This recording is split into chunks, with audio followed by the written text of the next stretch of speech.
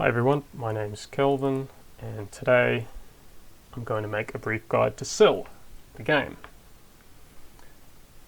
Sil is a roguelike game that boasts a direct relationship to Rogue. Sil is based on Angband, which is based on Moria, which is based on Rogue. So this has all the classic roguelike features, permadeath, dungeon exploring, etc.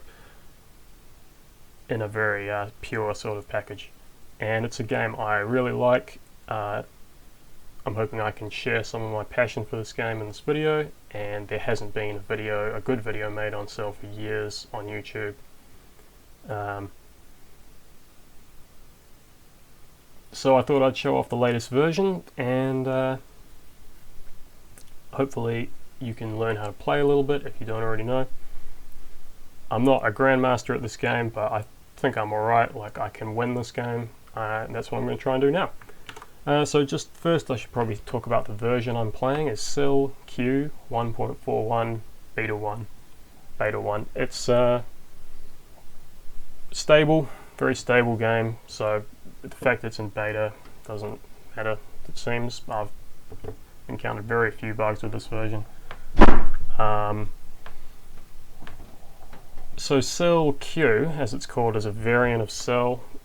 It's kind of a guy called Quirk has taken up the mantle of maintaining Sil, because the original creator of the game has gone dormant for a couple of years. So this guy Quirk is doing a great job of updating it, keeping it up to date, and making some balance changes. So that's the version we're going to be playing.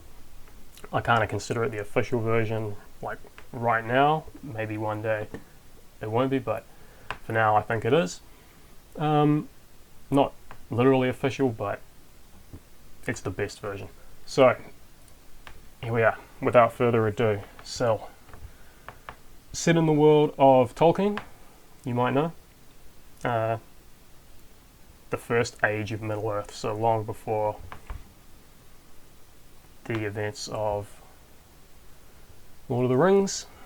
This is the first age, and it's the events of the Silmarillion, one chapter in particular where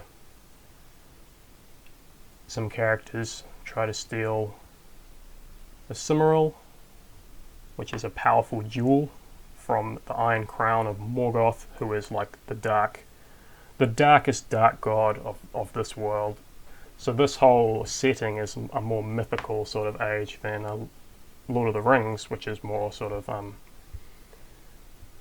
told like a story, a novel. The Silmarillion is more of like a book of mythology, and it's in this world of Tolkien that the game is set. So I'm going to create a new character. Like I said, I'm going to try and win. I do have a character I've just played through to near the end game that I'm going to hop to if my main character dies, if or when he dies. I'll hop to my character I created earlier, but for now we're going to make a new character. The tutorial is very good. You should play that if you're new. So let's go. Now, I'm going to breeze through this character creation pretty quick, because there'll be plenty of time to talk about all the stats and abilities and things later, but for now, these are our races: elves, dwarves, and men. Basically, elves is quote-unquote easy mode, dwarves, medium, men, very hard. So this is the sort of default. Noldor, House of Fëanor. There's no need to make this any harder than it already is, because this is a very difficult game. I haven't said that yet, but it is. So I'm going to take this setup 3-4-4-3. Like I said, I'll explain the stats a bit later. I think I'll have plenty of chances to do so. All my points go in melee, evasion, and a few token ones in perception, and I'll just randomize all that. So I am Karamlast, the 6'10", 4,500-year-old male Noldor from the House of Fëanor, one of two children of a smith, a fair complexion. You can see from my abilities here that pretty good at fighting and dodging, because I put the points in there. So at everything else. Let's start. A little poem to set the mood. Down to the depths he went alone. So if you're familiar with roguelikes, you sort of know what you're looking at. We're at 50 feet, the first level of the dungeon. This is my main screen of the dungeon here. Got a few stats on the left. I've got these other windows open. Combat rolls I use. It's just helpful in this game. Messages, I don't really look at that, but you might find it useful. And monster list, I very rarely look at, but you might want it. And I'll put my recall up here as well, because that might make it a little bit easier to follow along. I'll put it over here. Okay. Excuse me. Alright. Now I'm not going to be playing with the mouse, just play with the keyboard and use the mouse to point things out if I need to. So I'm not going to explain all the commands, the key strokes or anything. You can read that in the manual. The manual is excellent. I'm just going to describe what I'm doing going downstairs. Not really messing around on the first couple of levels too much, just sort of breezing through, looking for items, trying to make some progress downstairs. The goal of the game is to get to 1,000 feet, which is the bottom of the dungeon, face Morgoth, the Dark God, steal the Cimmeral, like I said, get it back up to the surface and out of the dungeon. So I am fighting a variety of weak enemies right now. Orcs, bats, snakes, mostly orcs. They are pretty much popcorn, unless of course they surround me, in which case I can have a lot of trouble. These are orc grim mockeries of the firstborn. That means elves. Killing one is worth 20 experience for now, but the more I kill, the more that's going to go down. Found some arrows, found another wooden torch. Now I know all the commands by heart because I played Angband so much in my life. I might talk about that later, but I'm not going to, like I said, I'm not going to explain what they are, I'm just going to play along. So I found a Scepter of Power, improved my will and song, and is a blunt weapon. We'll use that for a bit until I find something better. I already have a glaive, which does a lot more damage than the scepter. Actually, it's probably worth it. I don't think I'm ever going to use that thing, but it is kind of cool. Use the staff. This is a staff of self-knowledge. I don't have any enchanted items or any abilities or anything on me right now, so pretty pointless.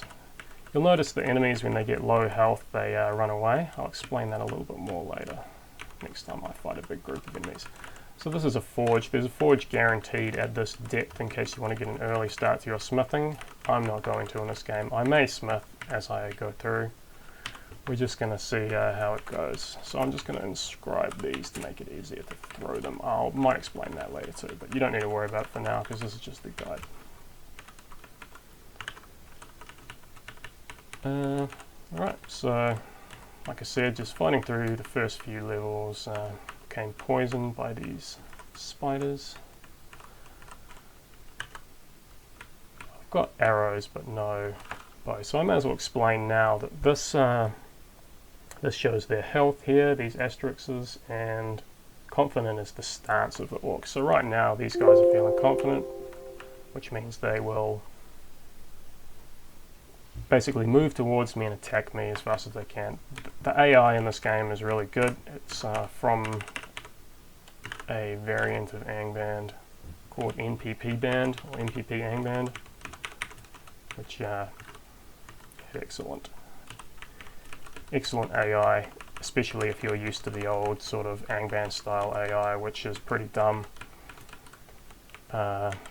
These guys are a lot more dangerous. So these are immobile enemies, these mad thorns. They'll hit me to confuse, but pretty safe to move around if I, as long as I don't blunder in there stupidly and get confused and flail around and die, I should be fine.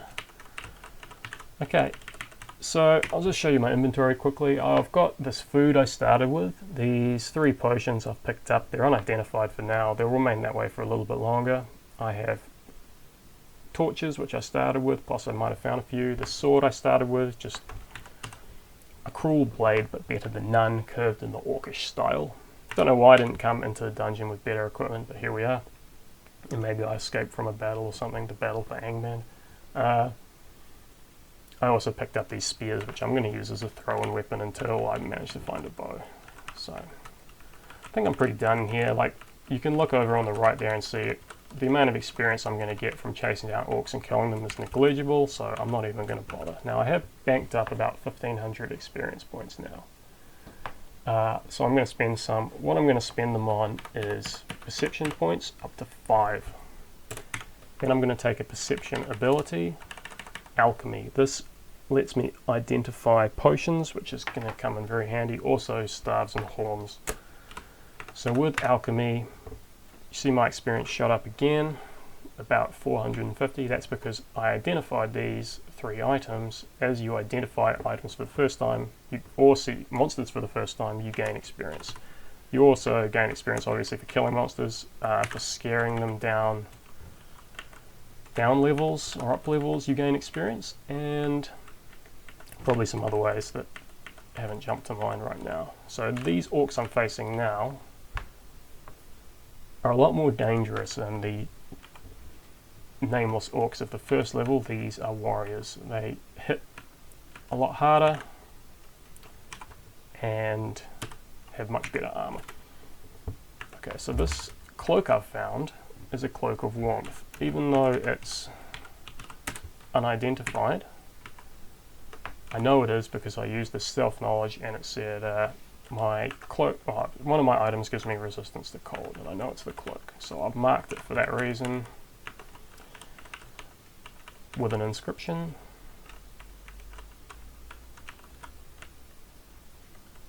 Okay, these guys are really annoying orcish scouts. They yell for help. They can also shoot arrows, I believe.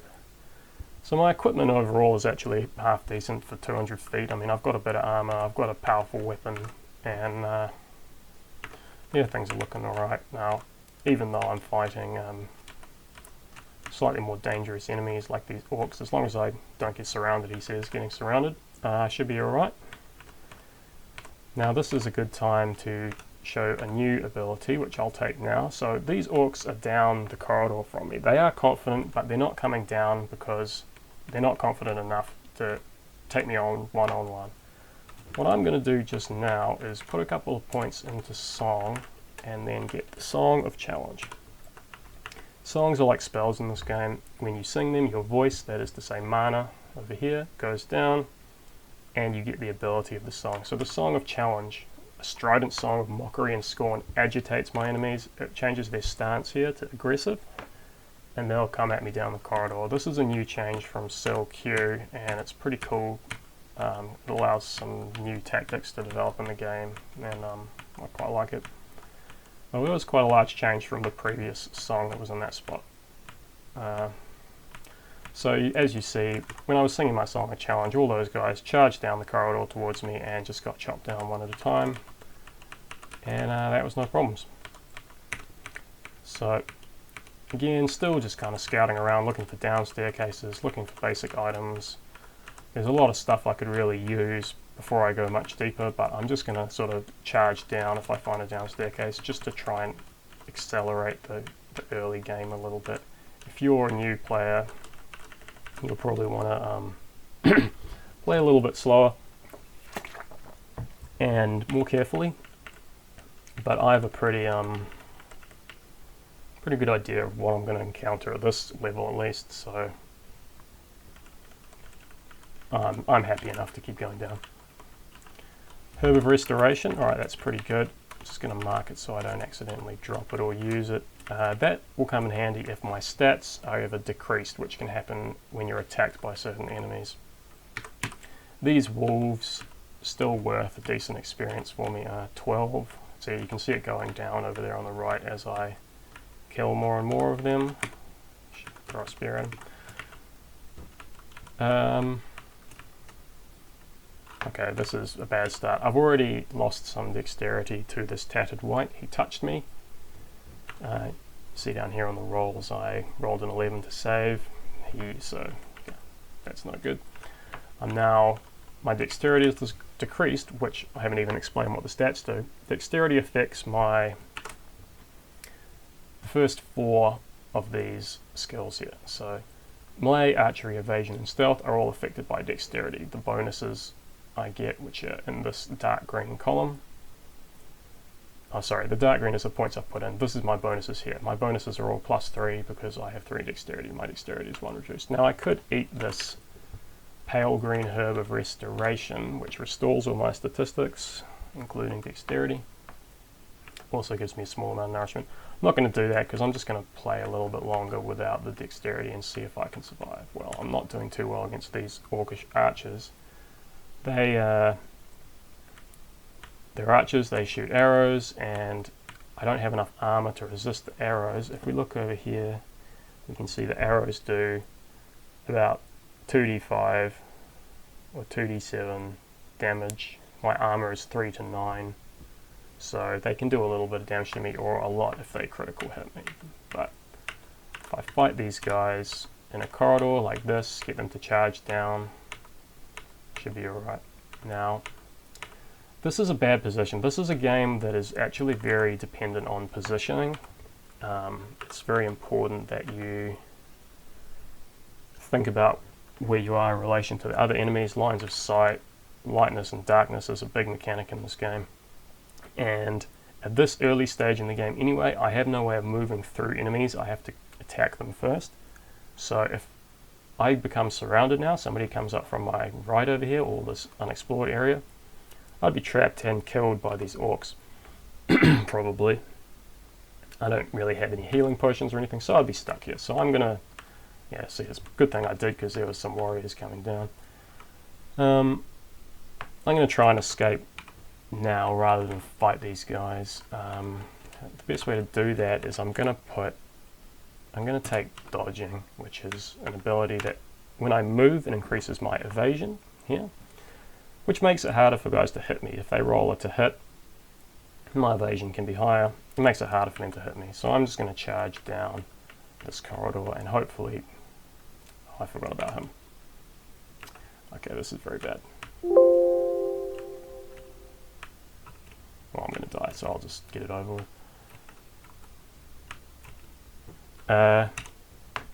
Yeah, so like I said, positioning is very important. If you're playing sloppily, like maybe you're distracted by talking on a microphone or something, your chances aren't too good. Rather than jump to my later character, I'll just play again from the beginning. And hope for a little bit better play style from me. Be more careful. See, I forgot about that tattered wight lurking down the corridor there. And once I was trapped in between them, no chance.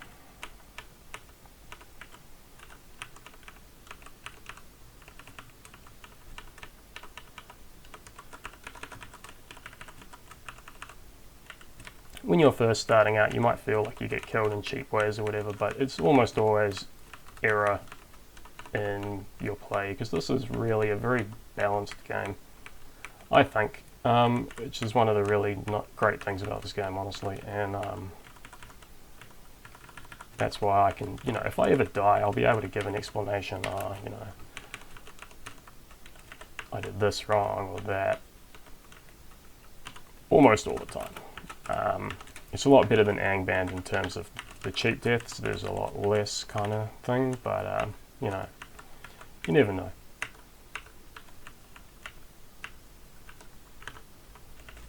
So just picking up the basic items, same as last game.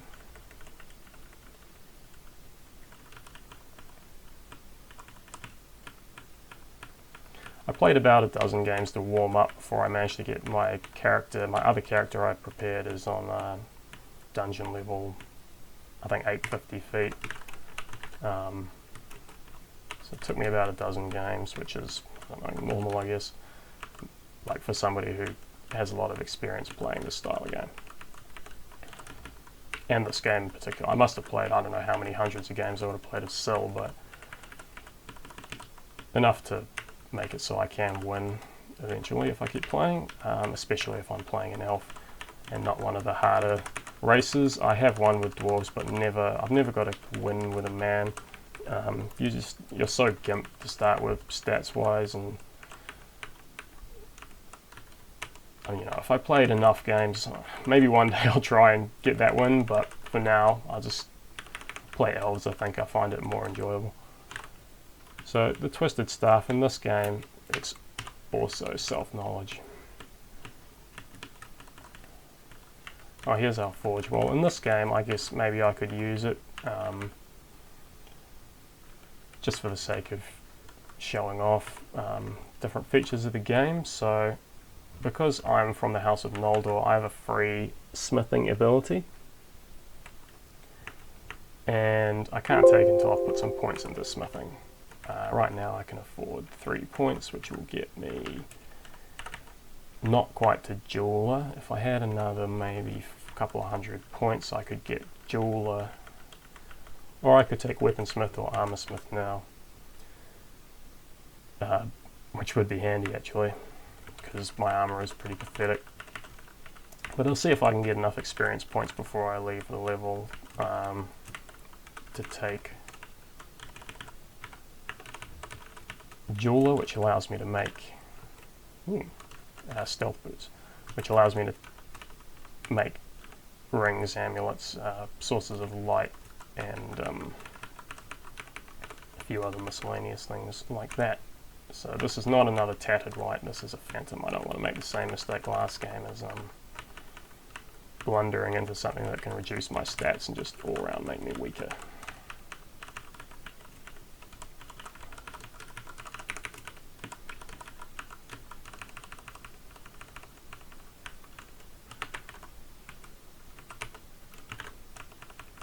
Alright, so I've got a little bit of armor, pretty much mapped out this level as you can see. I just like to have the habit of closing the doors behind me as I forge, because so I can get my smithing to 3, which is pointless. Weapons or armor? I'll do weapons, because I have to spend less points in smithing that way, only 2. And allow me to just get a shortcut to more powerful attacks, because with this forge I can make, elves are better with swords, so I'll make a sword. I can make a great sword, a bastard sword, a long sword, short sword, curved sword dagger. This is probably a good time to explain the features of weapons. This first number before the comma inside the brackets is a modifier to hit, so a great sword has got a -2 modifier. This dagger, everything up to a long sword, has a no modifier. This second thing after the comma in the brackets here is the damage it does. 2d5 is 2 to 10 damage. You can get modifiers to both the number of dice and the number of sides in this game, so the amount of, the proportion of dice is important, but just, you know, larger numbers do more damage, to put it simply at this point. And this last number is a bonus to evasion. Wearing a long sword you get 1. Same with all the other swords actually, apart from a dagger. I'm going to make a bastard sword. I probably won't be able to, oh yeah, I can increase the damage size, which is nice. So I now have a bastard sword, which I'll call number 1, and don't drop it. So I'm now wielding a bastard sword. When I wear this with 2 hands, I get extra damage sides on my dice. So it's 3d6. With my strength modifier of 3, I get 3d9, which is pretty good, especially compared to that curved sword I was using. I'll use my final couple of uses of this forge just to make a good bow, and I've got a few arrows already, so I could make a shovel. I mean, it's not really necessary for me to do this, but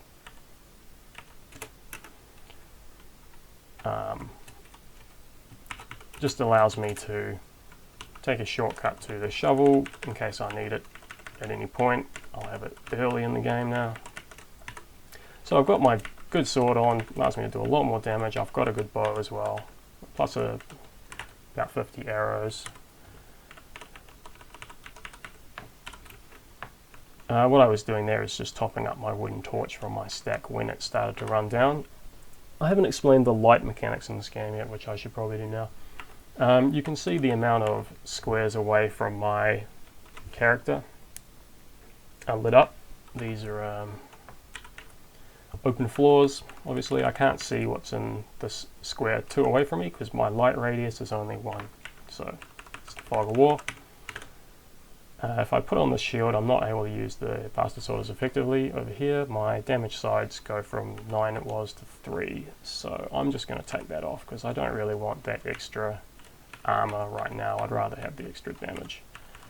Now, unlike in my last game where I think I got perception, the perception ability Alchemist at 200 feet, in this game I might not be able to because I spent a little bit more experience on smithing. Those darkened squares were, what are they called? They're holes you can fall through, basically, holes in the floor. And you can leap across them with an ability, but I don't have that yet. It's a Staff of Darkness. See, I know at this point there's nothing too dangerous in the staff. Actually, in this game, there aren't really any cursed staves. The closest there is a Staff of Summoning, so it's safe to use them at the early stages to find out what they are, if you can, and for the experience. So I don't quite have enough XP to get the Alchemist just yet, but I will soon, and I'm doing tremendous damage, you can see, to these guys. This is probably a good time to explain how the fighting mechanics work. You can see the combat rolls. This is me versus this spider hatchling that I just fought. Plus 9 is my bonus to hit. I rolled a 19. The enemy rolled his evasion roll. I have a plus 10 bonus. He has a plus 5 bonus. He rolled 11. 19 is more than 11, so I hit. My weapon does 3d9 damage, you can see here. I roll a 9. He has no armor, which would go here if he had some. Therefore I do 9 damage, which is enough to kill him because he only has 1d4 health. So, no trouble. Orcs, no trouble. Blue serpents, no trouble.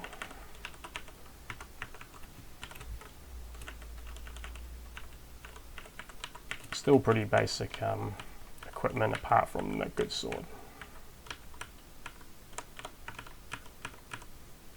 Can't disarm a roost. A roost is a kind of trap which bats come out of.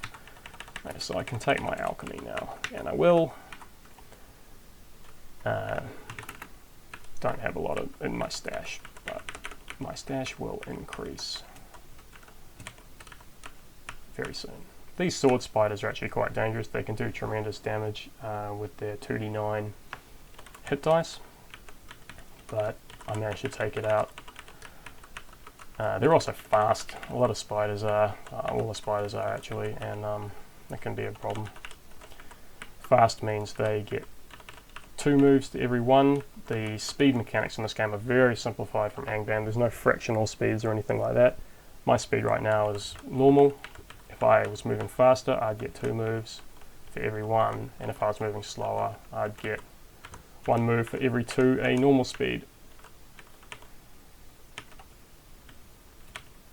monster would get. So I'm trying to disarm this trap, but having a bit of trouble. There's probably not much point in disarming traps actually, because I can just go around them, and I don't think you get any real amount of experience for doing it. Now, with this ring, I can put it on. It's a golden ring. Pull a Bilbo and just put it on. If it's cursed, it's not, luckily. If it's cursed, that's a problem, but you know, I got away with it that time.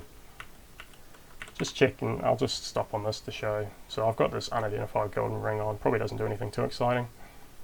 Good sword, good bow, you know, just a bunch of useless pieces of armor. This +1 to stealth is not, you know, really worth talking about. Those red serpents can breathe fire, which is very dangerous in later levels, but at this 200 feet, I mean, the kind of serpents we're finding here are weak and pathetic. So I've got a bit of experience to spend. What I'm going to do is put it in stealth. because that to me is just the easiest way to play, is by getting a few points in there, which allows me to take a shortcut to a particularly important ability called Exchange Places, which is pretty self-explanatory, and it allows me to get out of situations like I got into in the previous game where I was trapped by one set of enemies coming down one side of the corridor, one set coming down the other, and I'm stuck in the middle here, just get killed. With Exchange Places you can get out of situations like that, and it's a real lifesaver. So I might forego the song which I got in the previous game just to get Exchange Places. So I'll pepper these guys with arrows as they approach me, just, you know, I'll put this on too. So that unidentified ring I immediately identified as a Jade Ring of Perception +1. The reason I identified it immediately is because anything with a bonus or negative to any stats or abilities you can immediately identify, because you're able to see what they are. Yeah, so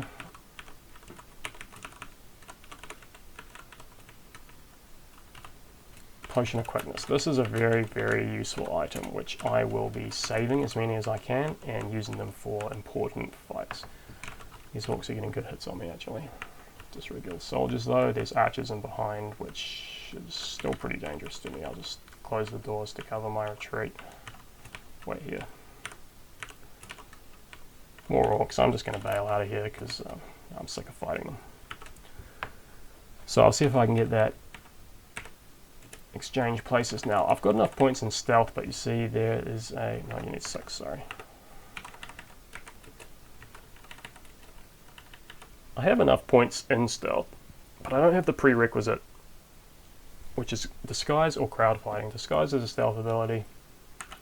Crowd Fighting is an evasion, and it's a very good ability as well. It halves the bonus opponents get for surrounding you.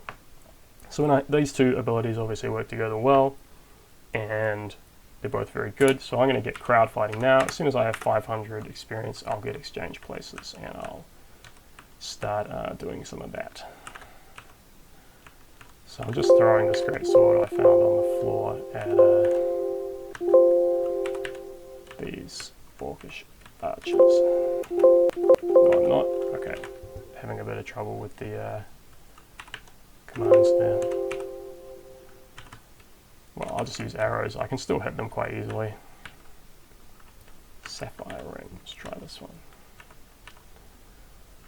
It's a pretty good shield, but I'm happy with the extra damage I'm doing, and I'm not, as long as I'm careful with where I'm standing and what I'm fighting, I shouldn't be taking too much damage.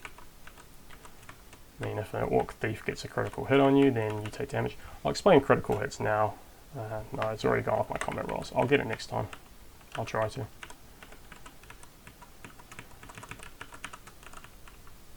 Unseen foe. It's too dark in there. I don't know what I'm fighting, so I'm just not going to bother for now until I have, you know, a lantern or some better source of light, because I'm still using these pathetic wooden torches. As well use one. 3,000 turns max and 1 light radius. Just hopeless, really.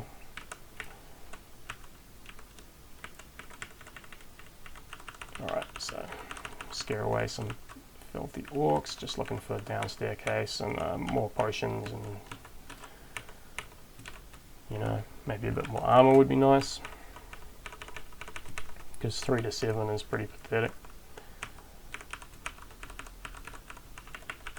Orcish Liquor is a healing potion. It heals maybe, I don't know, probably about 2d6 hit points, but it also stuns you lightly, which is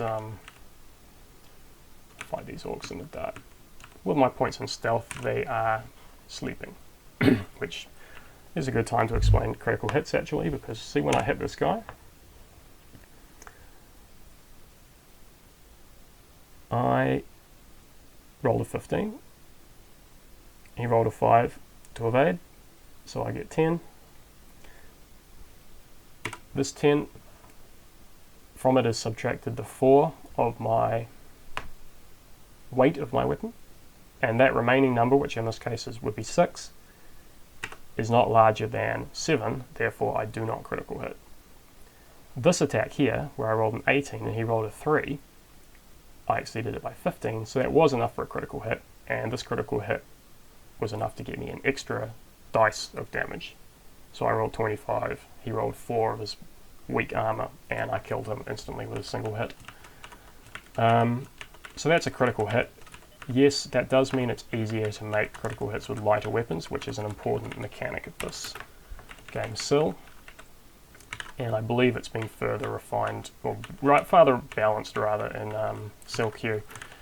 So I've got a lantern now, which is great. And I've also picked up some Staves of Light, which is also great because it's going to allow me to fight in the dark a lot easier, at least until I run out of charges, or get them burnt, because that red serpent breathing fire on me can burn staves that I happen to be carrying. And also arrows, and I think that's it. I can burn them, I mean. So here we have a room with someone dead in it, a tattered wight and a grave wight. I just happen to know from my previous character, see, it retains his monster memory. I've never defeated one with this generation of characters. Encountering another one would be worth 35. Killing one would be worth 70. That would be nice, but I don't want to approach it right now because it can reduce dexterity with a touch. This other one, the grave wight, don't know anything about it with this character, but I happen to know its touch reduces strength, so it's not even worth going close to those guys because the measly experience I would get for defeating them would not be offset by the risk to my stats. Alright, so I should probably talk now about my quest and how it's going and what I'm doing. So I'm down to 400 feet in the dungeon. So it's not a dangerous depth, but you can get out of range monsters will sometimes crop up. Unique monsters are appearing at this depth, and they're very dangerous, plus groups of archers and other things which can catch you out of position and kill you. My minimum depth, which is the depth the game is forcing me to, is 150, because this game has a time mechanic where you have only a certain amount of turns to finish the game. It doesn't show my turn count on this screen, but I can see it if I quit. Anyway, basically, after a while you can't go up. So if I start going up staircases now, I wouldn't be able to go above 150, and eventually you'll be forced to 1,000 feet to confront Morgoth, whether you're ready or not. If you're playing well, you should be ready by then, hopefully, but we'll see how we go. I've had 1200 years of age to prepare this character, so I should be alright. Also got a decent pool of experience, so I may as well spend that now. So I needed to get my exchange places, of course. I'll show that off in a minute. Now with my 1300 remaining experience, that's enough to get me a point in melee and a point, not a point in evasion, excessive skills. What was that? Oh, sorry, I need 700 to level up. Enough to get me another point in melee, which improves my to-hit ability and also makes me eligible for more of these melee abilities I'll explore later. Actually, I'll take one now just while I'm here.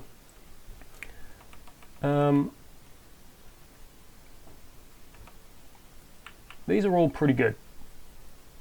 Now, I'm going to start by taking one of these two. The reason I'm going to do that is because they allow me to get follow through, which is a ability I really like, because follow through is the precursor to another perception ability, opportunist. Those I really like because it allows you to hit a lot of characters around you in a single turn, and it gives you very good positioning, as when you move around guys you get free hits as well. That actually comes from another ability called flanking, which is an evasion, but all these are good positional abilities, and like I said, positioning is key if you're fighting big mobs and not just running away from everything or fighting with arrows, which I'm not really doing in this game.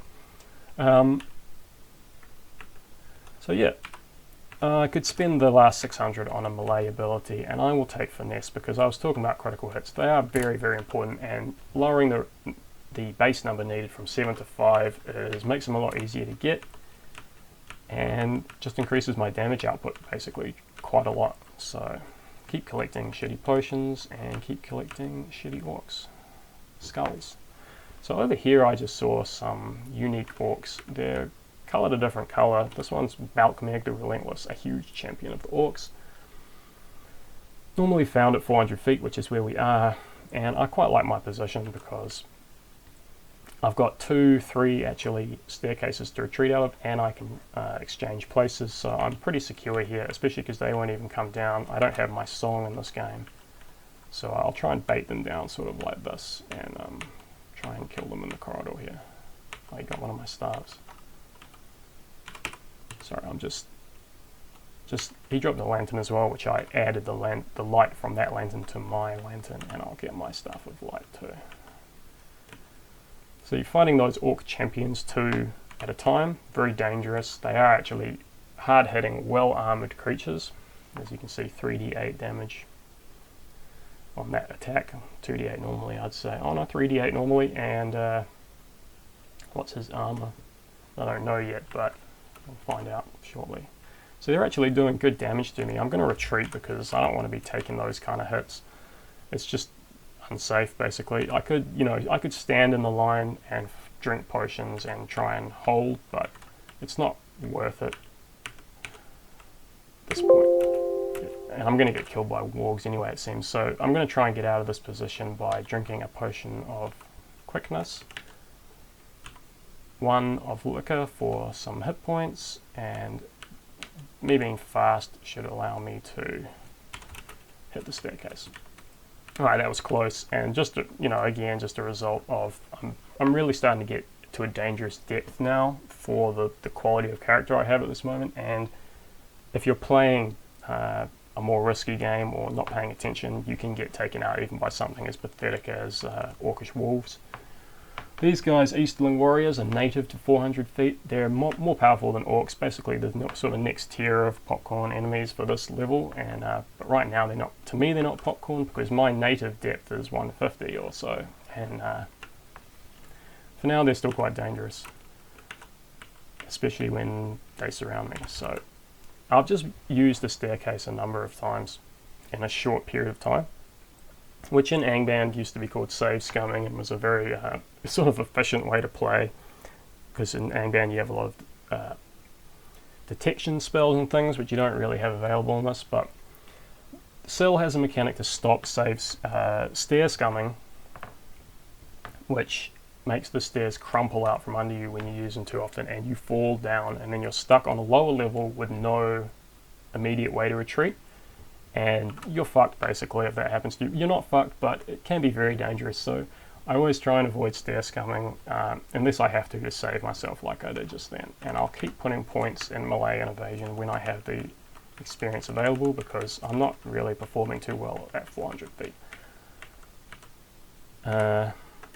Though with good finds like these, maybe things will be okay.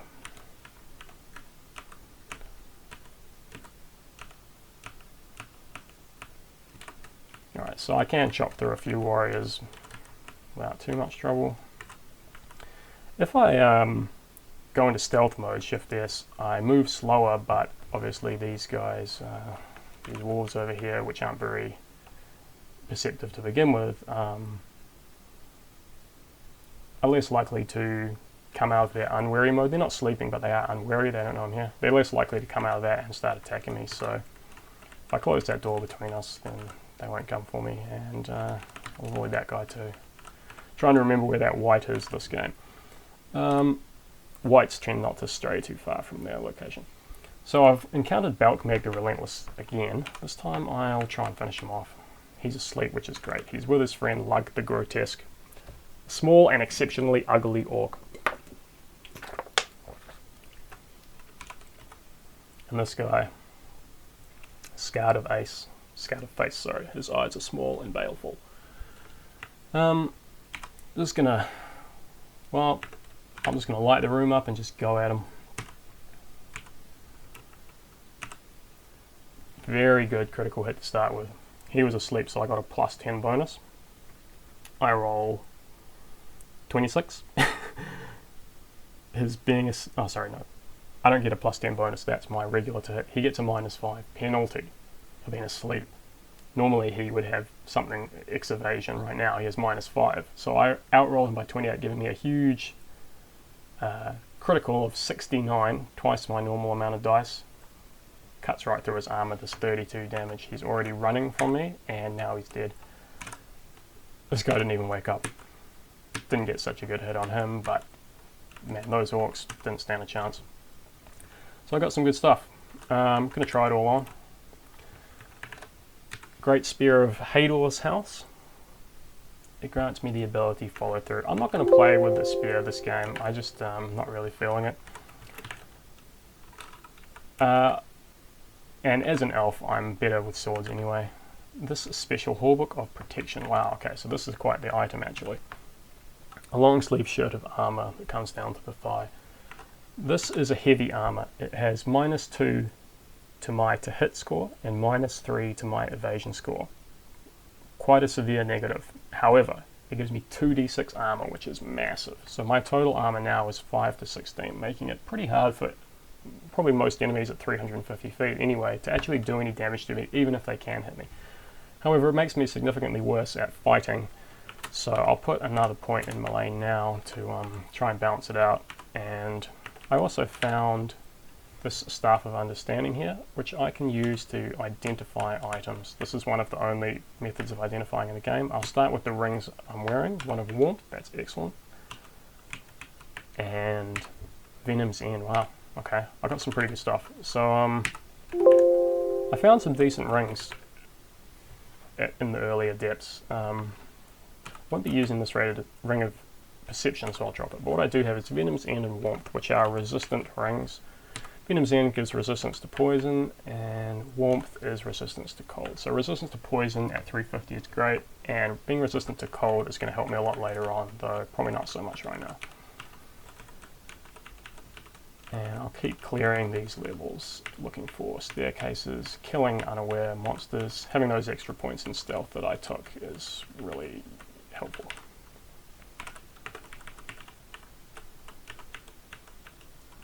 Probably shouldn't be fighting red serpents for no reason, just because they do breathe fire and it can be dangerous.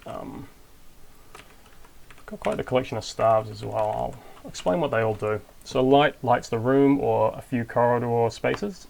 Sanctity uncurses items, so removes curses from items in my possession. That's handy if I accidentally put on, I'm putting on unidentified items, so there is a risk one of them will be cursed. That will allow, this takes away the risk while I've got it. The Staff of Understanding is just identifies, and Self-Knowledge lets me know all of my abilities, which I'll do now just for the sake of it, showing what I have. Half damage from cold, half from poison, a little bit extra to stealth. So I already knew that from looking at this, but that's everything I've got. Starting to find more good potions, killing more unwary monsters, and probably time to get out of here, because okay, so I'll use my Staff of Light in this room because there's something in here.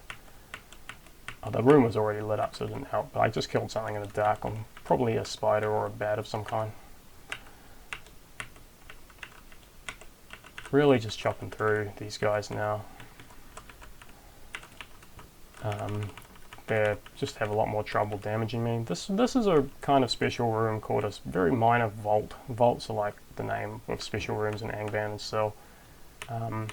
It's more likely to have good items and monsters in it than a regular, just rectangular room. That one didn't have anything exciting in it. Every time you see a new dungeon level, 400 feet, you gain experience, which is, well, I just got then though I thought, oh no, I actually just gained the experience from seeing these guys, because I've already been to 400 feet. And I'll keep those melee and evasion going up, especially since I got those negatives from the hallback. So this is my first run-in with trolls. They're kind of like super orcs, normally found at 350 feet, these mountain trolls. Tall and from the north. We all know someone like that. And much like northerners, nah.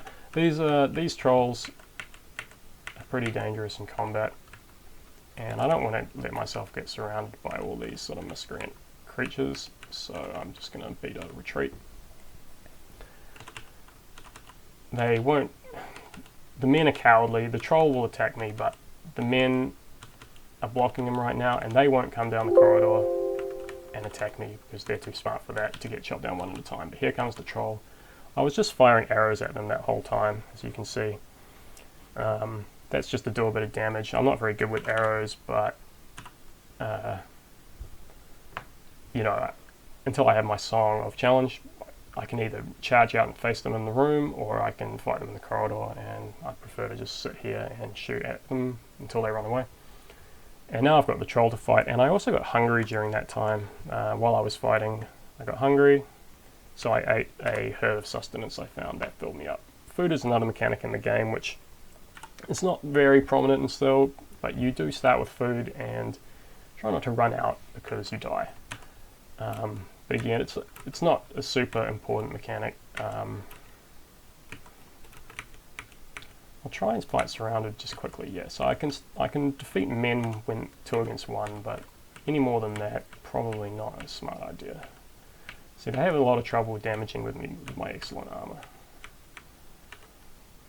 and they will go down without too much trouble. So I found a special great, so I'm just going to chuck that on, see what it does. I didn't identify it immediately, so it's probably a slaying weapon. If I go around and hit different creatures, I'll find out what it does, because if it slays spiders, I'll find out now. It doesn't.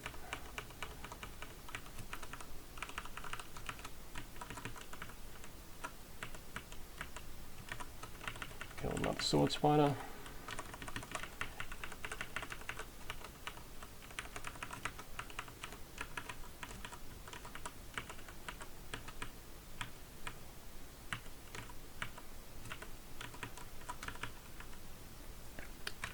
Tattered white again. I might have a weapon of Slay Undead, but I'm not going to stand here and try and find out. Oh, that's exactly what it is actually. Slays Undead, it grants me freedom of movement. What Slay does is it grants extra damage dice. Freedom of movement stops me from, when he whispers of fading and decay, he's trying to slow me down. The greatsword I'm wielding prevents that, so I'm going to hold on to this. I'm going to call that weapon number 4.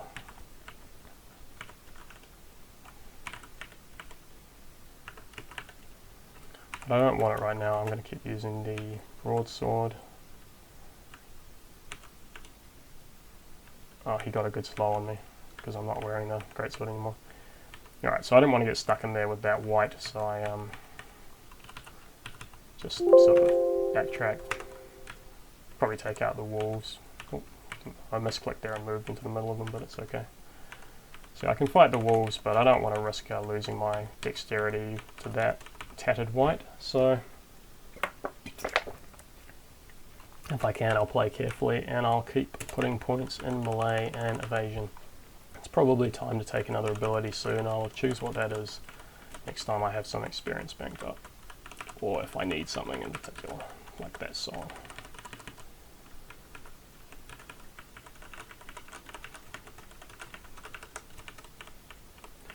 Well, might have to charge past them. See, whites aren't very inquisitive or trying to get at you, so you can move around them. So I'm going to light up this room with one of my staves, see what we're actually got going on. You can see my list of monsters up on the left here if you've been looking at that. Just a bunch of miscellaneous weak enemies, but I don't want to fight them all at once, so stand here in this doorway.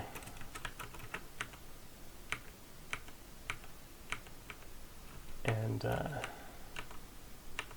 hopefully kill them all.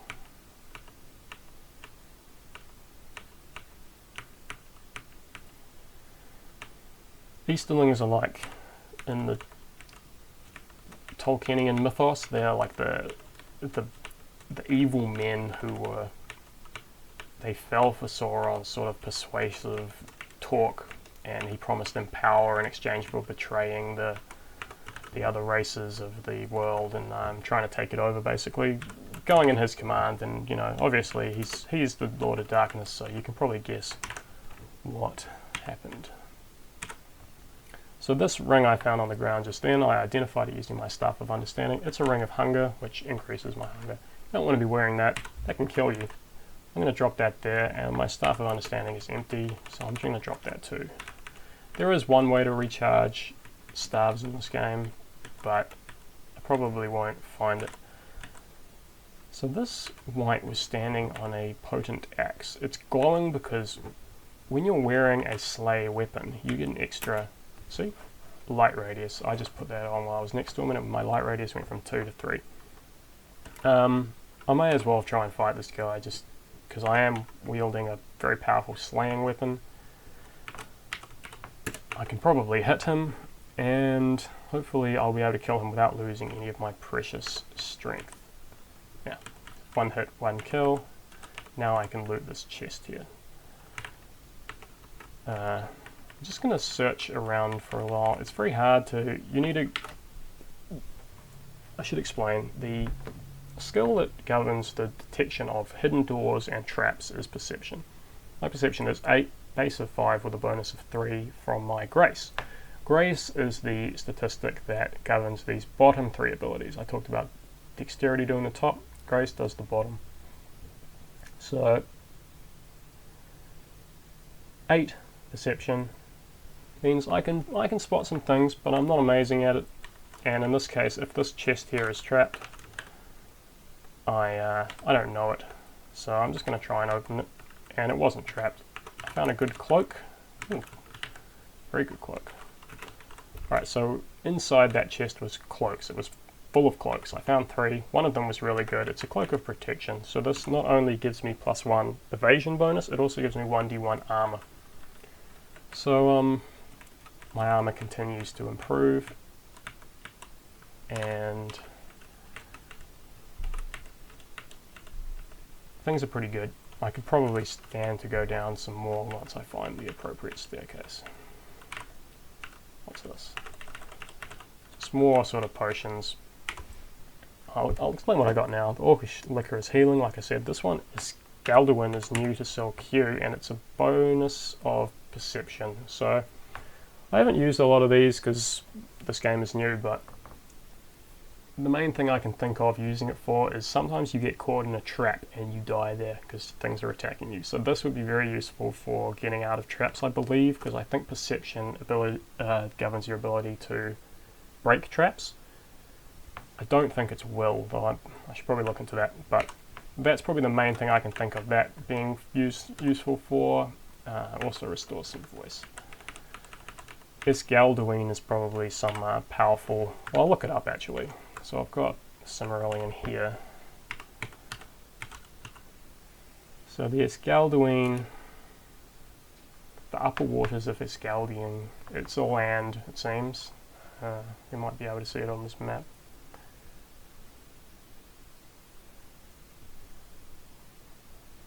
I'll check the, well, I'm sure it's a place where powerful potions come from. So those of you with better knowledge of the lore might be able to track that down. I'm not going to bother doing it right during this video.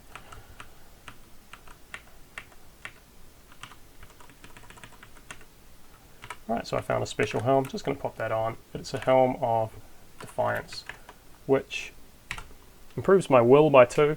Excellent. Provides resistance to fear. Also excellent. Fear happens to you when enemies use an ability that tries to scare you. Not too much at 400 feet is going to do that. Maybe just some dragons, undead, things like that. Maybe some powerful uniques, but not much.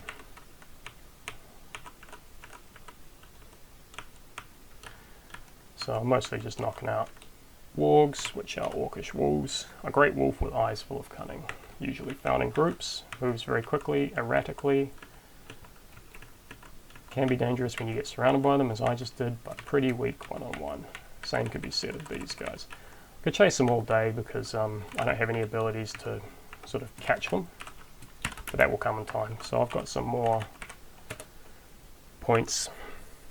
Keep cranking up my evasion to make up for what I lost when I put this armor on. So here we are at 450 feet, and I've already seen 2 useful things. One is a dark potion of healing. It's self-explanatory what that does. The other is this giant is tall as 3 men and crudely armed with a great club, normally found at 550 feet. These are very dangerous. They do massive hits and could kill me pretty easily, so I'm just going to grab this potion and keep going down.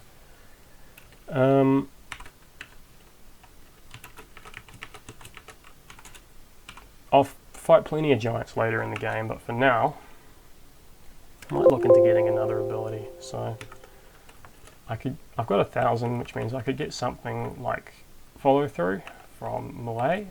Can't get sprinting yet, which is another very useful one, because first I need dodging. I'm still a way off the other ones that I'm liking right now.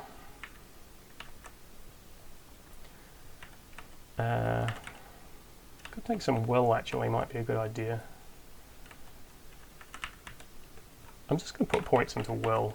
The reason I'm doing that is because will provides my resistance to basically enemy spells and gives me saves against things like that. So the points in is good, plus some of the abilities down the will tree are incredibly powerful.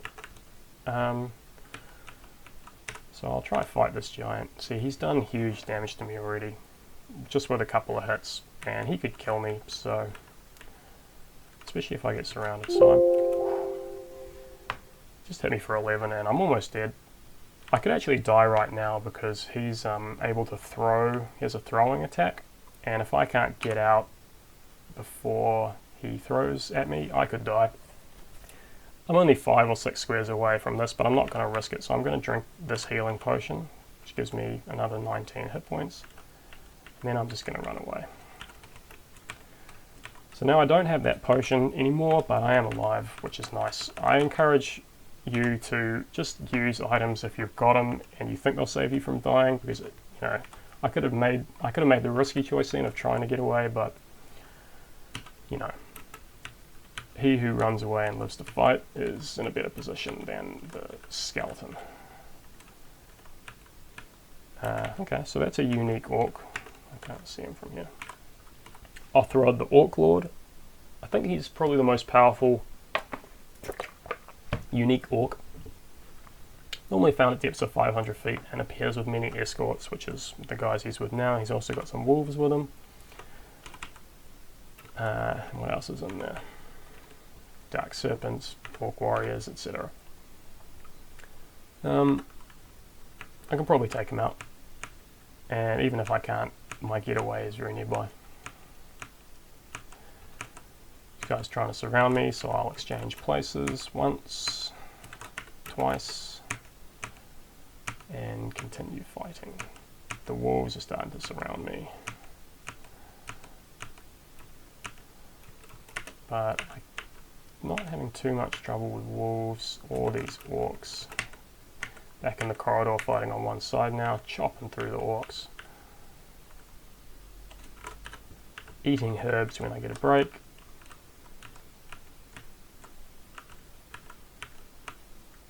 And a lot of items on the ground. I'll go through these in a minute. Just let me finish off all the escorts and other... Ooh, special boots. That could be good.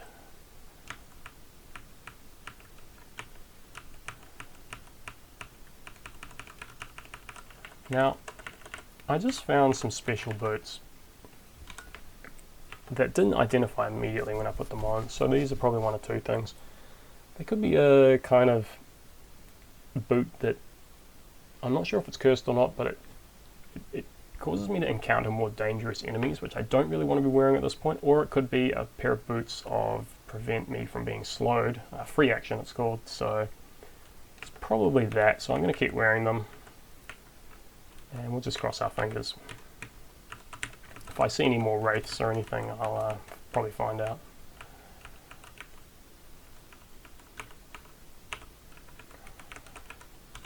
If you're new to the game and you don't want to go to the trouble of learning every single item and monster by experience, you can look in the monster.txt file, which will give you their abilities and things if you learn to interpret the way they're written, and that can be handy, but I normally just play around them and learn in game. And I believe I know almost every monster in Sil, though what quirk is added in Sil-Q 1.41, who knows. So this Grave Wight might try and... yeah, so those boots were for reaction. I've put on my Great Sword of Final Rest to get a slaying hit on the Grave Wight, which I managed to do without him draining my strength, so that's great. Just going for that brass lantern, but I'll come back for that. There's too many wolves. So now, killing these wolves is pretty much pointless at this point. It's only worth 4 experience, so I'm not going to bother.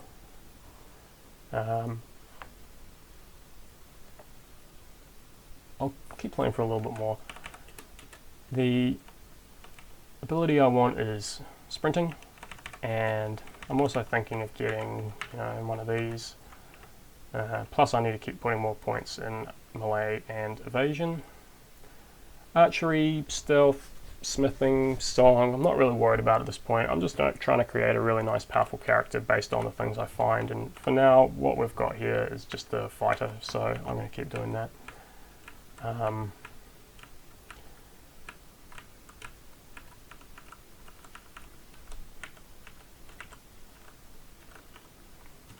Yeah, I'll take hardiness. So I need 500 experience points for that. I'm almost there. Gives me additional protection, so that's even more armor again on top of the substantial armor I've already got. The chasm, that's what they're called. Again, if you step in there, you fall, you take some damage, which can kill you, and I think it's about 12 damage, and you lose your track of the stairs, which can also be fatal, especially if you're too far down. What is he standing on? Ooh, that wight was standing on a herb of healing. I want that, so I'm going to go back and fight him. I'll start by killing these guys.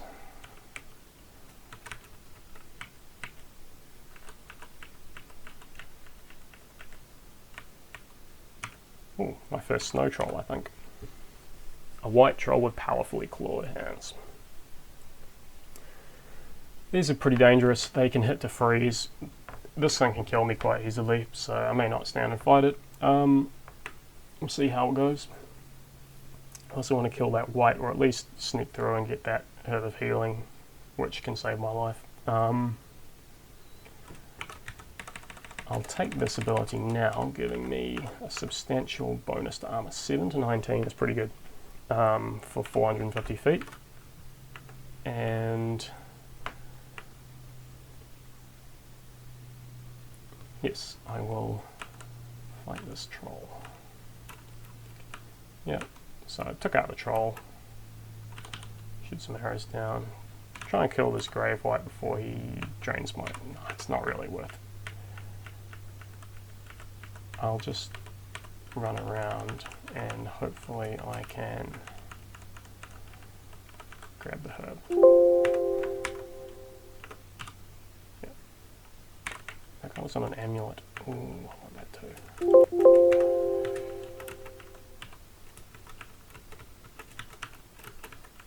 Alright. So sick of fighting Eastland warriors, but I did get out with my silver amulet. Let's put that on. I heard a howl when I put it on. That's unrelated. That's just a wolf around here howling. I'm going to try and get out of there here because I'm just, Eastland warriors, wolves, waste of time at this point. That distended spider is dangerous, but Whispering Shadows. These things breed, which means they replicate themselves. Horrible creatures. I'll face plenty later, so I'll explain them then, but for now, let's just keep going down. So we're at depth 500 feet now, halfway to Morgoth, but not halfway in terms of the strength we need to develop, because I'm sort of leveling downwards quickly. My minimum depth is only 250 and I'm at 500, so that's good because it means not too many turns have elapsed and I'm already sort of starting to develop a stronger character, but he's not nearly strong enough to, even at this level I could still die quite easily. Like out there is Ulfang the Black, a great leader of the Easterlings, normally found at 600 feet. He's an opportunist, which means it's an ability from the stealth tree, a very useful one, which allows you to attack monsters as they step 1 square away from me. To my left here is the Sil-Q. This is the first I've encountered of the Ralco, which is a class of enemies more powerful than orcs, more powerful than trolls or men. It's the same class of entity which the Balrog, the famed Balrog of Moria belongs to. That's a fire Ralco. This one is a Sil-Q, which is a kind of shadowy Ralco. Quite hard to see. Luckily I've got a... Oh, I found out what this amulet is. This amulet gives me the ability to see invisible creatures, but it also draws Wraith Steel levels. I'll wear that for a while and just see how it goes. Like, this thing is invisible, so it really helped me here, allowing me to see it. Otherwise, I could have got stuck in this corridor between an invisible enemy and Ulfang the Black, and I could have died. So that haunted amulet actually just could have saved me. I need to find out what that ring is too, but first we'll see if I can defeat these enemies here. Having a bit of trouble. See, the Sil-Q in the end there actually got destroyed by the breath weapon of the serpent, because I was having a lot of trouble hitting him.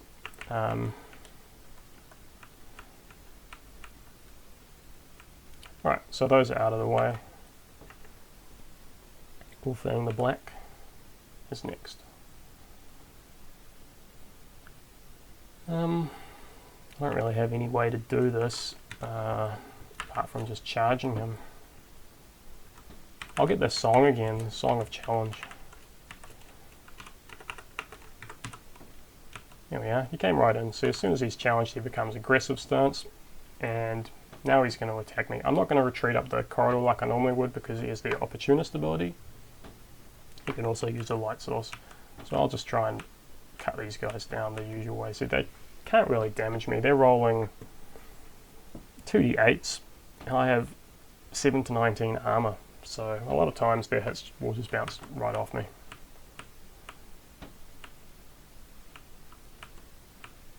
Managed to kill them, so they all run away.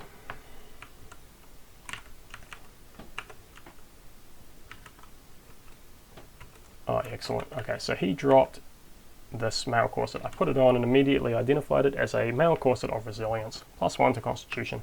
One of the best items in the game, really. Anything that gives you a bonus to constitution, you want to be wearing that because that's extra hit points. And in this kind of game where you have very low hit points at all times, any extra is great. So with that, I now have 49, and he also dropped a special longsword, which I'm gonna put on once I'm a little bit further up. Wow, okay, so cool. A longsword of the Fëanorians I found. 2d6 damage, increases dexterity and grace by 1, and it makes me encounter more dangerous creatures, even if I'm not wearing it. So I am gonna wear it because I think that's cool that I found that. It also allows me to put on this shield I've been carrying for a really long time. I'll drop this heavy hauberk and I'll keep my other items for now. I don't really need these spears anymore because I've got a bow. Keep everything else for now. So now I've got less damage now because I'm just using a one-handed weapon. It gives me more armor because I've got a shield as well. But I have that bonus to dexterity. I have a really good hit, and I think I can probably still dish out enough damage to kill. Yeah, see, I immediately got a critical hit on the snow troll. Yeah, even though my weapon has less damage dice, it's extremely dangerous still. Oh, That must be one of the wraiths that was drawn to my level. He is from 750 feet, and no way am I going to fight that. So I need to get out of here. Which reminds me, I need this ability, Sprinting. It's one of the most useful ones in the game, along with Exchange Places, and it allows me to get out of situations like this with very little risk. In that case, I managed to escape, but the precursor for Sprinting is Dodging or Leaping. I'm going to take Dodging because I like dodging.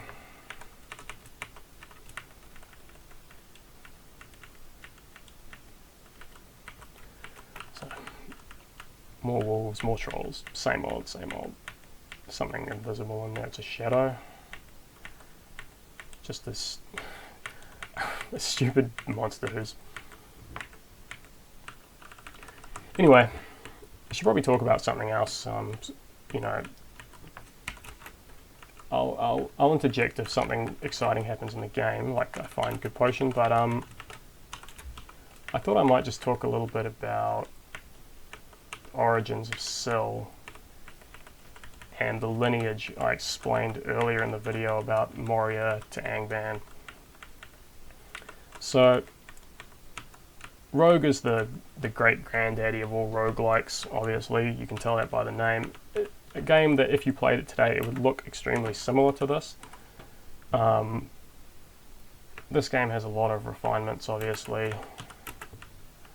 But really a very similar game. And that's where the whole sort of Dungeons and Dragons inspired hack and slash game like this with these alphanumeric graphics comes from Rogue. And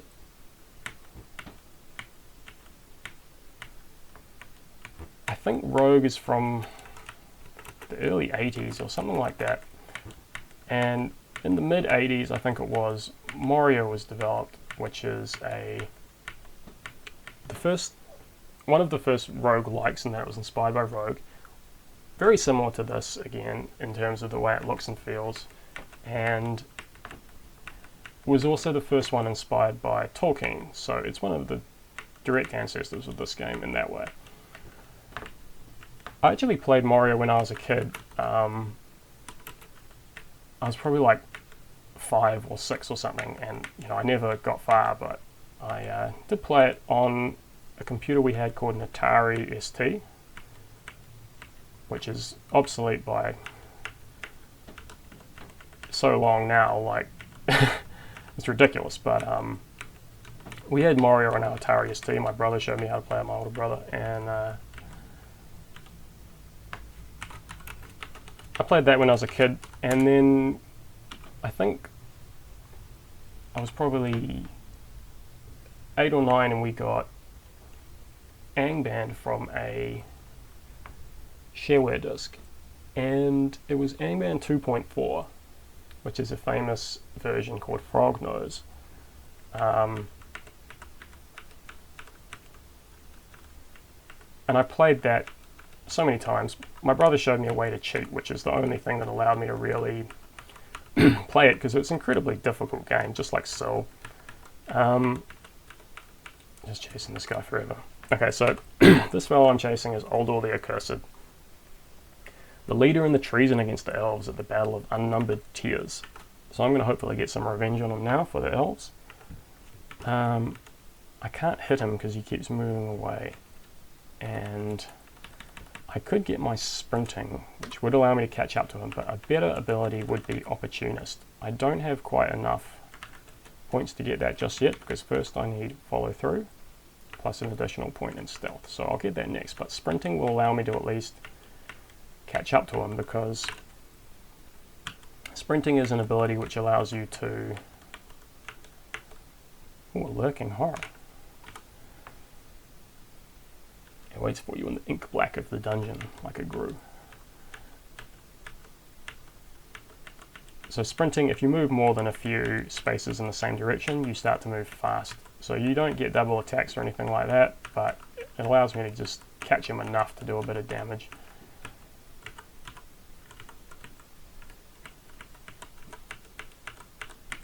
And hopefully take him out any second now.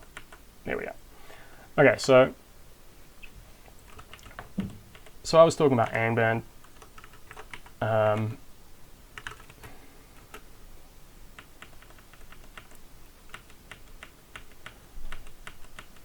Angband is a game, you know, I must have played thousands of hours of it. It's pretty cool, but I could never play it nowadays because the learning curve, the length of time it takes to play it. Like Sil is a short game, you can play through an entire game in an evening.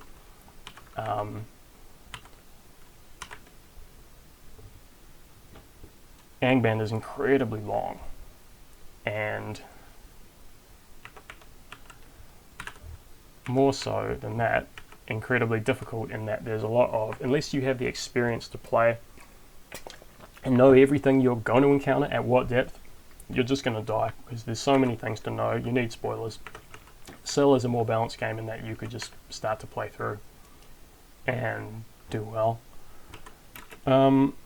Rate's still coming to my level, as you can see, because of this amulet.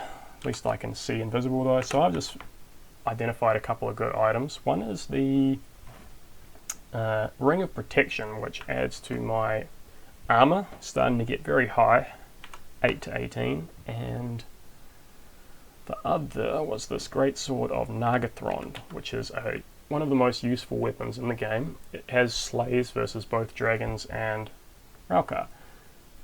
So that is something I'm going to hold on to and quite likely use later on when I start to run into more of those enemies. Might even be right now because I've just gone down to 600 feet, which is starting to get to a pretty dangerous depth. I want to play very carefully and probably get back up as soon as I'm starting to feel threatened. I'll take that ability I was talking about. Follow through. So now I just need to unlock Opportunist, for which I need 1,000 experience, and that will allow me a lot of control over monsters trying to get away from me, because monsters are going to be doing a lot of getting away from me. So here's my first test of... oh, sorry, I've got this one inscribed wrong.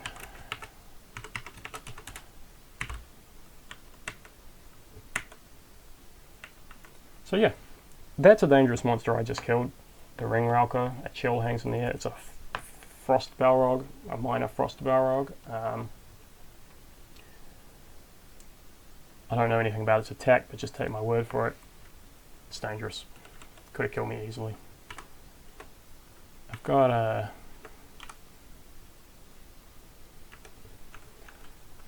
some more of these men to kill as well. I'll keep using that one-handed weapon and shield for now, just because I like the getting caned by this thing. It's a shadow. And werewolves. Alright, good thing I'm getting out of there. That was getting just too real. So I'll keep using the single-handed weapon of the Fëanorians and the shield combination for now, because I'm still thinking that's probably better for me, because I can get these big damage crits.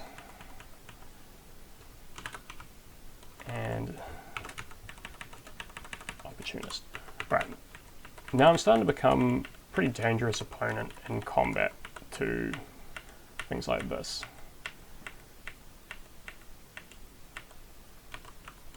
Because my high armor, my ability to hit my various abilities which control the position of enemy monsters and myself, and also got a stock of potions and stars which I'm not really using so much. Just don't want to keep fighting Easterlings, it's just a waste of time for me. This dark coloured staircase I'm using as a shaft. It's moving me up 100 feet at a time, not 50 feet like a normal staircase. That's why I'm going between 500 and 600 feet. Starting to run out of room in my pack from just carrying around a ton of potions mostly. I tend to prioritize potions over pretty much everything really, because this can be the difference between taking a winning and a losing engagement and having to restart. Just doing my inscriptions. So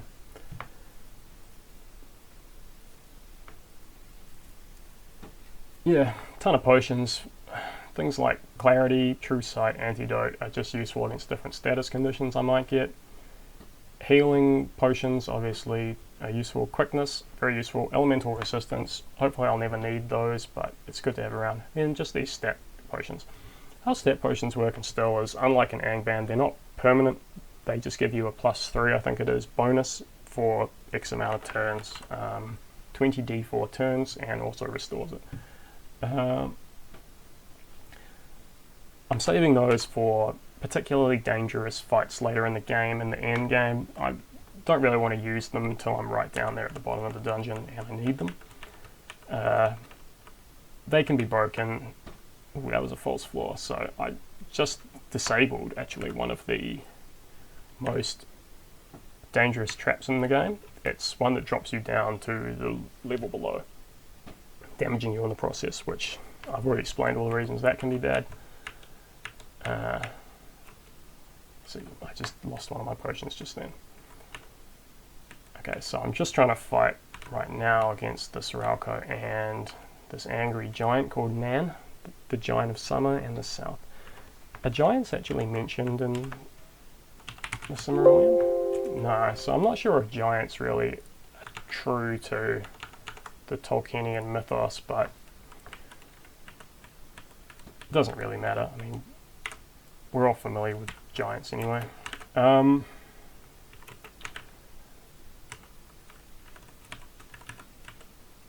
Just imagine a very large, dangerous human. What is this? Herb of Restoration. Alright. So I'm inscribing them this way. It stops me from eating, dropping, or using them. That's in case I misclick somehow. I don't want to use them by accident because they're very useful for me. Restoration obviously restores all my statistics if they get dropped down by the wights or wraiths or other vampires or different creatures.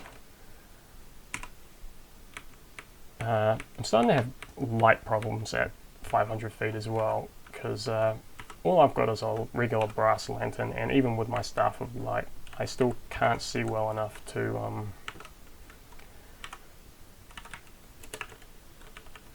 see some of the more shadowy monsters. Monsters create negative light. So should explain just then. The wall moves away from me and I get a free hit. That's from that stealth ability, Opportunist. And you know, rather than having to chase them all over the show, now I can just do that. So this, I don't have any resistance to that thing, so I'm going to avoid it. Well, I may not have the choice, but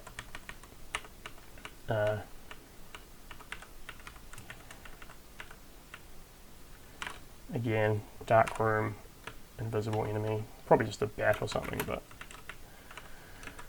okay, so I was talking about Angband, how much I played that. Great game. Frog knows I played. Later on, when I started to discover the internet, I downloaded the most recent version, and from that I got into the variants of Angband. So Moria, Angband are all open source games under public license. Same with Sil, it's traditional.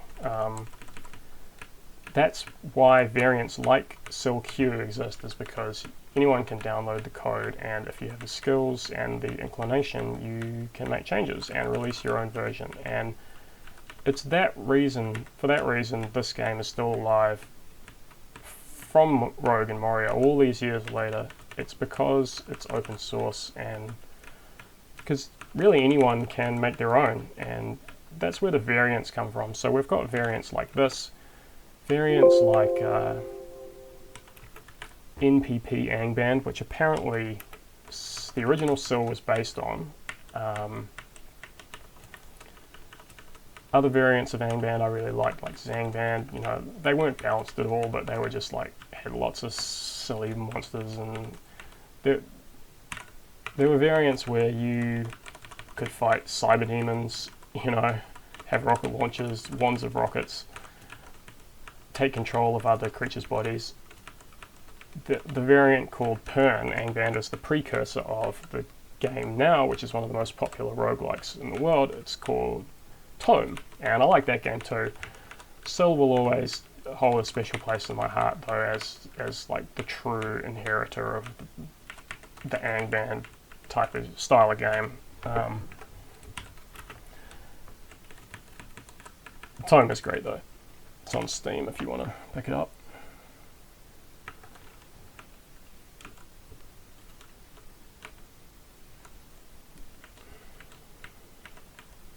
Don't have perfect see invisible, but it's good enough. So taking out these archers is easy now because I can just chase them down, take them out with my abilities.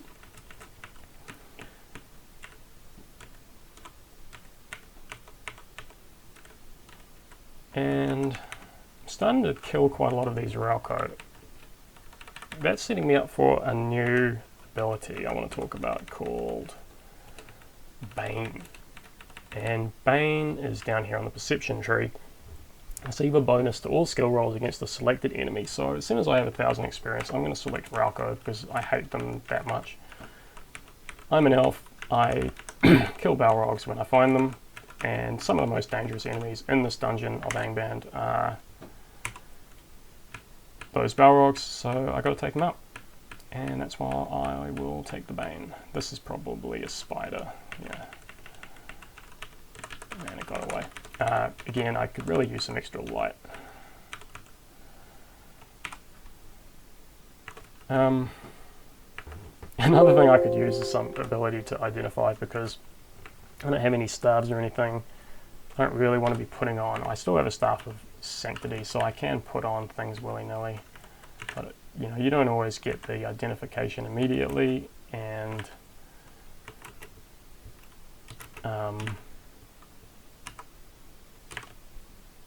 wrong button. I need to hit that one. Alright, so that ring I'm wearing would be strength training.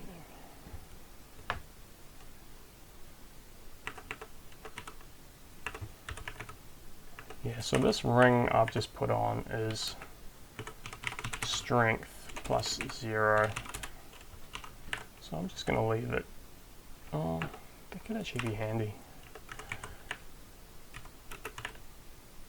No, I don't think I'm really going to need that. I can always restore my strength if I lose it. And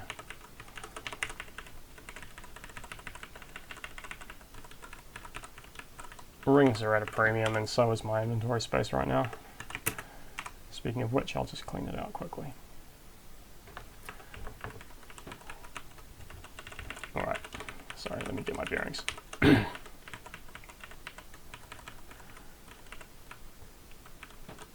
So yeah, Sil is descended from this MPP Angband, which I didn't play much, but I did definitely know about it.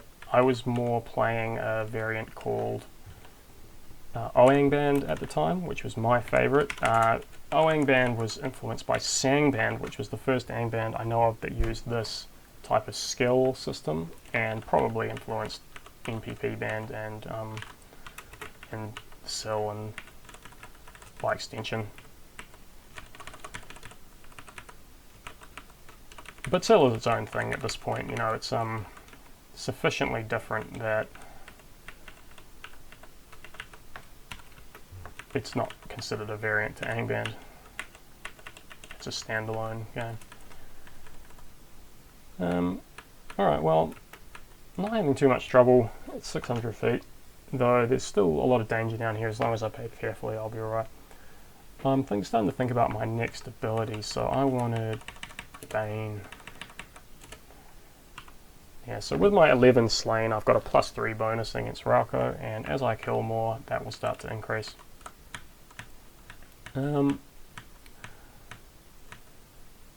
Breeds frost, eh? Just a serpent.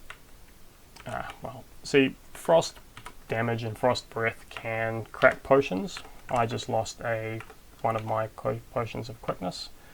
Luckily I got 5 more, but you know, I don't really want to stand here losing potions just to kill a stupid serpent, so let's go the other way.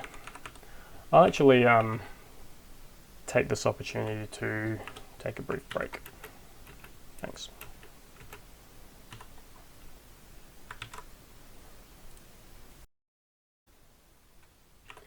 Alright, I'm back. Sorry, I just had to take a quick drink break. My voice is not used to talking this long at once. Okay, so that was 600 feet. We're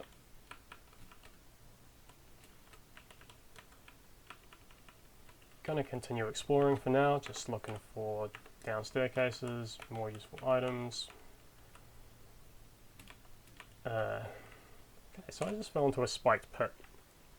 It was unidentified, I didn't know where it was, and I just stepped into it.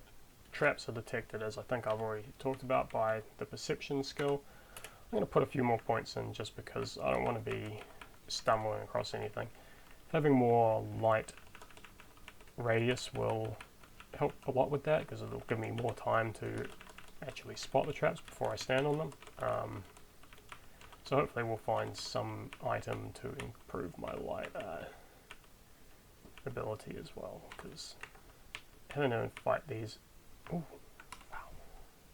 wow. Okay, so just lost one of my items, but that reminded me of a particularly dangerous creature that is cloaked in darkness and hits with acid. Luckily it moves slowly, so you can always get away from it, but acid hits can damage...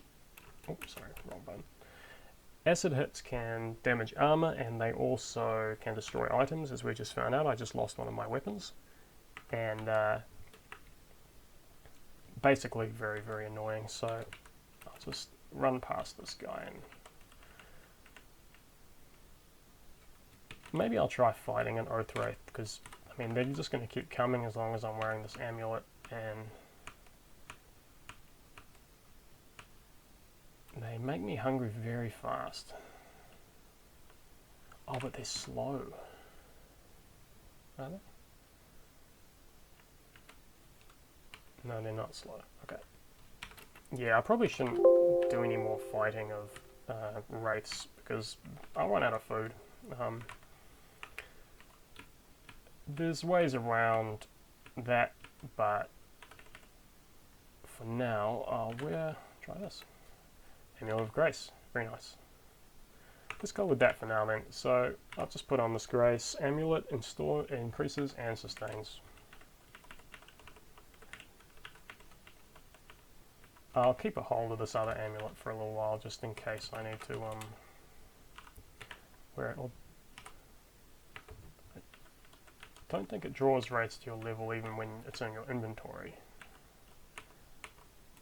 Okay, so another one of these blue serpents, just losing potions, wasting my time. Kind of want that chest, but it's too dark in there. Nah, this is just pointless. Cannot disarm pits.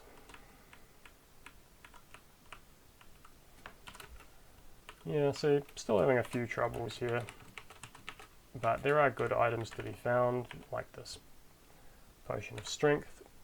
Drinking that will increase my damage sides by 3, because it will increase my strength by 3, and that's massive. That's going to allow me to deal significantly more damage, so I'll save that for a big fight. Again, dark down there. What is it? Even out here in this lit room, I still can't see it. It's probably a spider. Sort of know where it is by the cloud of shadow, so I can still chase it and kill it, but I don't want to. Oh, that was another one of those things. Alright, I really need more light. It's starting to get impossible, so now I'm down at 700, which is again twice the depth I really should be at. I can probably not survive down here in hand-to-hand combat with too many monsters, so especially if I can't see them. So what I can do to that is get this inner light ability. Increases the intensity of my light without increasing the radius, but the intensity is what I need when I'm close into monsters to be able to see through the cloak of darkness. So I'll keep using that, and hopefully next time I run into an invisible monster I'll actually be able to find it. Might take this just in case, that could be useful. yeah, so I just had my first encounter with the cat warriors. It's as though a great cat stood like a man. Another monster which I don't think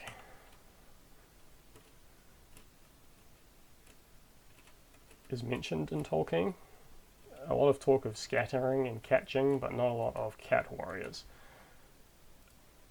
I think somebody can probably think of a better monster to replace that with, because it's not, I mean, who knows what Morgoth can come up with in his pits of fell creation in terms of the dark monsters and whatnot, but, you know, cat warriors, come on. But more to the point, they're fast, they are tricky and dangerous creatures, so you want to give them some respect. They have exchange places, same as me, so it's something you really want to look out for. They can outposition you quite easily. I'll rather take this flask of oil than that haunted amulet. I don't think I'm going to be using that. Ooh, so this Ralco can actually hit very hard and has a special attack that causes damage to the dungeon itself. So he opened this doorway up wider, and he can also create rubble, so I just want to, yeah, not really get hammered by his hits too much. So, yeah, luckily I have this tremendous armor, but I'm still taking a lot of damage, though I'm getting a lot of experience down here at 700 feet, which is really nice. The next thing I might go for is maybe some will. I really like concentration, so I'm going to take that. +1 bonus to attack for every consecutive round spent attacking the same enemy. That means when you're just standing here hitting away at somebody, so right now I've got +18 to hit. Next hit, 24. Well, it just jumped up a lot because I've just been standing here fighting him for a while, and I immediately got the ability. But normally it would go up once every extra turn you stand there. You'd get one more.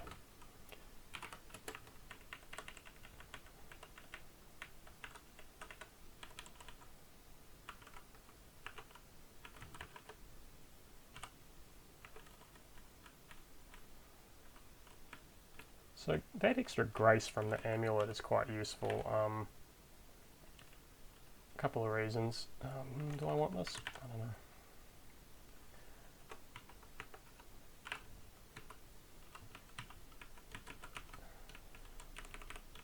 Got a truly huge stash of potions now. I mean, I'll come to a point where I might be able to drop some of them or use a lot of them, but for now I'm just going to carry them around, and hopefully I, don't need to drop them.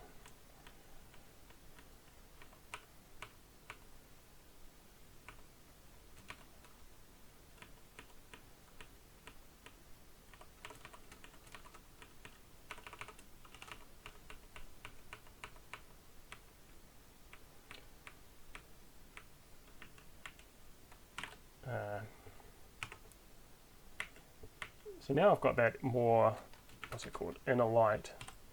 My light radius is intense enough that I can see this amethyst serpent if the room is lit. So I use the staff of light. Now I can see him and take him out.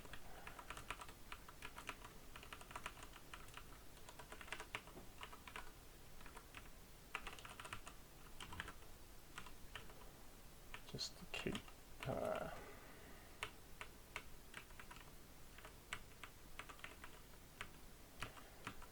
keep moving through, keep killing what I find.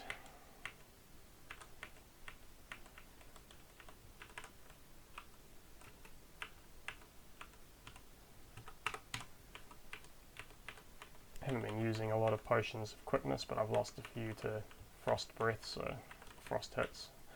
Okay, this is kind of a special monster. Huge shapes there stood, menacing, entombed.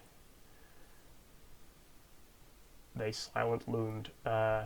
This creature doesn't attack, and you'll never see it move, but every time you look away, it catches up to you.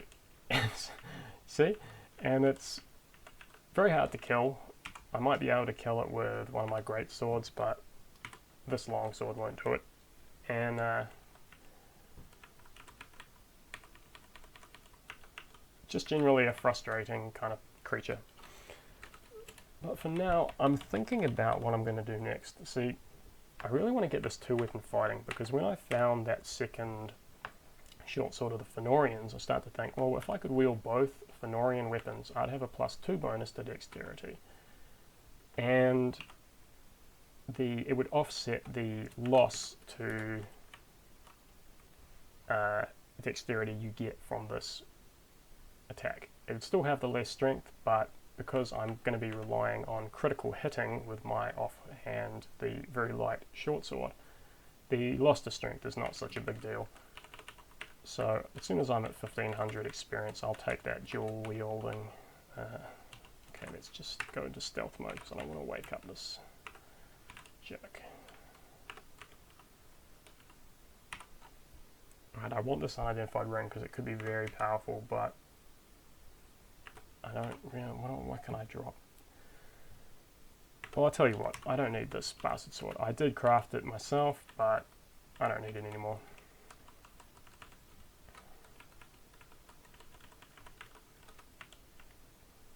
Alright, so that's 1500 now.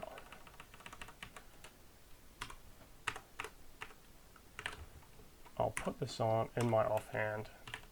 I'm not going to be using the shield anymore, so I'm going to drop it.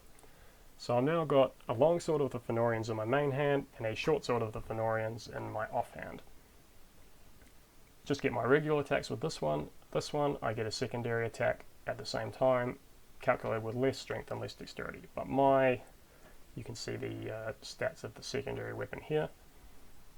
My dexterity is 6, which is nice. I've got bonuses now to my my 4 main stats, and very helpful. Let's see how I can do. So I now get twice the number of rolls against them. That one hit and a miss. That one a hit and a miss. Miss and a hit. So when I hit him with my secondary weapon just then, where's that? I roll 21, he rolls 17. I do 1d7 damage. He has 1 armor. I do 5, he has 4 armor, he takes 1 damage. So yeah, it's going to be quite a useful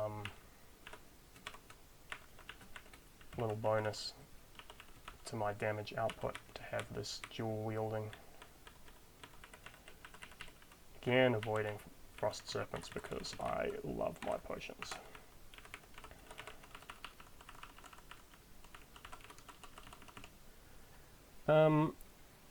What I'm really missing now, and it's sort of making me wary about going further, is I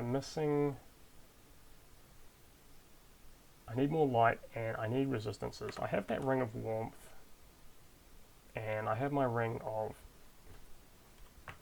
poison resistance, but I still need resistance to fire, preferably double resistance to fire. I can get the will ability poison resistance, which is pretty good, and that will free up my ring spot for 1 defensive ring. But ideally I'd find some kind of item that gives me another elemental resistance, because fighting guys like this without fire resistance didn't prove too hard in that. That's a fire Balrog. Didn't prove too hard in that instance, but it could be very dangerous. Don't remember quite what it was up here that I ran away from, but it seems to have gone now. Here we have a small vault with a few useful items in it, and some dangerous monsters. It's not so much their danger to my hit points that I'm worried about, it's more their danger to my hunger status and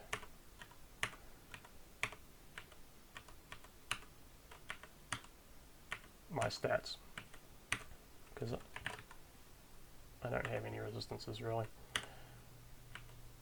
Now because these guys are slow, what I can do is hit them and I can retreat. we used to call that the hack and back in the Angband days. If you have an additional unit of speed over your opponents, you can do that. Basically, you use your extra move to step away from them, they step towards you, and you get a free attack on them. And I can do that all day, basically, until they're dead or something else happens. So, ouch. Okay, these Kemenreka can hit very hard, and it could potentially also trap me with rubble, so I'm going to retreat.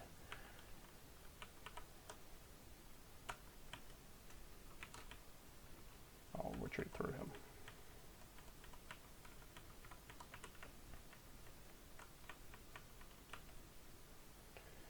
Killing him would be 53 experience, so it is worth it, even if there is a little bit of risk of, yeah, okay, just can't seem to kill this guy. Alright, down here at 800 feet, that's very deep. It's starting to get very dangerous.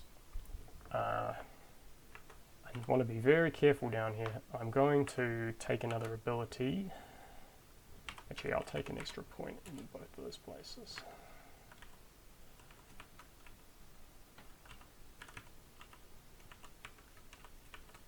And again, just want to play it carefully. It would be nice if I could identify this. Ring of accuracy +2. Okay, that's pretty good. The resistances are more useful to me right now, but if I can find an alternative source of the resistances, I will maybe put that on if I'm still carrying it. Finding lots of lanterns, which is nice. You don't always able to keep your fuel up, but in this instance I seem to be doing it.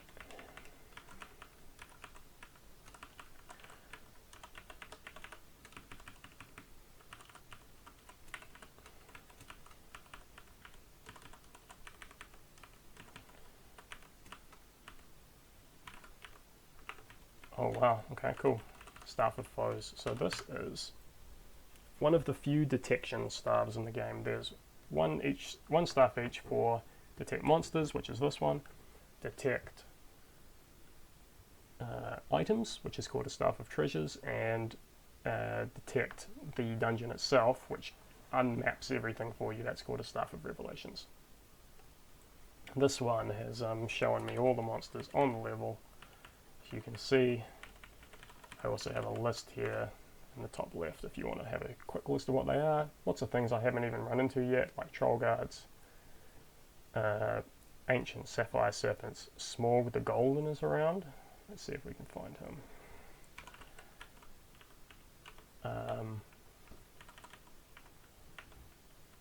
Let's see, a yellow lowercase d. Don't see him anywhere. Oh, there he is, bottom right. A dragon with the inquisitive of youth, but a young dragon is a deadly foe still. He's native to 950 feet and moves quickly. I want to stay well away from him because that would kill me very fast. So in this way, this Staff of Foes is extremely useful, especially when you're below the correct depth that you should be at, like me right now. So I'm just going to move around carefully, very carefully, looking for items. Yeah, so this guy, he's on a little treasure hoard, but I'm not going to risk it.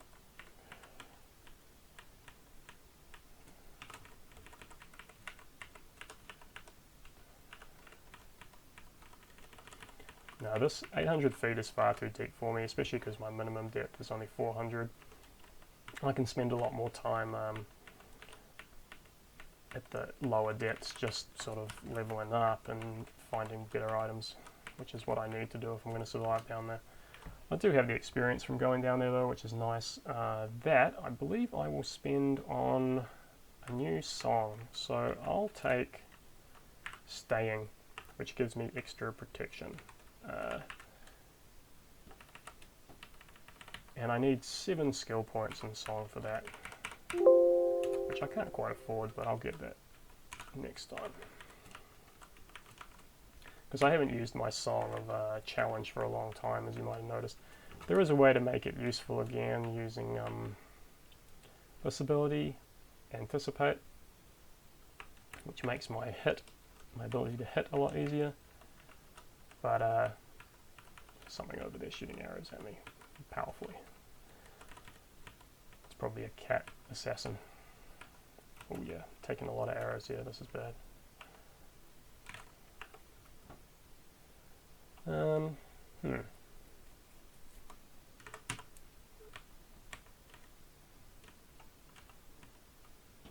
Ooh, a special lantern. So I've just filled the special lantern I found from the my previous lantern. If I had to guess, True Sight. So it provides resistance to blindness, hallucination, and grants the ability to see invisible creatures, which is very, very useful because I no longer have that amulet on. Oh, this thing is really dishing out some damage. Native to 850 feet, yeah. Hurt me quite a lot. And this thing is a greater werewolf, also native to 850, also very dangerous. So I'm just going to run away again. Well, I'll try stand against it, just because I do have that poison resistance. Yeah, okay. Alright, so I was going for the Song of Staying. Need 1,000 experience.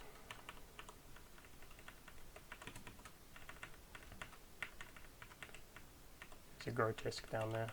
See, if I move out of sight, and then I come back, it's standing there in the doorway watching me.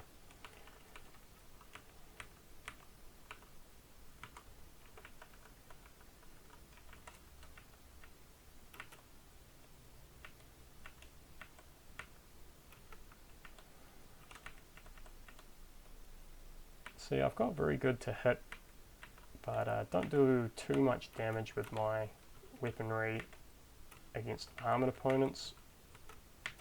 It would be nice if I could develop my ability to crit a little bit more. Ooh, okay, this isn't a very good position.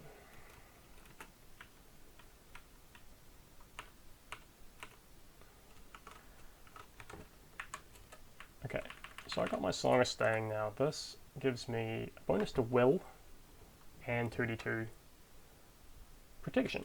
Plus you'll remember my will itself, as it increases, I gain additional protection. So those go together well. And my total armor when I'm singing goes from 8 to 18 up to 10 to 24. So that is decent armor.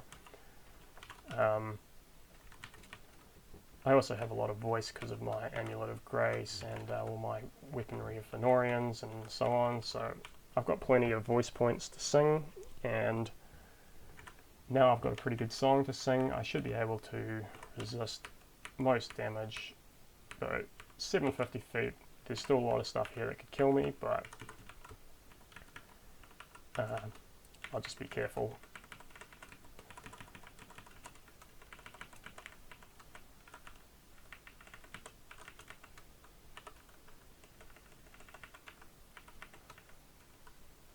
If I had a Staff of Treasures or a Staff of Revelations, that would be really helpful as well.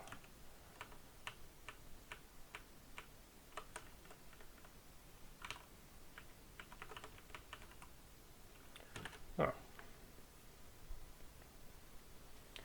Well, I really need to drop some potions to make some more space in my backpack. I'm get rid of this staff for now, I don't really need it, but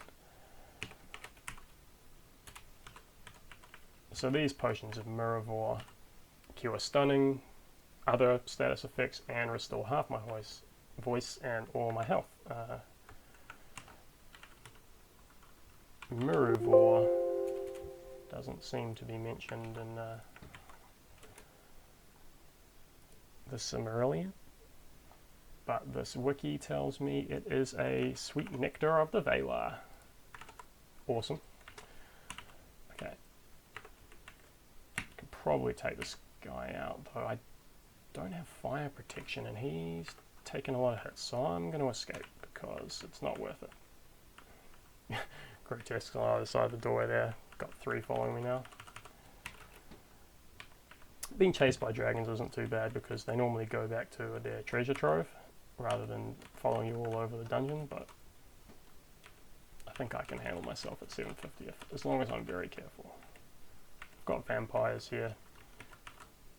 Vampires are mentioned in the Silmarillion, though I think it's more sort of dark shadows and shapes. You know, a vampire in the sense of a night monster rather than like a, you know, I want to suck your blood kind of guy. Another thing I'm starting to have trouble with is identifying things that I find.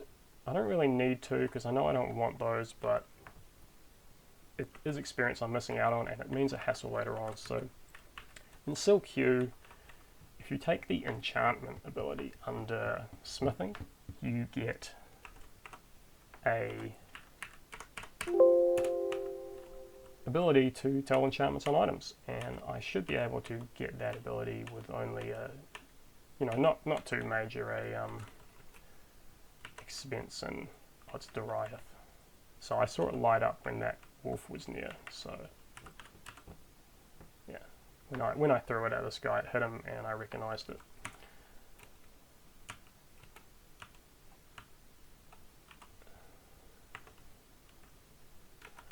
Pretty much sick of fighting those wraiths. They don't have that much food, so I probably don't want to like mess around. Oh, just as I started to complain about identifying, I found a staff of identification. Well, I don't care. I'm going to keep going for it anyway. Enchantment, just need 500 experience. And that'll give me the enchantments on items, and I already can identify potions and staves, so that'll give me everything basically.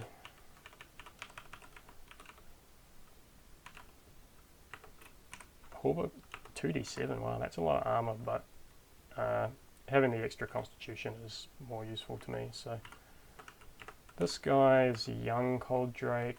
Don't think I'll fight him unless he's, no, I won't be fighting him.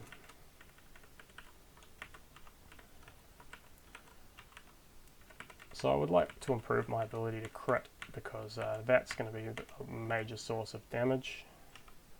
What haven't I identified? Well, it doesn't matter because Longsword of Shadows. It improves your song by 2 and creates an unnatural darkness. I'm not interested in that. And I'm not interested in fighting fire drakes unless I can bait him off his potion. Wow, ooh, he did a lot of damage to me with that fire breath. Yeah, 16d4. He could have actually killed me then if he rolled well enough. And he still might. I will eat a herb of healing and try and make my getaway. Okay, luckily he couldn't open that door. Yeah, okay, so note to self, I've got no fire resistance at all. That's why I was saying it can be pretty risky down here. Basically, with a 16d4 roll, is that what it was? Yeah, he's guaranteed at least 16 damage with his fire weapon, and potentially up to 64. So I'm lucky I'm still alive after that. Yeah, so a little bit of sloppy play because I was kind of off my game, and now I'm stuck here confused by this cat man. I will get out of it by start with the potion of quickness. Then a potion of clarity to remove the stun. Fuck. Oh, that's close. Yeah, I might die here as well. Then a herb of healing. Okay. Then I think I will swap position in this direction, and then I should be able to run to the staircase. Yep. Alright, so I'm starting to run the risk of falling through the floor now with this amount of stairs coming, so I've got to be super careful, because I just had two very close calls down there at 800 feet. I'll just play out this level. I'll use the Staff of Foes, though I'm trying to save it, but just see what's down here. Okay, so Gostia the Dread Glance. My last game but one, I died to this guy, because he can view to paralyze, and it's a ridiculously powerful attack, so I'm just going to stay well away from it. We've also got Miglin, Betrayer of Gondor, down here somewhere. He's named Sharp Glance. He's a half-elf, it seems.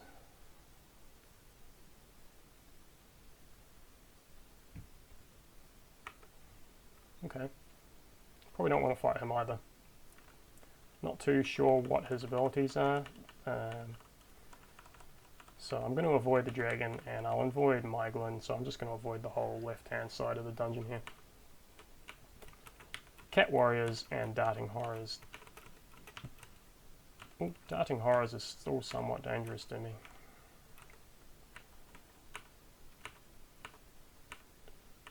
Quite dangerous indeed, but Cat Warriors at least don't provide much danger. I was trying to close the doors behind me there, but these vampires were just opening them.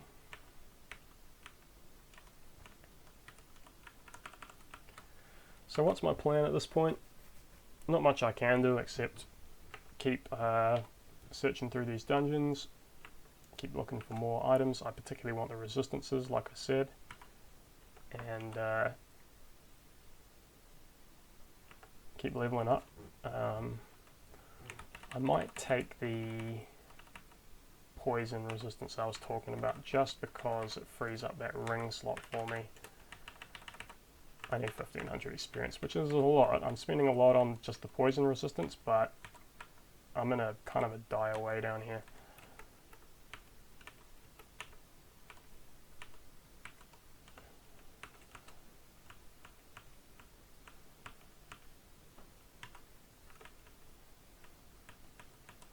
Cat assassins, just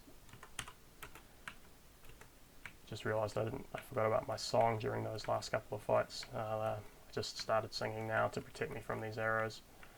Try and be better about that. Dagger Angrist that cuts very easily through armour. I might take that because I might need it later, and because I'm dual wielding, I can always put it on. Actually, I might try that now. And let's see just how well it cuts through armour.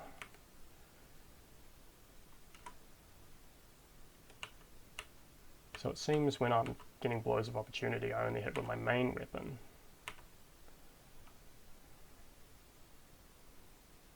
Okay, I still haven't got a hit with it, so don't know what it does yet, but we'll keep an eye down there. Alright, so I just got a hit with this weapon. Oh, okay, so cuts easily through armor means your enemies get no armor against it. That's pretty cool. I mean, it's only 1d5, which is pretty pathetic, but then the other one was only 1d7. And when I'm wielding that, I do get the bonus voice as well as evasion. I'm probably going to do more damage with Angrist, especially when I crit with it. That could do a lot of damage. It is only half a pound, so let's try and just keep an eye on it and see which one works better. As far as my equipment goes, I'm missing quite a lot of key items. I haven't really found much more in the way of gauntlets, helms, boots, for hundreds of feet of dungeon now, so I want to keep an eye out for that. Probably need to loot some vaults, but I'm just, because I'm so far below where I should be, it's pretty hard to clear vaults which contain monsters from deeper again, and very dangerous. So it could almost be wise to maybe go back up to like 650 or something, just to try and improve my stuff a little bit. Okay, so troll guards can do good damage. See, just here I crit with the Angrist in such a way that I got 4d5, and that cut straight through his arm, so he took 10 damage. Pretty good. And again, crit for 2d5, did 8 damage, so it seems that Angrist is being very effective as a secondary weapon. I better put up my extra armor for these guys. Troll guards are one of them. Well, they're the most powerful troll in the game, and they really pack a punch. I don't want to let myself get below about half hit points when I'm fighting them, because if they crit me, I could take probably 25 damage or at least.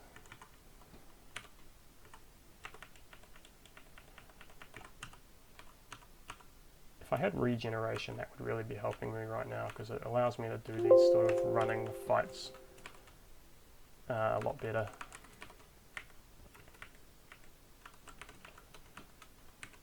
I'm not always going to rest around for my voice to catch up, because it's a waste of turns, but always want to keep your hit points up. Oh, was that the guy? No, this is someone different.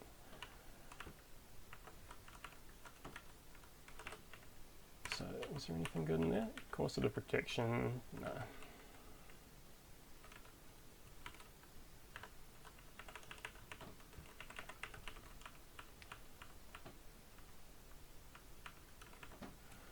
So my Bane to Raucos is now giving me a +4, so I'm not too worried about these lesser Rauco.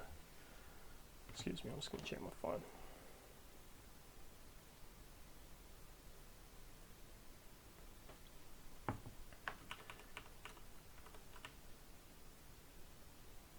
Adamant Serpent. The grotesque can open doors.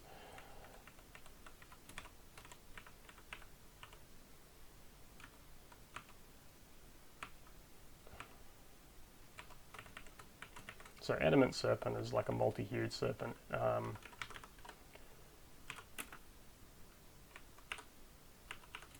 It has breath weapons of all kinds.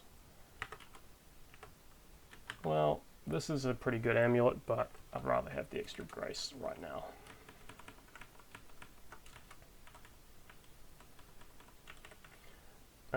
Okay. Luckily that grotesque didn't block my way out, because I could have got stuck between a chasm and a grotesque, which would have been extremely foolish.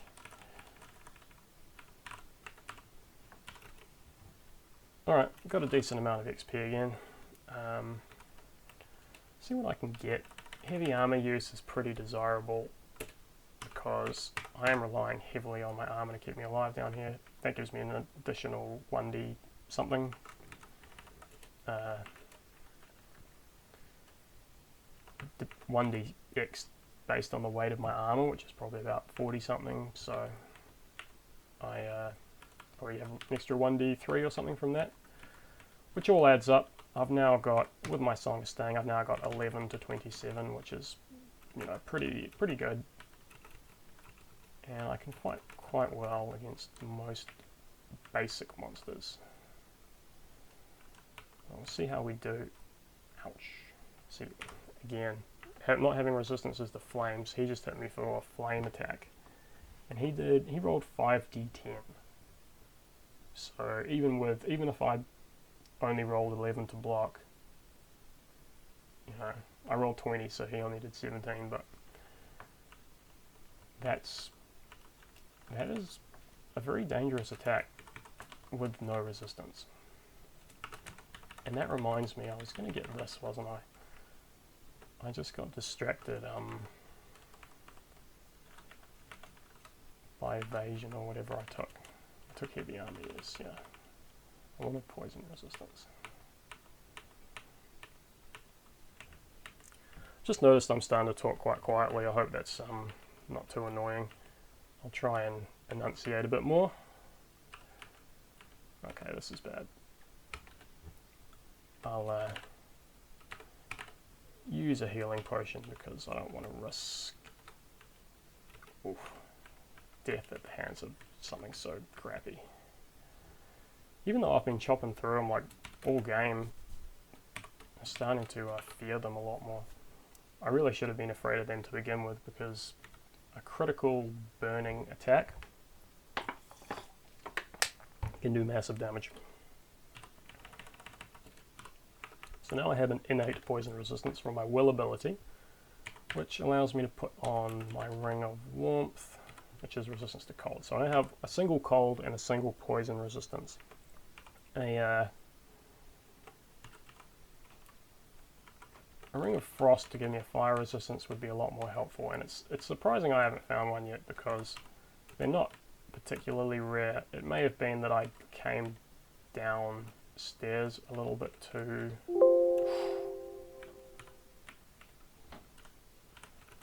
Ouch. Yeah, I really need that fire resistance. It could have been that I came down a little bit quick and I missed a lot of the sort of items that I needed, like that.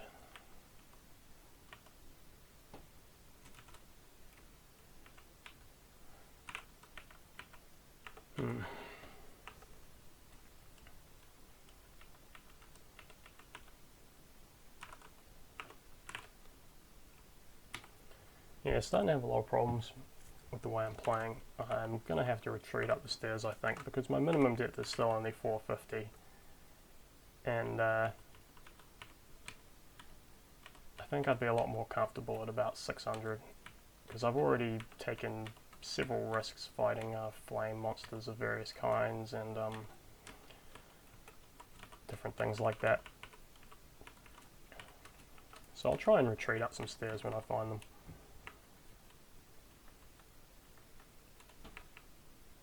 Yep. And some more points in evasion would be helpful as well, because my weaponry doesn't do a lot of... It doesn't have that super high damage output, so I have to stand against people and fight them for numerous turns. Gives them a lot more chances to hit me, obviously. So now I've got my Staff of Treasures, which is great. It's almost worth taking Channeling, which would give me double uses just for that single staff, because I'd get 6 instead of 3. But this allows me to see what's on the level. And because I'm able to identify everything on site, I'm going to basically know what everything is as soon as I see it. Like over there is a special shield or a jeweled chest.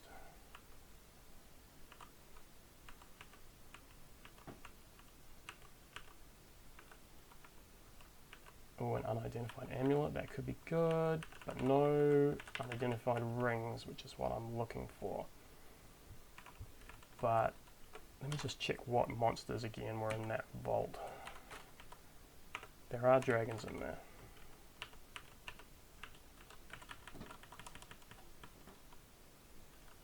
But I should be able to get into the middle here and get the chest at least. Plus some of the potions. So I'll try to do that and avoid fighting the ancient dragons. Because they stay asleep for one thing most of the time. And even if they do see you, you can normally just retreat and they'll lose or give up on chasing you.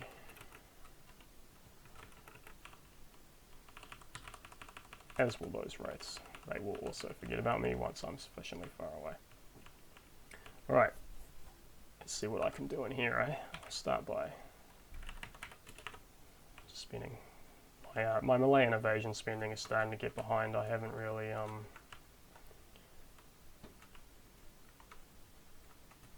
spent too much on those recently, so I'll try and fix that now.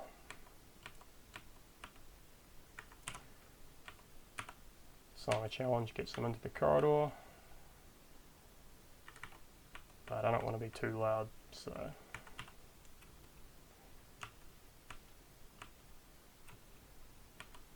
with my pretty good armor, I can stand against these trolls, even if it's difficult for me to hit them. I mean, not difficult to hit them, but it's difficult for me to do real damage against them. So my secondary weapon here is getting sort of 8, 10. If I put this back on, 3, 0, 0, 0, yeah. So this armor piercing dagger is definitely a better weapon, even if I do have less dexterity and grace. So I've just run out of voice for my song against these troll guards, which is a little bit annoying, so I'll just treat that, get a little bit more. Should allow me to take them out.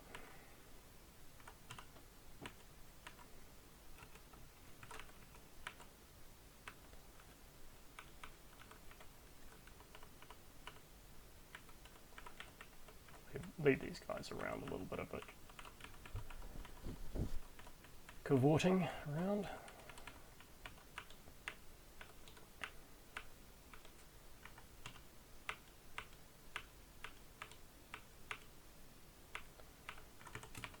Alright, that should be a lot of the creatures in here dealt with. Now I'll just try and sneak on through. So that unidentified shield was frost. Of frost. That's what I needed. That's the fire protection I needed. I'm just going to free up some space and I'll try and run in and grab that. What can I get rid of? See, I'm starting to get really quite... See, I just quaffed that potion, which allowed me to very quickly discover the traps on the chest and all around me.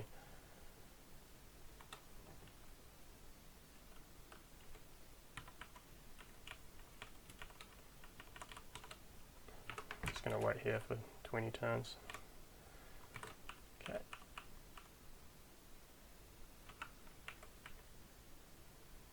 Well, I wasn't moving stealthily, and the cold drakes have got me, so we'll wait for them to fall back asleep again while I try and find another way in.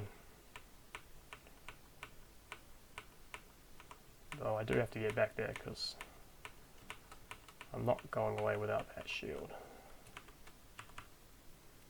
Alright. Takano Balrog of the Hosts. He is a Balrog commander, and he has all these guys in his train. Luckily he's not branded with frost or fire, so I can probably actually fight him. I have quickness, strength, dexterity, and constitution, plus I'm a Rauko Bane. So I think I have a pretty good chance in this fight. I'm just going to go ahead and get fully buffed. Alright, so now you can see I've got my strength, dexterity, and constitution cranking, major health, voice, and now I will quickly, as quickly as possible,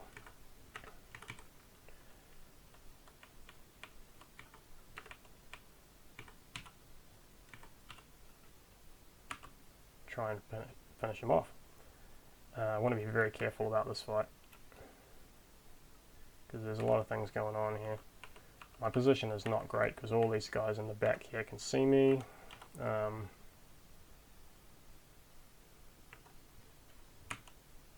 But, you know, my armor piercing dagger is getting good hits. And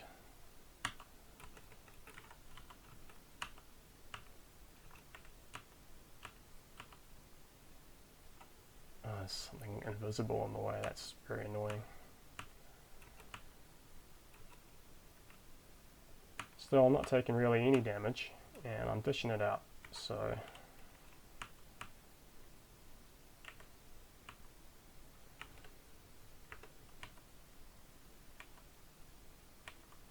didn't manage to kill him before my potions wore off, which is annoying. It's because of all these other guys in the way. I could have waited for a more cleaner engagement, but I'm just going to keep fighting now and see what I can do.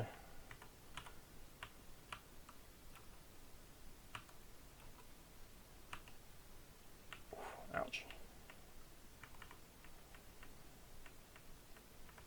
Well, it seems I might have bit off a little bit more than I could chew.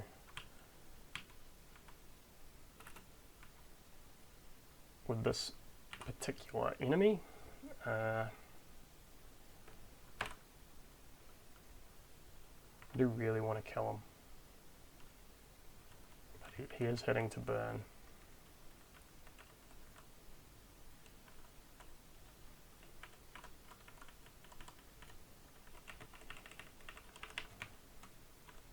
Right, well, I lost him. Try go around again.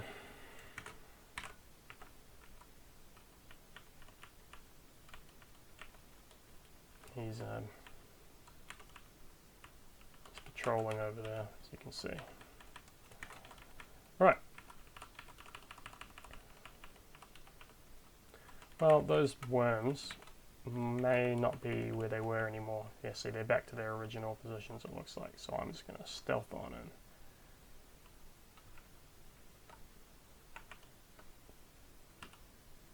What do we got? Just a bunch of useless crap.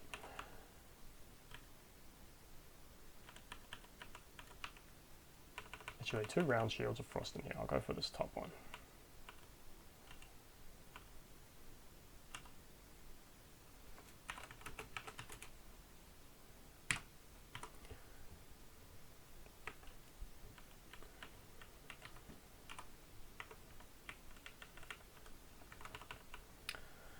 Alright.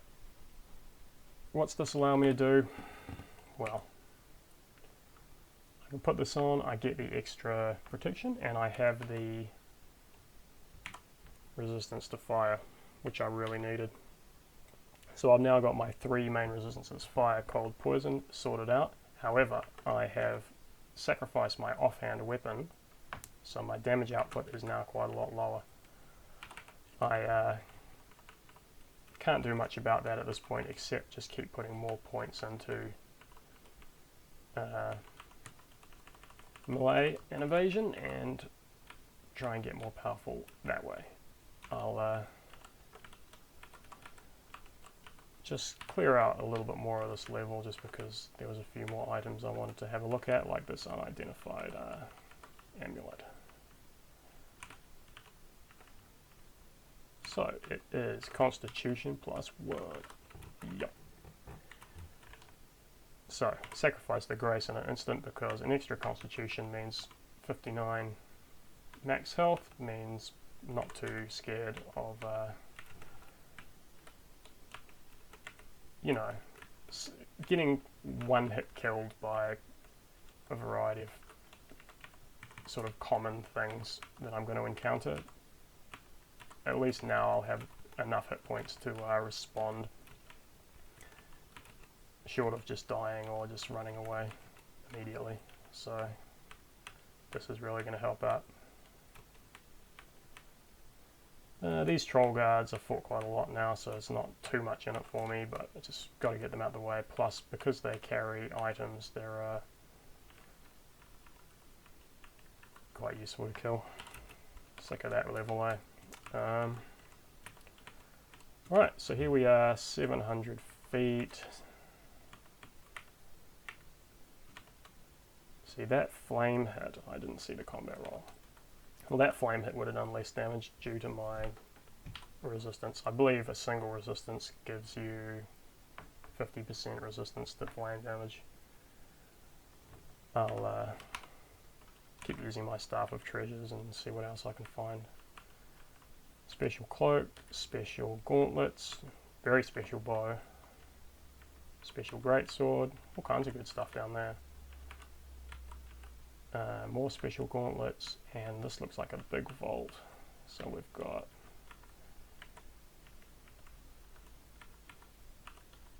a lesser jewel and a few good potions.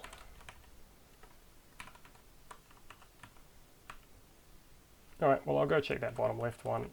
That looked, oh nice. Alright, well I just found a really good set of gauntlets. Set of gauntlets of strength +1. That's pretty self-explanatory by now. Increases your strength by 1. Gives me that extra damage dice. That'll help a lot to improve in my damage output.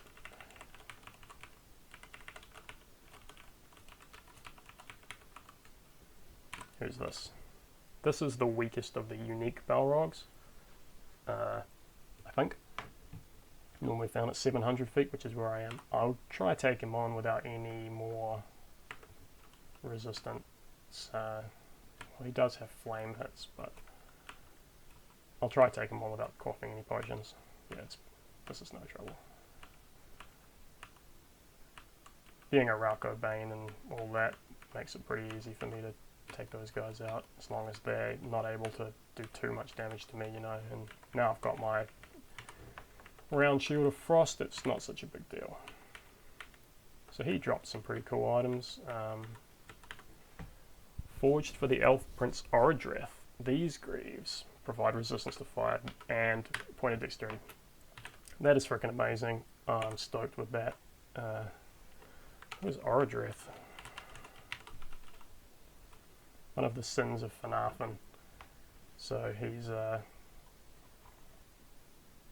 possibly part of the same house as me. I'm just going to take a break there. Thanks, guys.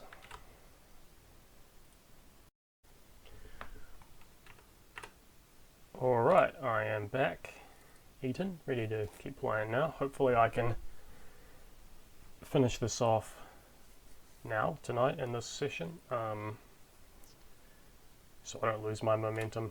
I know I said this was a quick guide, it's starting to get lengthy now, but hopefully we can bring you through to the end of the game here and show how the end game operates. Now I remember I just found this good pair of greaves of Orodreth. Resistance to fire. So now I've got that key double resistance to fire, single resistance to cold, single resistance to venom.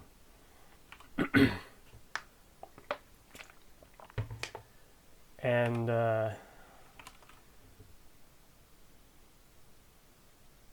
just generally fighting. Oh yeah, I got this from that unique Balrog I just killed, and there's a few more sort of threatening-ish creatures around. Well, now I've got my fire resistance from my boots, I'm going to put this back in my offhand. I'll hold on to that shield, round shield of frost, just for special occasions, but for now I'll keep it off. Just when I was taking a break then, I just had a quick skim through the story of Beren in the Silmarillion, just as a reminder. That was the that is the character who stole the Silmaril in the myth. He was a man who sought the love of a beautiful elf princess of some kind, and her father, the elf king, said, sure, you can marry her, whatever, if you steal a Silmaril. The man says, alright, that doesn't sound too hard, and goes right for it. And I won't spoil the story just yet, but hopefully if I get a bit deeper in this dungeon, I will talk about the rest of the story then. Remembered I was checking this little mini vault down here. It's got some pretty juicy items inside, and probably a dangerous monster, but I don't remember what it was. I'll just finish off these ones. Yeah, doing good hits with this dual wielding, really. You know, even with the light weapons, it's still pretty good damage output. And I'm feeling a lot more confident now. I've got those double resistances. So I'm not sure how you actually get in here. they're all quartz veins around the outside, and I can't break through them with a shovel.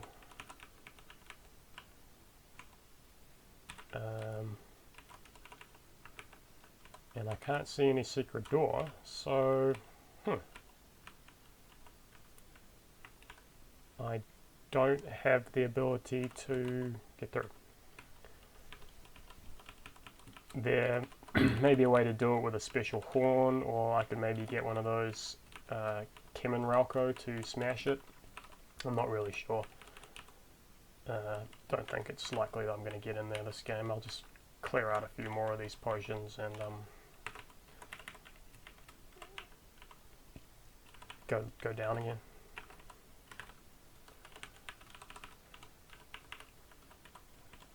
Alright, just play carefully while I get my eye back in.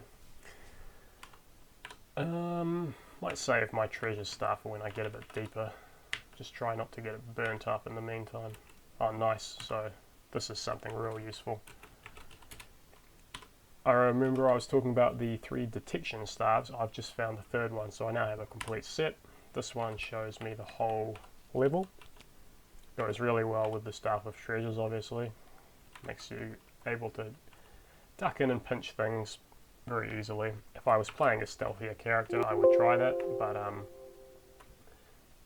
this right now more of the combat orientated, so that's what I'll stick to.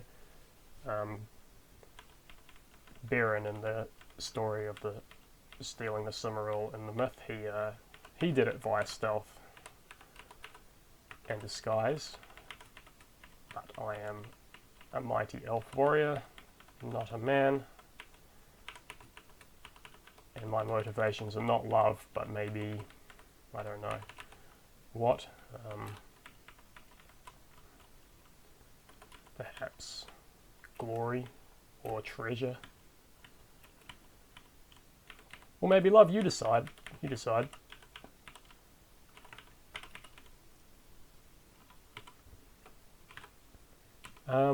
Unlike in original Sil, in Sil-Q, blocked in by grotesques, in Sil-Q you can't overeat and become gorged. There was something very frustrating about the original Sil, is because herbs have abilities, functions like restoration, healing, etc. But if you overeat, you can not be able to eat anymore because you're gorged.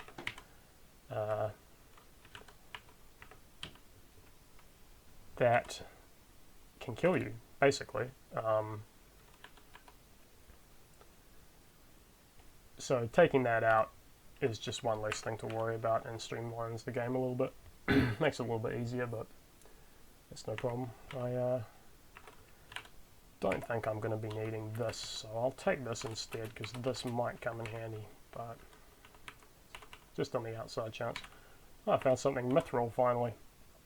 Because I have a good pair of greaves already, I'm not going to need that. And I don't think I'm going to be doing any smithing in this game beyond what I've already done, so I'm not going to carry it and try and melt it down. There is a guaranteed forge at 900 feet, I think, so could use it there, but it's not, you know, oh dear. Uh-oh. Uh-oh. Well, I have to cut through. With my dagger of Angrist. See, the problem with the grotesques is they're super hard to kill because of their gigantic armor. But yeah, with my piercing dagger, the grotesque is no threat anymore. So that's good.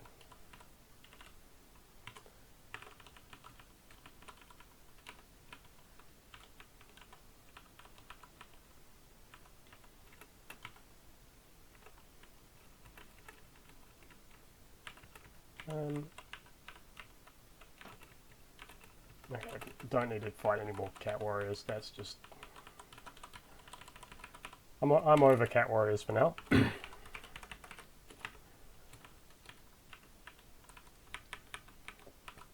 Keep increasing my melee and evasion. Gotta keep them high. I'm also starting to have a little bit more trouble finding traps. Part of that is because I don't have a lot of light. My perception is fairly high, 11. Could stand to be a couple of points higher, but that would be more experience I can't spend on melee and evasion, and I do need to keep building those up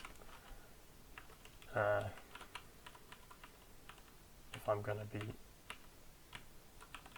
effective in the late game, which I am approaching. I'm pretty close to late game now, really. Just min depth 550,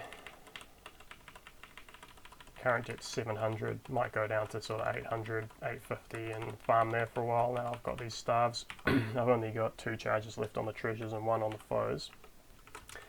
Could get the very useful, actually, ability channeling to double that up. But I'm just going to cross my fingers I find more of them, or a staff of recharging, which is how you put charges back on at this point, and maybe leave off channeling and use that experience for combat abilities. I often take channeling in games, but I normally take it a lot earlier than this and sort of play with it the whole game.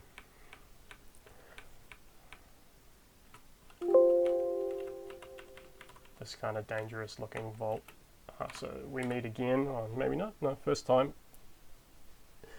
Emuian the doorkeeper, an older than most cat and more sly. I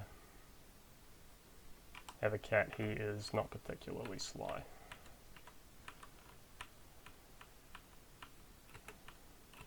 And for all this guy's slyness, it didn't help him one bit, because he fell easily and didn't have anything useful. Oh, I just stumbled into a web trap, didn't see it. Caught in a vast black web, a spider descends from the gloom. This is a shadow spider, obviously, or a spider of Morgoth, generating its own shadow field. Just sort of hit through it. With my pretty good to hit bonuses, I can hit things even if I can't see them. Anything else useful looking? I might check that vault on the bottom right, just in case there's a some good items in there. These arrows are 3d7. Cat assassin, quite dangerous. With my good armor, pretty much just bounce off.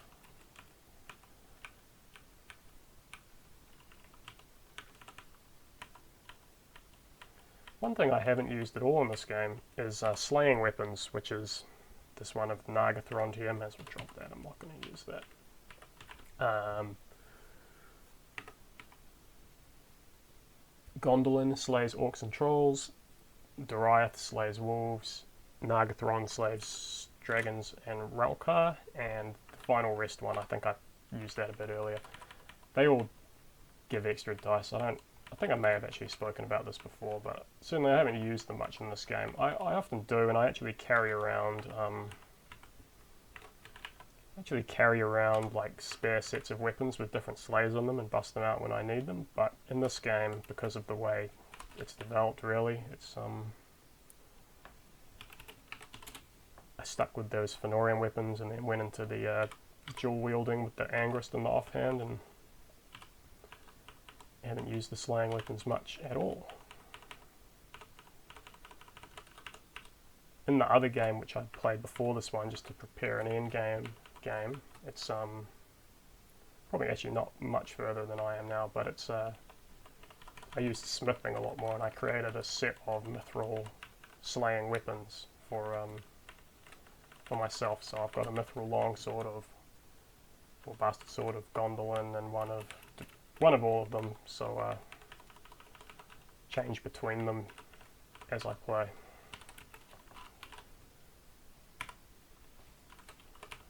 Yeah, nice and, fairly safe, I think, at this depth. Not getting a lot of experience, but not taking a lot of risk either. As full as I can be, so instead of going gorged, I just fill up fully.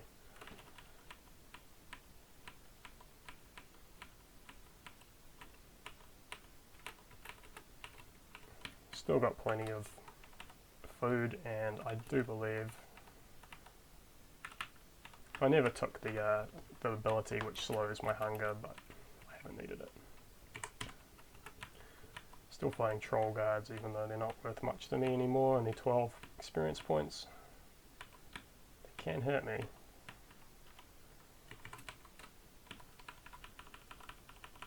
Even with my song of staying engaged. I might check out this interesting room with the chasms in it. Oh, I should have looked up before I did that.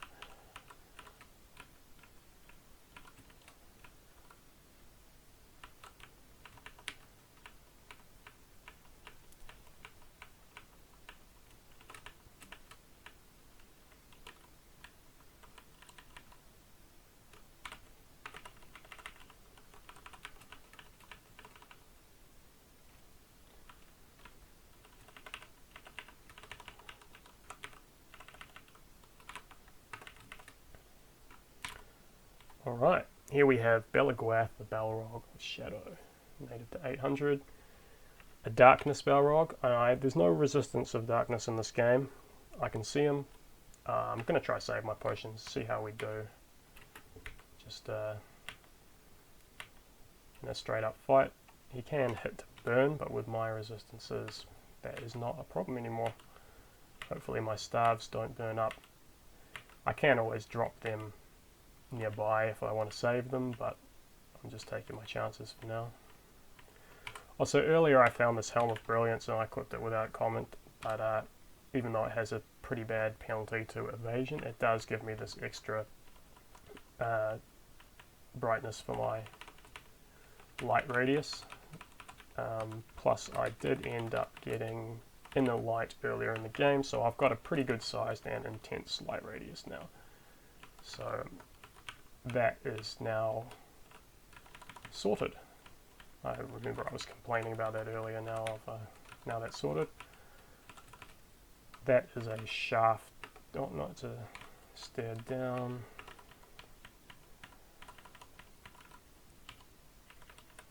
Collecting a good amount of potions of different stats.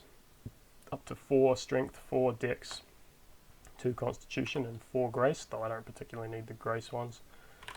Might use my stuff one last time, then I might start saving it for 900 feet or 950. Ring of free action. Now I think I've got free action from something, don't I? Or I had it on my feet but I took it off when I put these greaves on. Yeah. So I don't actually have free action. That is something you can get away with, especially if you have sprinting. I'm not going to risk it. I don't think I have fear either, fear resistance. What I'm really thinking of getting now is this Indomitable when I have 2000. That improves your stun resistance and a lot of other useful things. If I'm not going to be wearing these helms of Helm of Clarity, Helm of Defiance, Helm of True Sight, then I probably want to get the Indomitable trait, or ability rather. I'll let me just think about. Don't think I'll need Defiance. Take this ring instead, though I probably won't end up using it.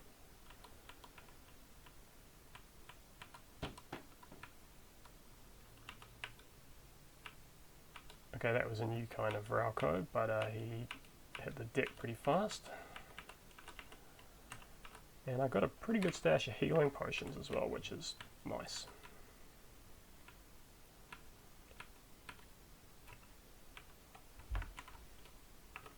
Yeah, these flame attacks are not causing me too many problems now, so just having this single sustain seems to be doing it for me. You'll notice I couldn't disarm that trap there. That's because it's a web, the spider dropping trap. You get stuck in them as well, which can be a real problem, especially if you are in a dangerous vault, you're fighting on both sides, you stumble into a web, you can't move, and you die there. That's happened to me a few times. Same thing with pits, you can get stuck in them. That's just one of the reasons I like to keep my perception relatively high, not just because of the excellent abilities that perception has in it. Just hacking back these unmourned a little bit, just to get them out of the way.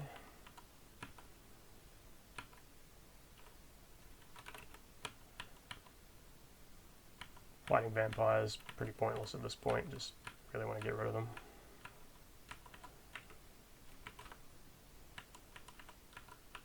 Just, you know, eating things I find on the ground in the dungeon, just a regular day in an adventurer's life.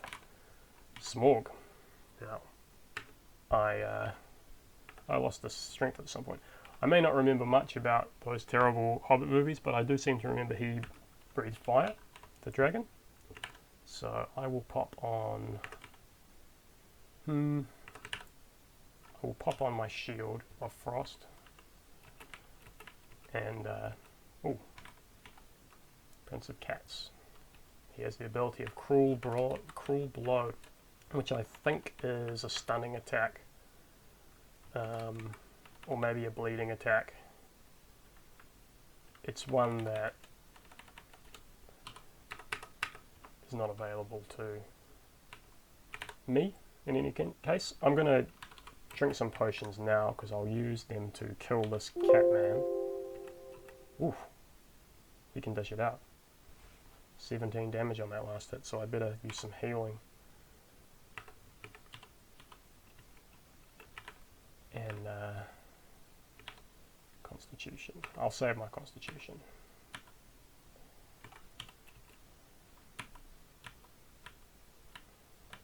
So as I was saying, I'll drink the potions now and I'll try and cut through the cat and then go dispatch Smaug while I've got my dual resistance, though I'm gonna perhaps lose my potions because I've got distracted by these stupid trolls. Without my offhand weapon, I have trouble killing them.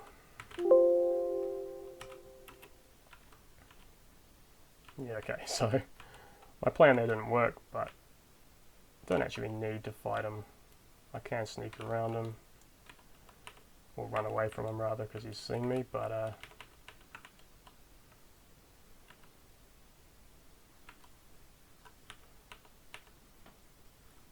some interesting pieces of armor there, but nothing I really want. I could use I'll tell you what I will do, is I'll put on this weapon and I'll quaff a elemental resistance, and I'll try fight him like this, because this way I have a pretty good resistance. He can breathe fire for 20 d4, so that's 80 damage, but I have a double resistance, so he only did, with his breath weapon, 20 d4, 1/3, then 2 to 3 resistance. So he only does 1/3 damage with his breath attack, so even if he rolls a 54, I only take 16, and then I have a 2 to 3 armor apparently. Well, he can roll up to 80, so that's still pretty dangerous. I might quaff the Constitution potion just in case, and got lots of quickness, so I'll do one of those too. And my Song of Staying. Whew. This guy's dangerous, very dangerous.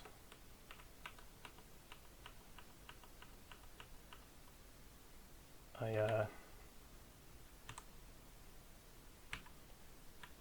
can probably kill him, but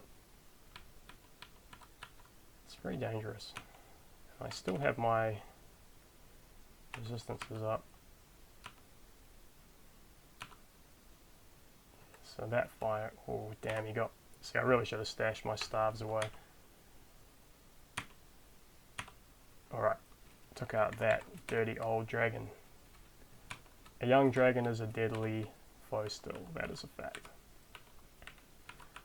Now you might be wondering, why did I bother killing him if I lost my Staff of Treasures? I took a lot of damage, potentially could have got killed. The only reason is because it means I won't run into him later. And that's just one less thing to worry about. And the staff is replaceable. Risking death to those breath weapons is chancy, but for the sake of progressing this game fast, I'm just trying to move on with it. But if I run into that Gostia, the Dread Glance, I'm not going to fight him. Not after last time.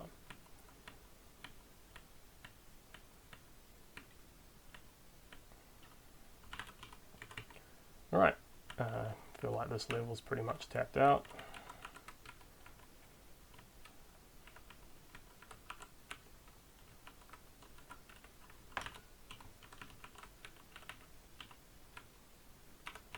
Just finding lots of potions. I can't actually get to that staircase, that was silly. If I had leaping I could leap over, but to buy another evasion ability at this point would be 2,500. It's not worth it. Unless I get caught in a situation where I have to leap to save my life, I'm not going to get it. You can get it from some equipment, but and, you know, carry it for when you need it. But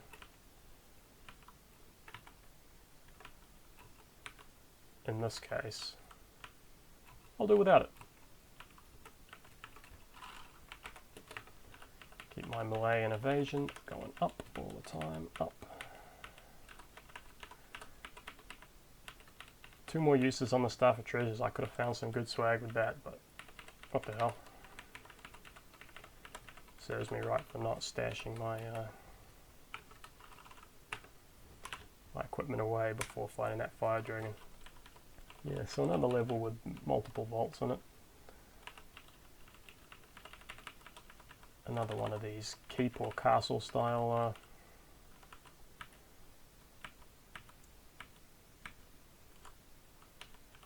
just run from these guys, why bother. Keep or castle style vaults, sorry, I was going to say. Hithralco, a smoke Balrog, moving with active malice.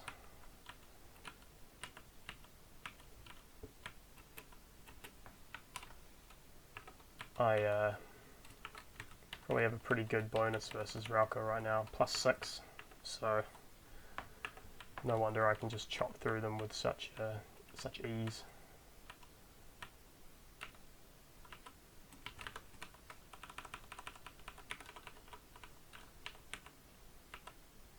Vampire Lord.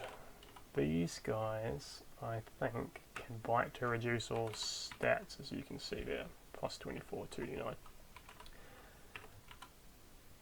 That's hardly worth the risk, so we'll just get out of here.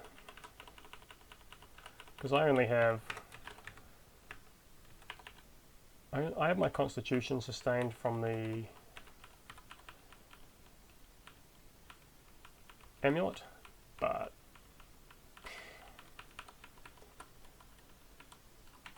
oh, I also have Herbs of Restoration. It wouldn't be too bad. I guess I'll give it a go. I can always just eat one of those herbs.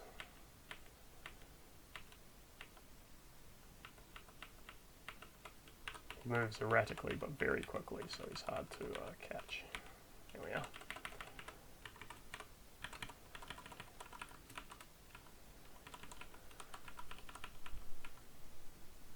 Okay, I'm not gonna... Well, I guess if they wake up, they wake up, but I'm trying to avoid fighting trolls from now on. Just no experience in it. Lots of these vampire lords.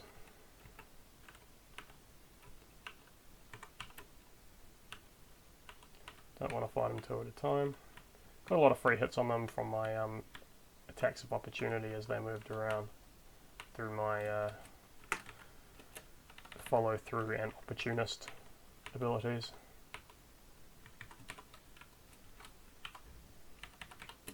Melee and evasion starting to get up there. 15. Yeah, so he just managed to reduce my stats just then. I have strength and constitution sustained. Oh, I guess it's these gauntlets of strength. No, something else sustains my strength. Anyway, I can just eat this to bring them back up. What's this thing? Unrelenting horror.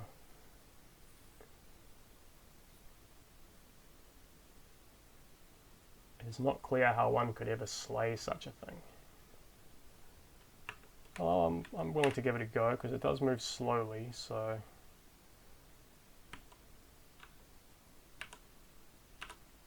I have an advantage over it. It must have a massive pool of hit points because I'm doing good damage to it, but it's not losing any stars from its stack.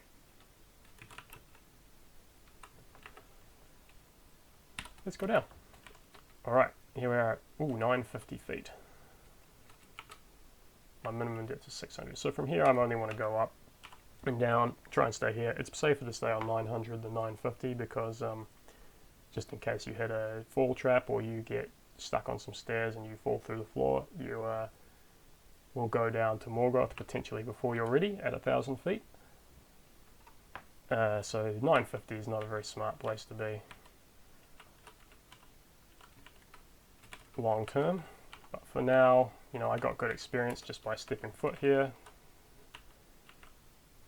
And there's still things so dark I can't see them around.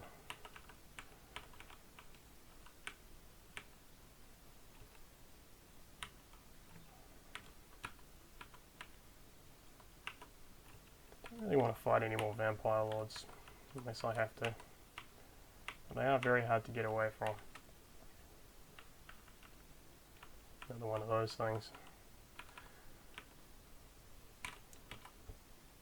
An ancient adamant serpent. So this can breathe fire, cold, or venom to great effect.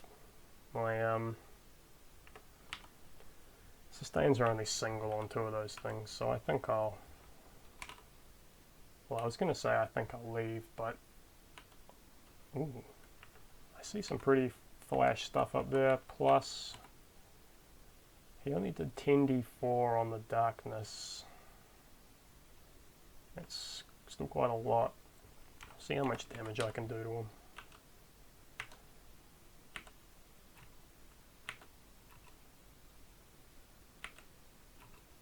Yeah, it looks like I can take him out, though. Not completely without risk.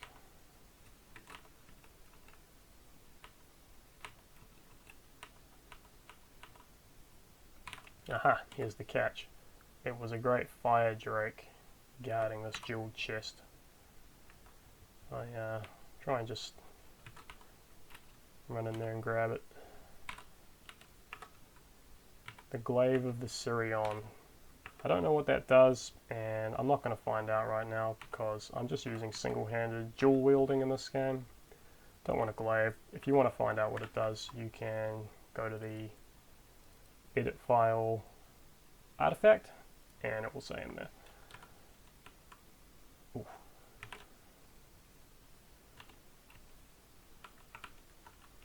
Hopefully I'm not stuck in... Ooh, okay, I could get in a little bit of trouble if I can't get out of that vault. Another one.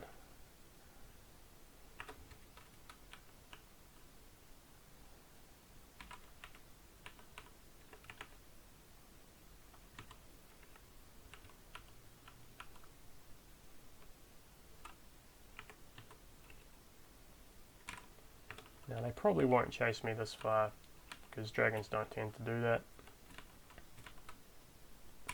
Aha, here we have the one and only unique troll.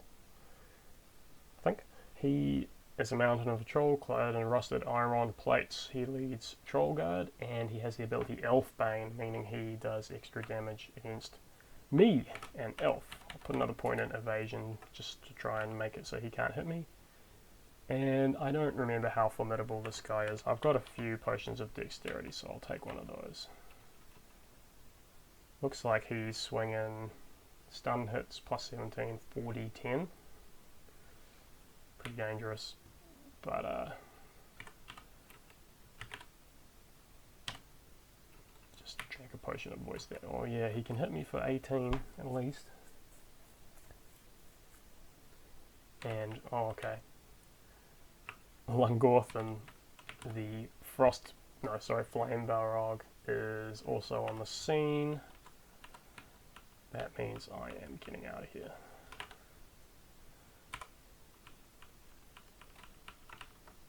One at a time I would have a go at, but I don't want to fight them both.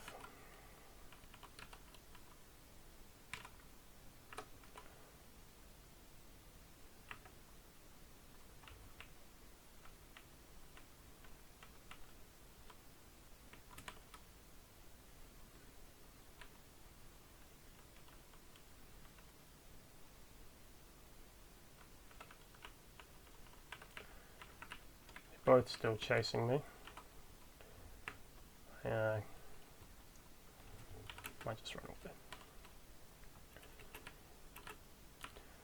I'll kill both those enemies when I run into them. Hopefully it'll just be one at a time next time. And it would be nice if I could find some more staves of detection, because mine are pretty much running out.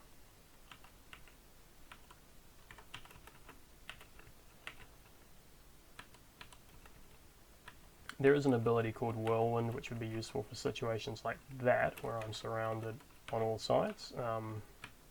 Allows me to make multiple attacks in all different directions. Might end up getting that. We'll see how we go.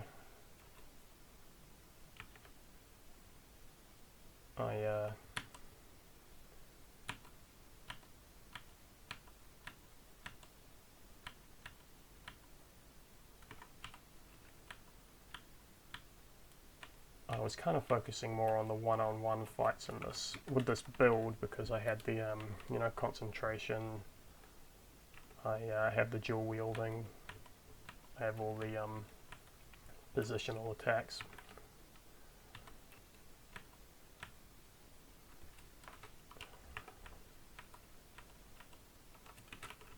But if I wanted Whirlwind, I might just take it because it is really cool.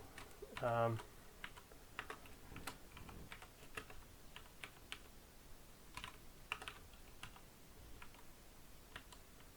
haven't actually got a trouble with this pack of Troll Guard.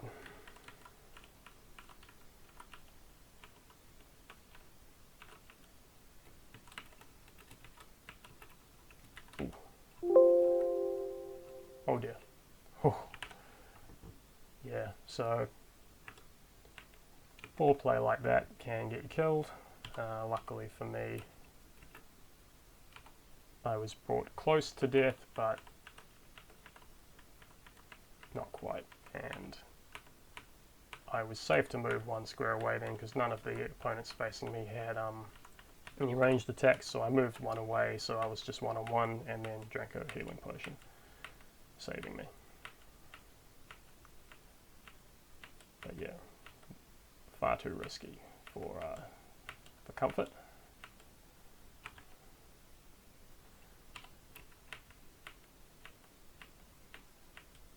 And very sick of fighting Troll Guard. I really don't remember them being so common, but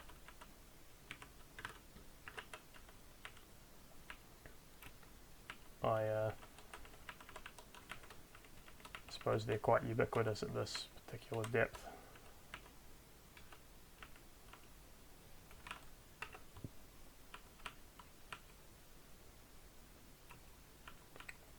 So still getting a little bit of experience from just general fighting against miscellaneous enemies. My minimum depth is 650, which hanging around there wouldn't do me any favours either. Relatively safe at 850, though I have had a few close calls. Really just want more treasures. I mean, I've still got this chest.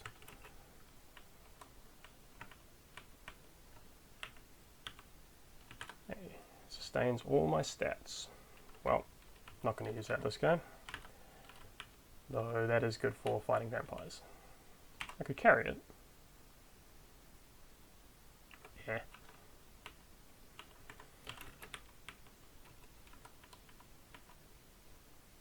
Well, there's a vampire right there, so I'll put it on.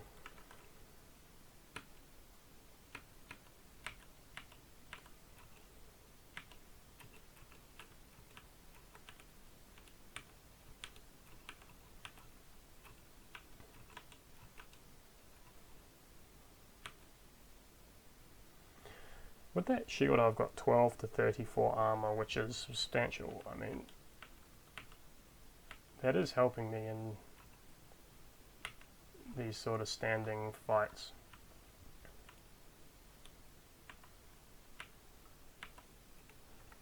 That was with the song on that extra armor. Now my song is finished because I ran out of voice.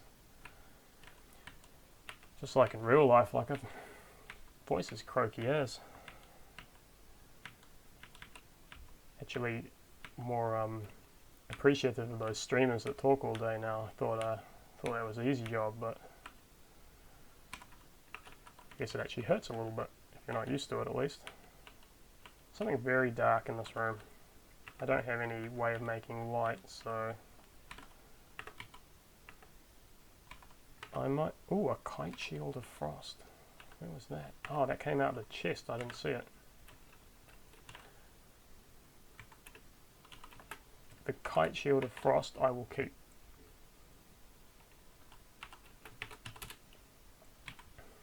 And put this back in my offhand and escape this shadowy beast, whatever it may have been. More trolls.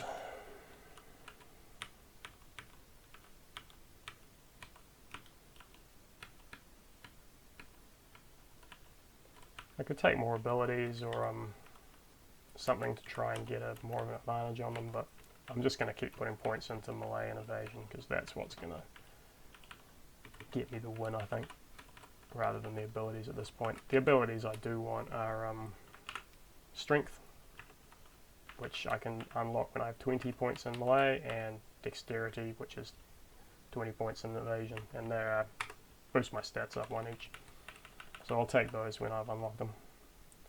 Okay, so I just moved foolishly into a unique werewolf, the personal guard of Sauron, who is in this game under a different name. He is an enormous wolf and normally found at 1,000 feet, and he hits the poison. So luckily I resist poison. I will try and fight him and see how it goes. He has a guard of greater werewolves. Okay, so he can... Okay, he's doing a lot of poison damage, but only 2d13, which with my armor up shouldn't make him very dangerous. He can do a little bit of damage.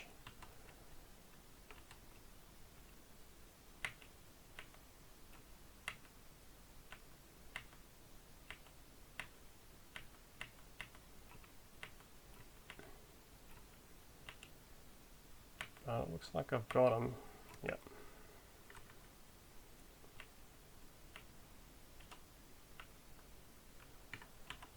I'll just finish off this guard and then I'll have a look at that special item he dropped.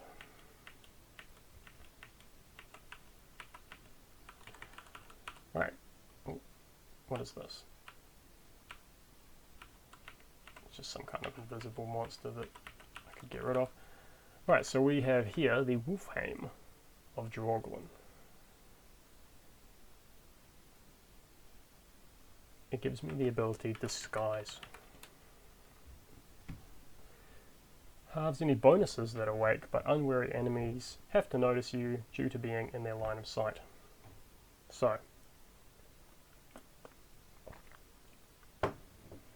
as I understand it, that means it makes it easier to wake up enemies, but harder for them to see you or become wary that you are an enemy. In the myth of Beren and the Cimmeril, he used this wolf coat to disguise himself. So that is lore friendly if I was to wear that. However, I'm not a stealthy individual. I'm a singing elf, and I will not disguise myself in this particular game. I'm going to go in fighting.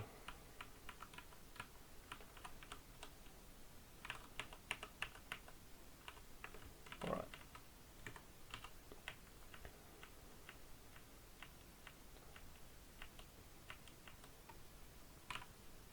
I actually found some more limbus bread, pretty rare. More Vampire Lords. Luckily they don't seem to actually do their stat damage very often, or else they would just be impossible to fight.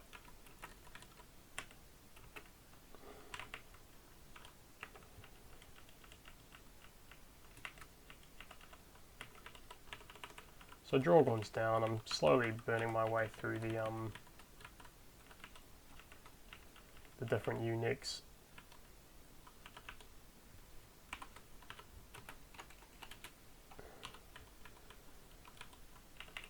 Once they're all gone, it's, you know, unless I find better gear or whatever, get a little bit more experience, there's not really much point in hanging around anymore before diving down to 1,000 feet. I'm almost at the point, like, I could have a go at it. I feel like I could develop a little bit more, especially in the manner of experience. My minimum depth is still only 650, so I'm 2/3 of the way through the game in terms of the turn limit, I think is how it works. Oh, I just fell in a pit. But I'd say I'm a little bit more than that in terms of actually getting to the end, because I'll probably dive down there, or maybe even fall down there prematurely.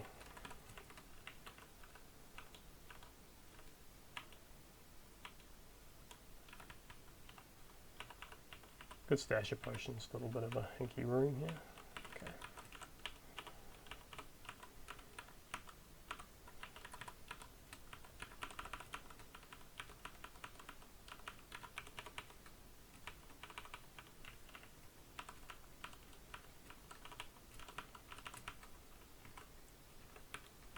Bit more light would be nice. Like this brass lantern I'm still rocking could really stand to be improved. That would be one of the main things.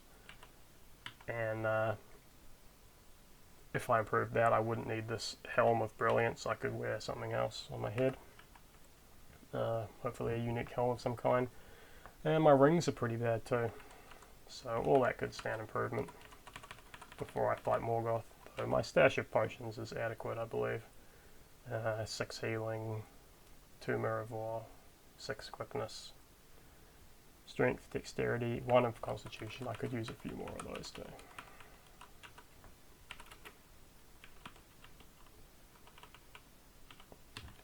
Potions of constitution, blue, so keep a lookout for a brilliant blue potion. Staff of treasure would simplify things very much, but you know what happened to that.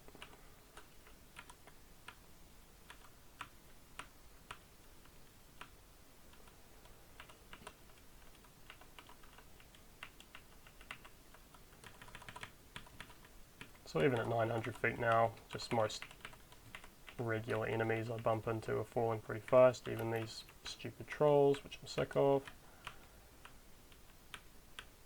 It's a thing, when you start to get sick of fighting an enemy, you just do it without thinking, and that's when you can make mistakes and take fatal damage or put yourself in a bad position. So I'll try not to let that happen. See, if I had a horn of, I think it's Horn of Thunder, I could knock this guy back a space into the chasm and he'd fall to his death, but not using horns in this game, so actually seen very few in this game. They're not totally rare, but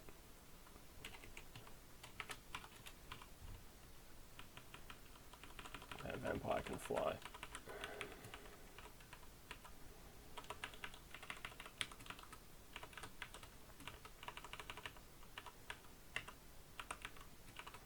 Like to hit and to evade are quite impressively high. Like,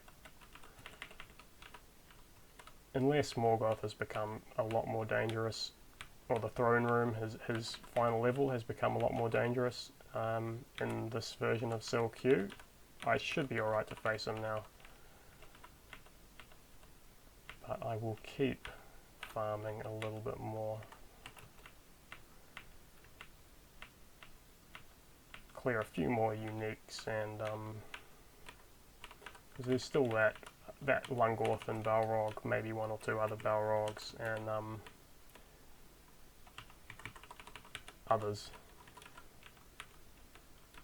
other dread creatures whose identities are not known to me, but I'm sure they are out there. And they lust for my doom.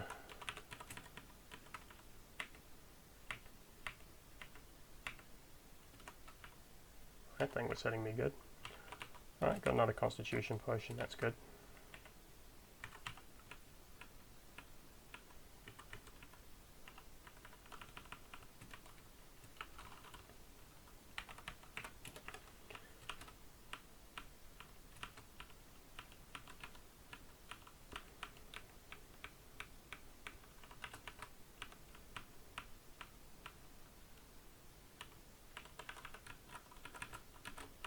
Really just hoping for a Staff of Treasures, because that would really simplifies the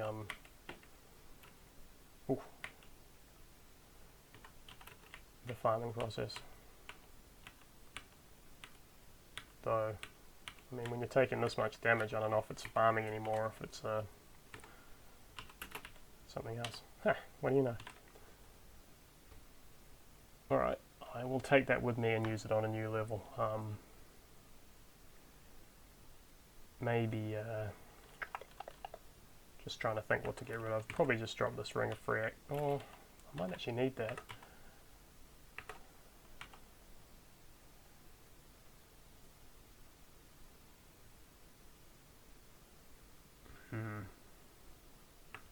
Well, I'm not a big singer, so I'm going to drop these voice potions. Hopefully I don't regret that, but where are the upstairs?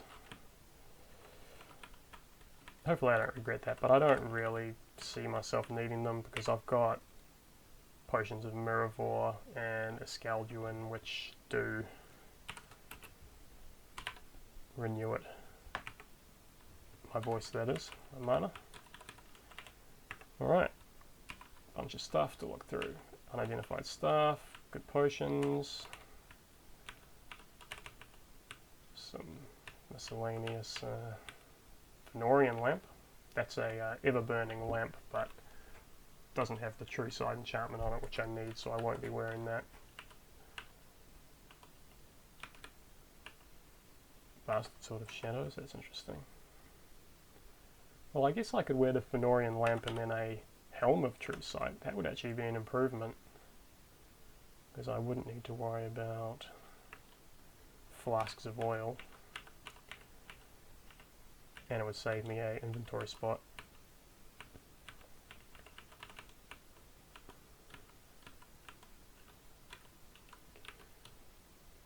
Ring of Frost, Helm of Restoration. So that Ring of Frost might come in handy. I'll go grab that, and I'll grab the stuff on the bottom right, and well, everything else, I guess. A lot of good stuff on this map. Well, not good stuff, but I mean, I found it, so I may as well go to the trouble of picking it up. Plenty of vampires down here. Something I can't see is attacking me. Oh, that's what it is.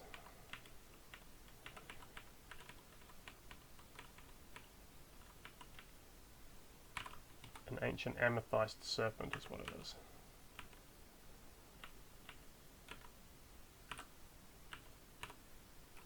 Okay, I don't really like my position here. What's that? Place of vampire. Yeah, these vampires are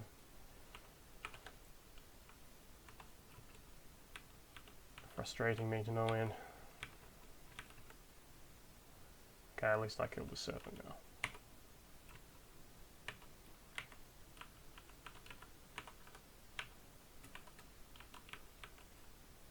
I'll leave my stats depleted for a little while, rather than immediately restoring them.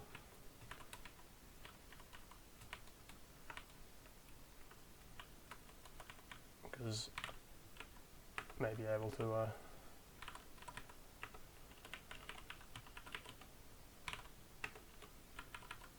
do it with no dramas. Staff of Recharging, very nice. Alright, I'm just going to use... Oh dear, I'm stuck. stuck between invisible enemies. I mean, I couldn't get out of that room.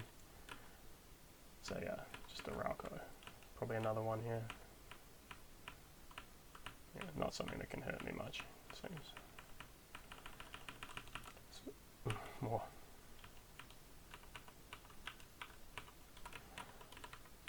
So this Staff of Recharging, I'm just going to go ahead and use it on treasures twice, revelations once. If I could find a fresh Staff of Revelations for my escape as I leave the final level and try and get back up to the surface, that makes it a lot easier. So those 2 revelations charges I'm going to save for that. And the treasures I'm just going to use for the next 3 levels, and after those 3 levels I will descend for the final fight. Just a second.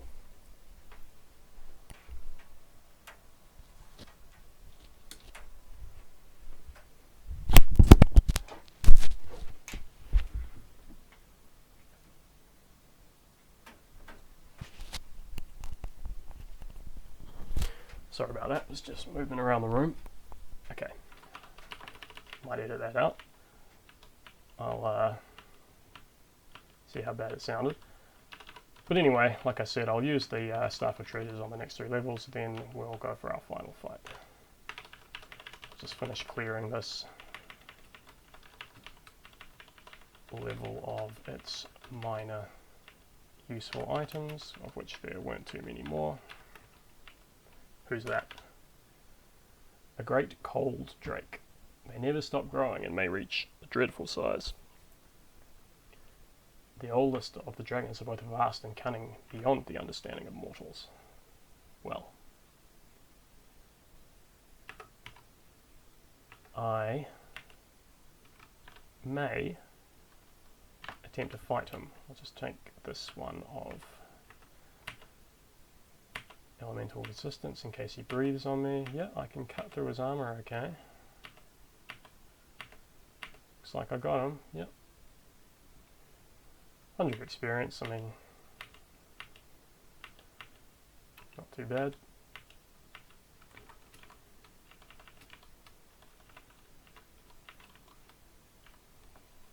Alright, so what was left on this level? I needed that Herb of Restoration. Oh, and the Fëanorian Lamp. Though, it's not amazing, but it's useful. We'll see if this is a better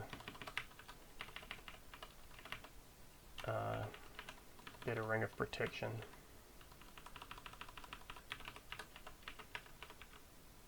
Ooh, caught in the web. So it's very hard to dodge or attack inside a web. Managed to get out and fight that spider. 0-1d2. Well, I already got one of them. Probably not going to get a chance to web 2 at once, so just going to leave it there.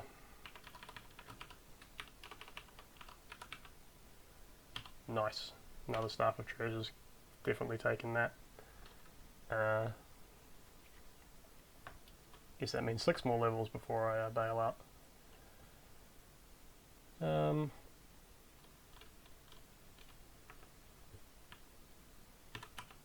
Gonna drop that. I have those potions.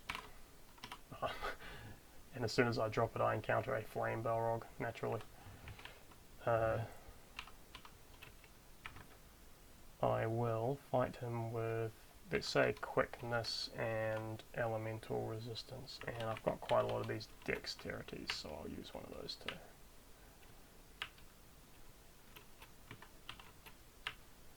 Well, this is easy. It's very dark in here.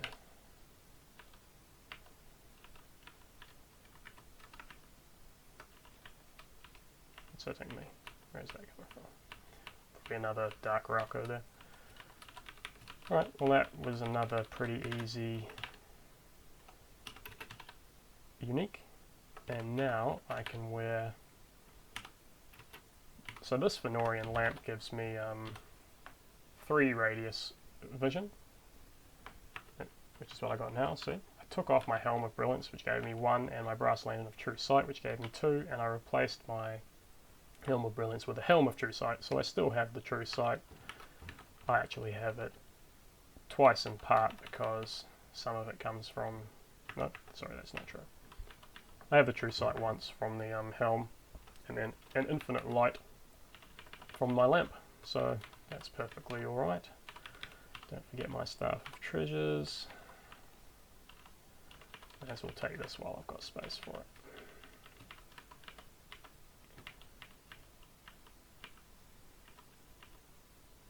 Oh, I just got super poison just then.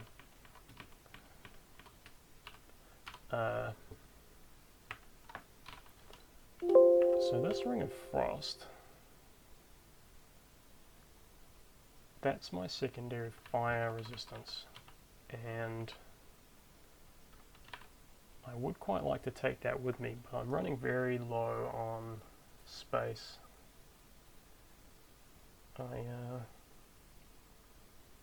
Well, I'll just ditch the Staff of Foes because it's I'm at the point where it's just kind of like whatever I meet, I'll fight it, and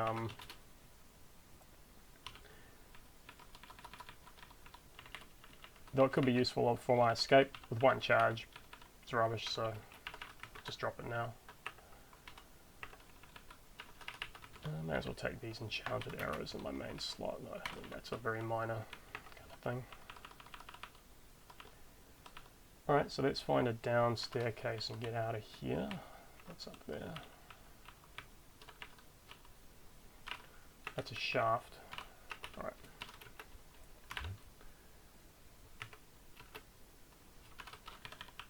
Alright, blue potion, like the look of that. 2 blue potions. Yep, Constitution. Herb of Healing, I'll just group that up. Another Constitution, another healing. A lot more healing stuff. Long Sword of Shadows.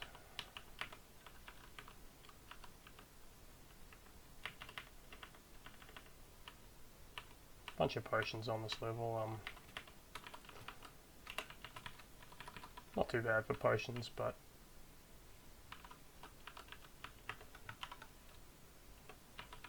it's alright. Can always use a few more.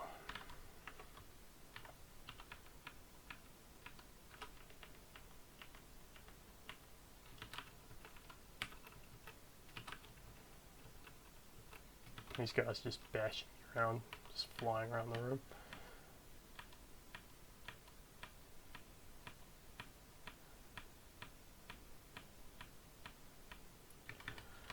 Alright. These trolls are no longer any danger to me.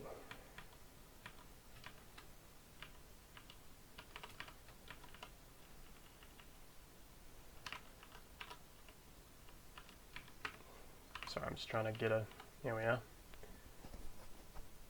It can claw to attack. So what happened there just then is it seemed to jump towards me. That's because it stared into my eyes, causing a trance, and thus its next attack on me got a bonus to hit. Well, I didn't get my bonus to evasion because I was asleep. So it did a lot of damage to me. That's actually a big problem, that I can still be tranced. So I'm going to put a few more points in will just as I play, just in case that happens to me again, because that can kill me. I mean, that's how I died to that.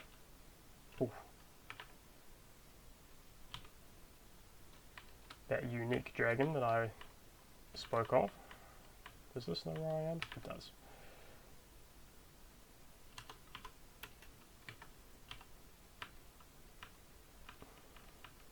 A little bit of an awkward situation just now. Yeah, being entranced is extremely bad. So we can just avoid dragons and things as much as we can, but it could happen to me in the throne room because they can do it at a distance, and just stumbling around in darkened vaults, sometimes you bump into dragons accidentally, so I don't want to let that happen. So a couple more points and wouldn't go awry. Hopefully that will leave me with enough experience to max out my melee and evasion, though I am starting to sort of run dry on the amount I can actually collect, even down here at this extreme depth. My minimum depth is now 750, so they're starting to come together.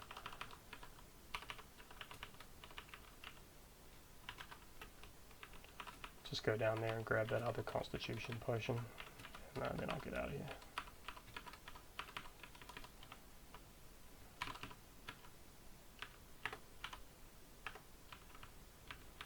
I want that mirror vor. Alright. Top left. Just exchanging places through this collection of creatures.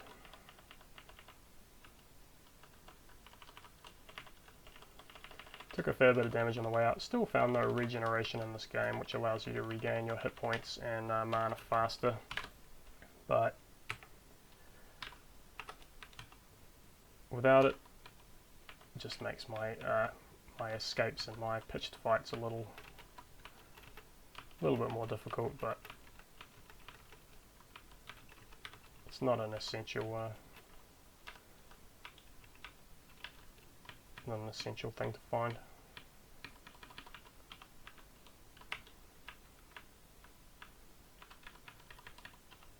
Alright, what else we got? Didn't I see an unidentified potion? Oh, that was just at their slowness. Another mirror vor. Some more healing. Special cloak. That could be good. Go check that out. Could be a unique cloak. Silent Watcher. Unlike the grotesques, I'm pretty sure these things fight back. Just going to leave it where it is because they do some strange things, like scream for help, and that would just bring more troll guards, and I am 100% sick of troll guards, so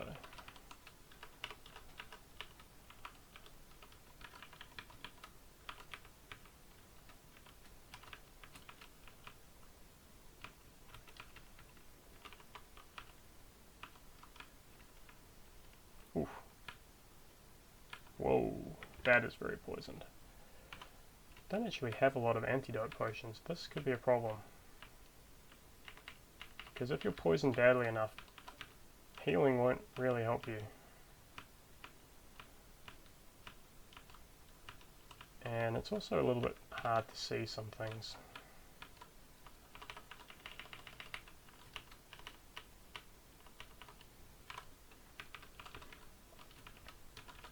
Though I'm doing still good damage output with this dual weapon setup, and I'm going to use it right to the end at this point. I mean, it'd be pretty unlikely I'll find anything that's better than what I've already got in terms of weaponry.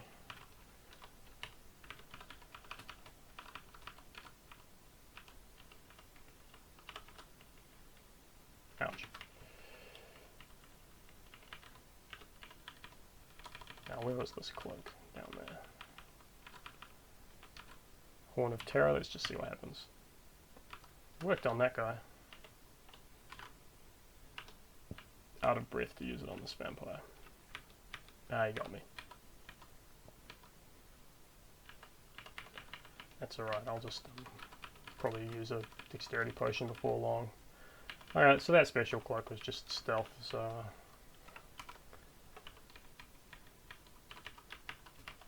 that's no big whoop.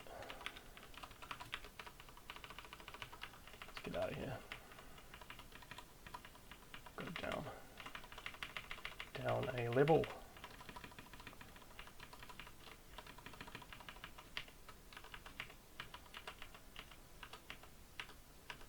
Down a level back to 900.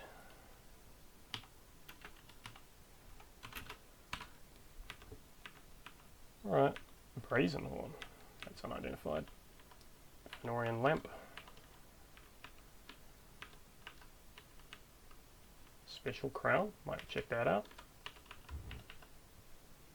Bunch of stuff up in that vault. Special things. Anything I'll actually be likely to use though? The gloves? Nah.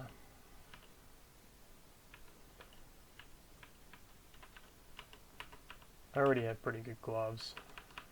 And these... they have +1. I'll go check him out if it's not too much trouble.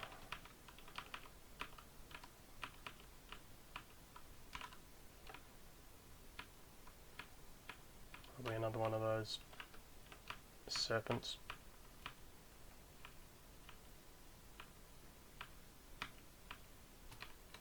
Which did quite a lot of damage to me with the darkness breath, because there's no resisting darkness breath as I understand it. Horn of Force, this is pretty cool. That's the one I was talking about. Blows the enemies back. Without channeling and all that. High Grace, I'm not going to use it in this game, but... ooh, ouch.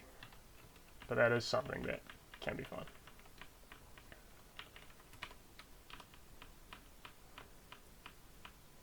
It's another one of these... ooh, fuck. He dished it out. Another one of those darkness creatures. Okay, this is actually not going so well. Alright. Just go around them. If you can't see them, go around them.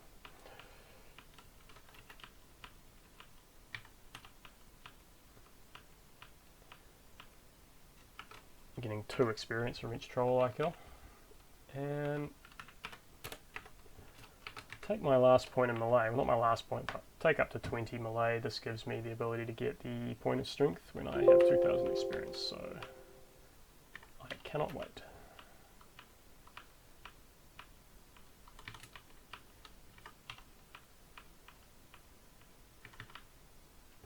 That's a good ring.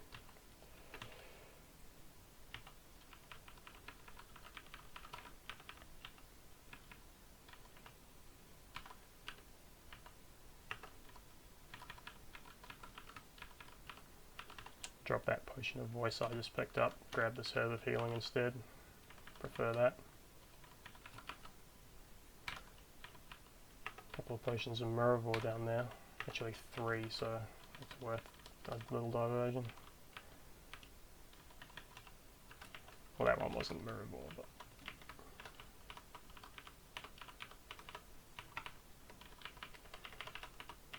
oh, can I get in there? I don't think so.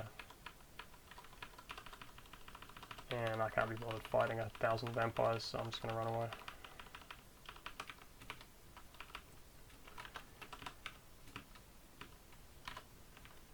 Alright, so check these special items up here.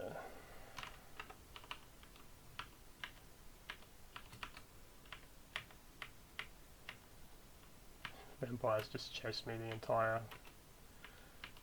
width of the level. Can do that because they're fast. Crown of Grace. Now, I would like another point of grace, but I have nothing else to give me blindness, hallucination, or see invis, so I can't really afford to take it. Could keep it with me, but...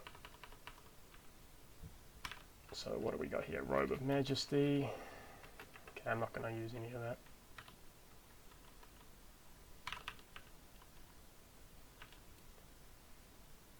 Special dagger.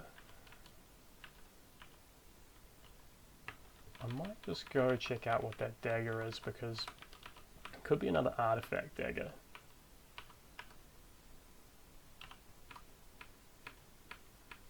Ugh. This is frustrating. I've got an invisible enemy in my way. Not invisible, but I can't see him because it's too dark.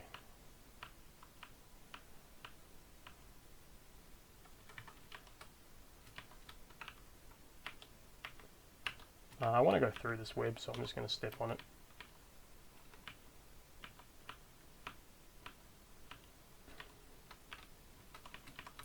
Could use another grade of venom resistance, because even at this late stage in the game, poison can... Oh, okay, it was one of these daggers. This one I found, I think. Adds to your grace, gives light, but it's not an improvement on what I've already got.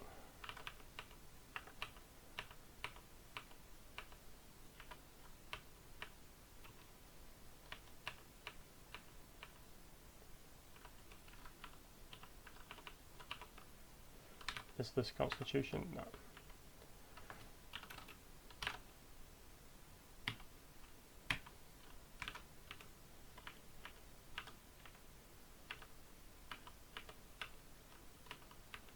Lots of healing stuff.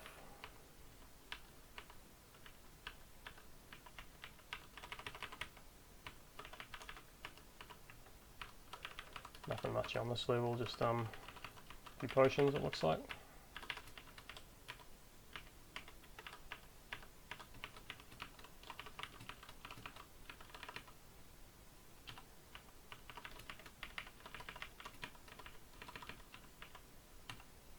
Oh, bit of a misclick there. Oh! I just stepped on a drop trap. So luckily I wasn't at 950, because I would be in the shit right now if I was. I'm still at 850, which is fine. Oh wow. Probably a dragon in this room as well. So I'll just go stealthy.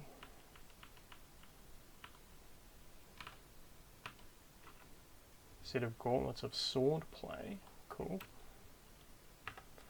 And that shadow cloak. Shadow cloak of warmth.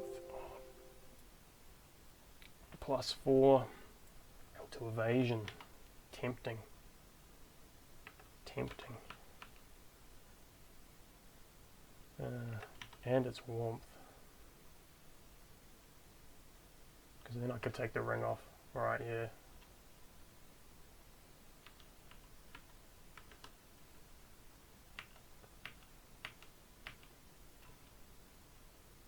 Got me with the trance again. Fucker.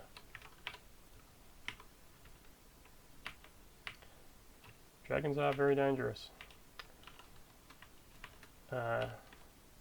Alright, so now I've got Shadow Cloak of Warmth, gives me resistance to cold, and this gives me resistance to fire, and this gives me resistance to cold. So I can probably drop this ring now. Put on the free action. Because do I have free action? I don't think I do. There's nothing to give it unless something like that. No.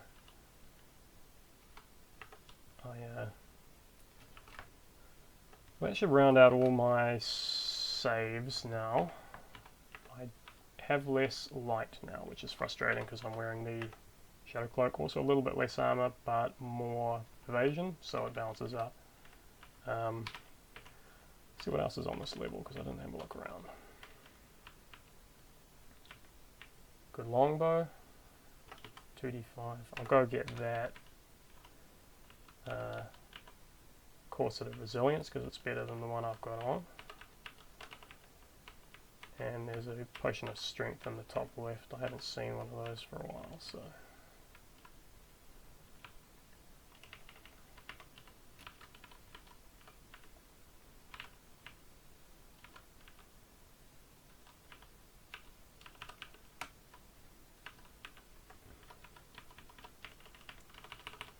Sorry, it's hard to keep track of all the items when you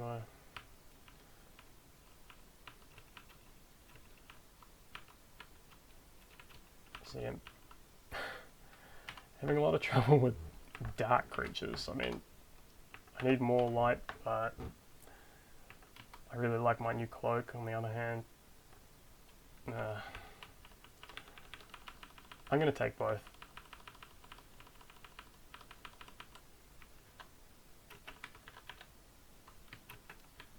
I'll keep running with my original setup just for now. I'm not going to use this shield, I've decided.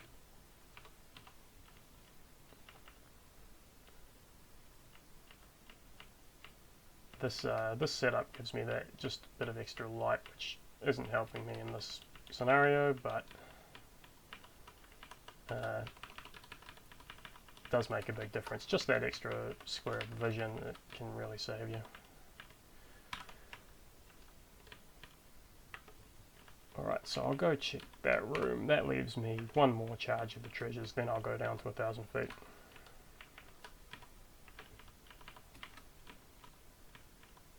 Ooh, glyphs of warding. Wasn't expecting that. And this Silent Watcher is on a special bow. I'm not going to be using the bow, but it may have abilities which will be useful, because right now I've just got a plain bow on. So if I can clear that Silent Watcher out of the way, which I'm not sure I can. Oh dear. This is quite the room. So these glyphs prevent guys from walking on them. So this fire drake can breathe on me, but I mean, I have fire resistance 1 degree.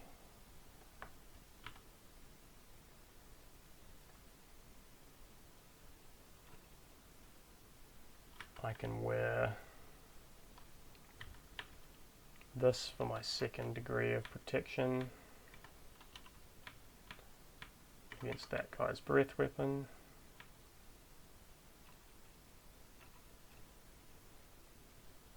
He can still see me though. See, I really need to... There we go. Now I can start hitting this guy safely.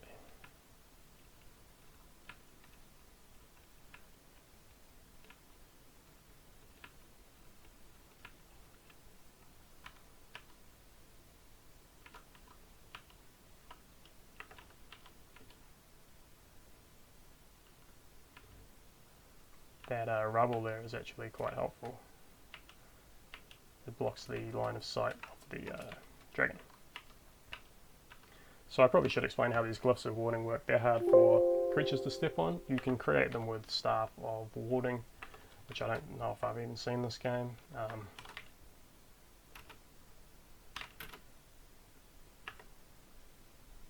I just got to get rid of this dangerous dragon first. Just a sec, I just got to take a break, guys. Alright, sorry about that. So where was I? I was just escaping from this fire drake, or trying to pick up the longbow it's standing on. I'm going to start with a potion of... Actually, I don't have that many quickness potions. I'll start with a potion of healing, because I got plenty of those. Oh, he burnt it. Well, I guess it wasn't such a powerful item after all. If you want to check what that did, you can see it in probably object. I'll leave that for another time. And what was I doing? Get that potion of strength.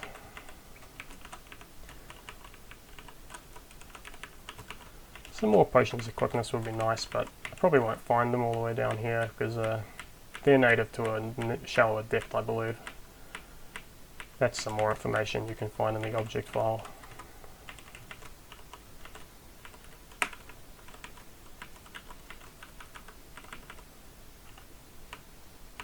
Plenty of food. And it is time for my strength. Alright, strength of 5 now.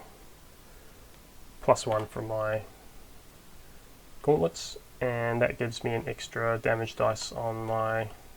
Not an extra damage dice, an extra damage side on my main weapon, which is good. I could just finish my evasion stat now as well. By finish, I mean get to 20. It can go higher than that, but by finish, I mean get to 20 and buy the final ability, which is a point of dexterity, which I would like.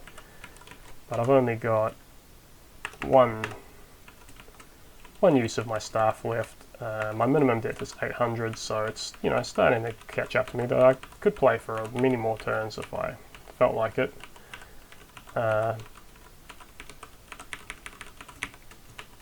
Right until I'm forced to descend to 1,000, ready or not.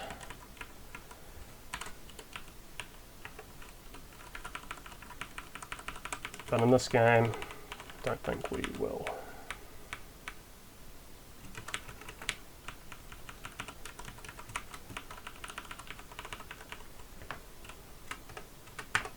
Sorry, I hit the help button there by mistake. Alright. What is left? Lots of stuff. Crown of True Sight, 0, 1d1. Probably better than what I got. Check that ring, that could be good.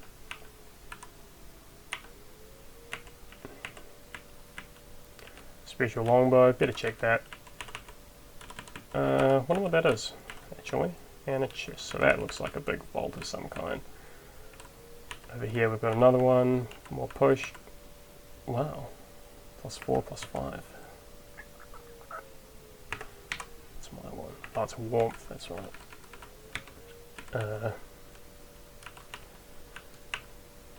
Another chest. That's an interesting armor. 1d8. And a lot less penalties than the one I'm wearing. Yeah, I like the look of that.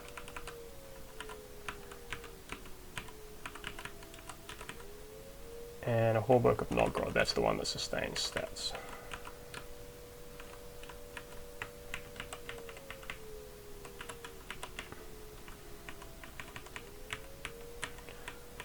Well, I'm already in a vault, aren't I?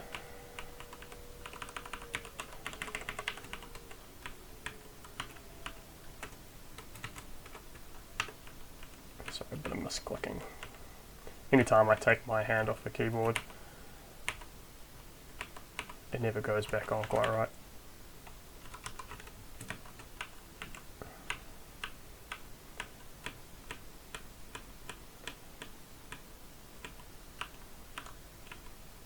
Oof. Taking a bit of damage from these dark creatures, probably the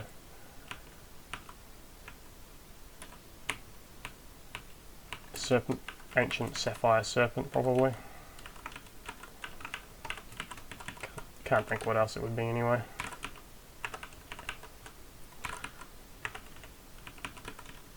Alright, through the web.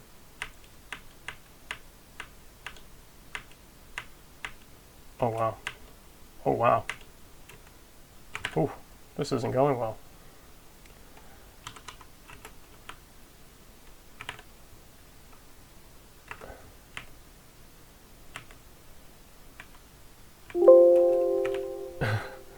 Just trying to calculate whether I'd die then.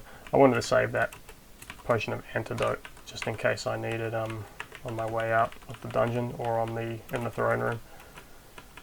It's annoying I've only got the one, but hopefully I'll only need the one.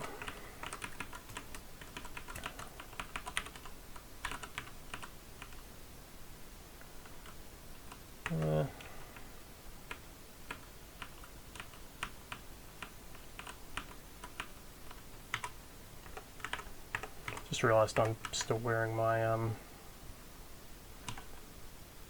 double fire resistant ring, so I'll take that off.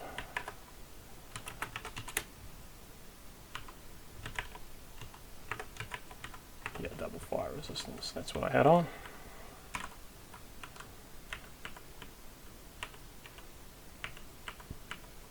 Okay, I want to get to that longbow over there.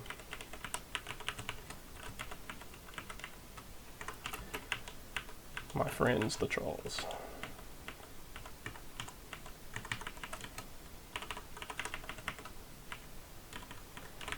see, even though I'm at 900 feet, I'm getting very little experience for my my fighting, my adventuring.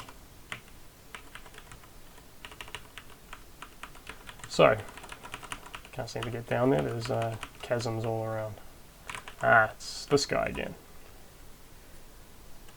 This time I think I'll probably take him without any dramas.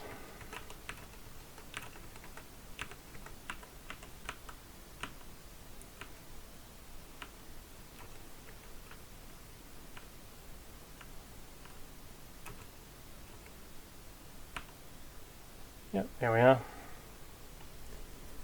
Good hits. Element Brilliance.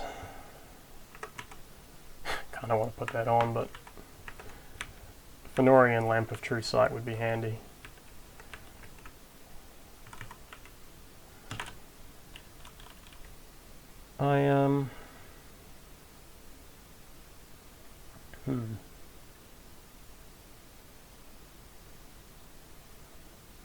Probably can't really. Well, I'm going to drop this because I'm not using it. Well, there's one thing I could use it for.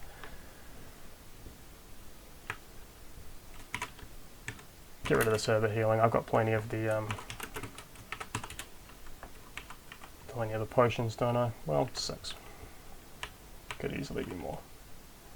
What's that guy?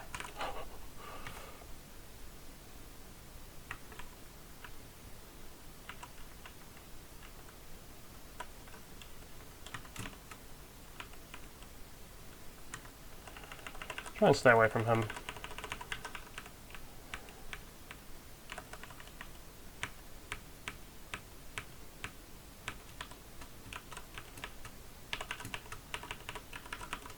This level is proving difficult. No leaping means you can't really get around it. At least not without a lot of back and forth. Let's see what this special pick is.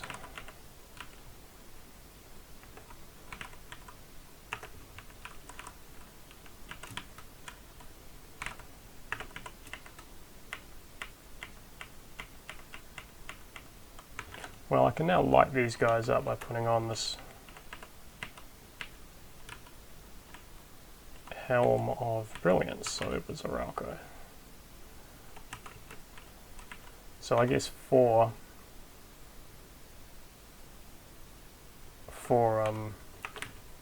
light radius plus 1 intensity seems to be the magic number to illuminate everything in the game, at least everything I've run into so far. I'm in a web. Yeah. Failed to break 3 of the web. Alright, let's see what this is. The Longbow Tawakan. It grants you freedom of movement. Excellent. So now I don't need this ring anymore.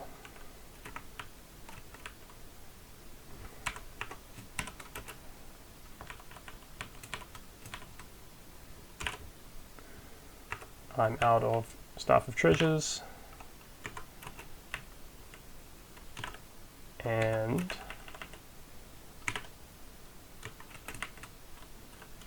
that's pretty much it, I think.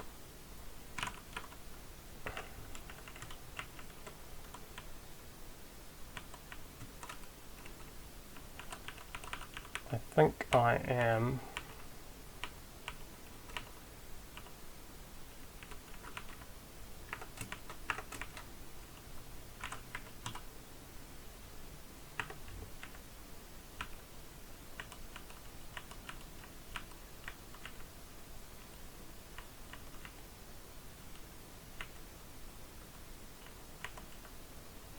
right. These things don't take damage for some reason.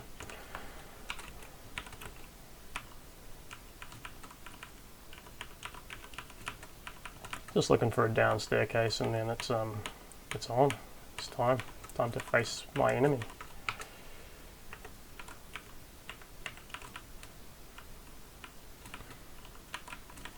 Not just my enemy, but the enemy of all men, dwarves, and elves, and other good creatures.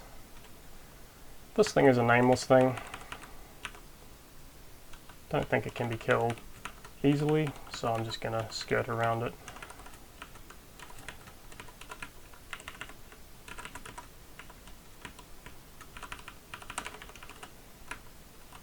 While I hopefully find a down staircase without too much drama.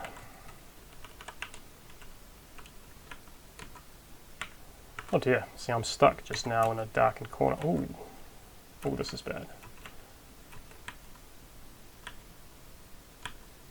Stuck on 3 sides.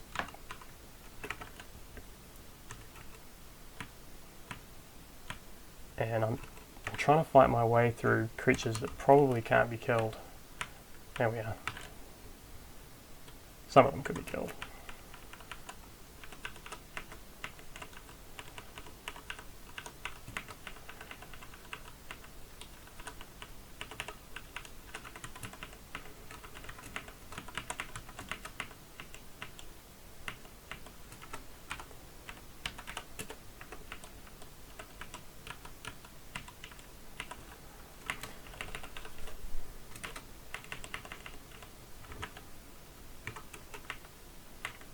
Finally, I can see this stupid thing. Pretty easy when you can see it. Alright.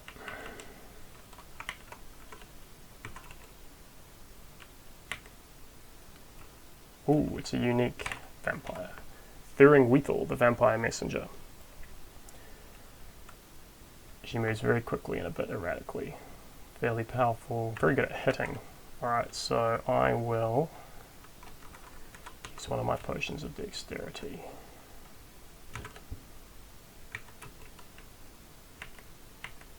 And try and just knock her out quick.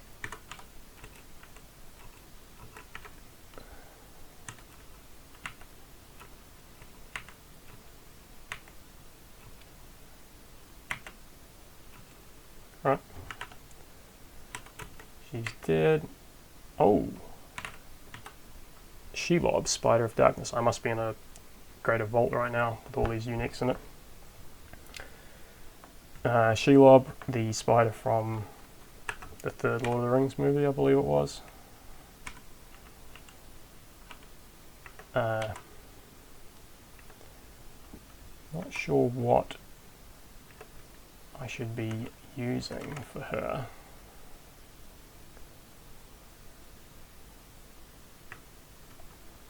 Still got my extra dex, so I think I'm just going to keep at it.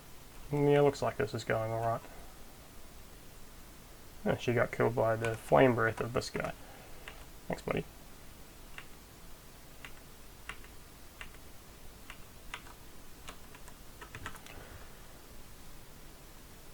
This is another disguise artifact. Again, just going to go for the direct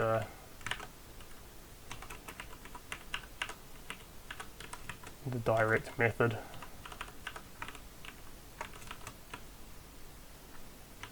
Yeah.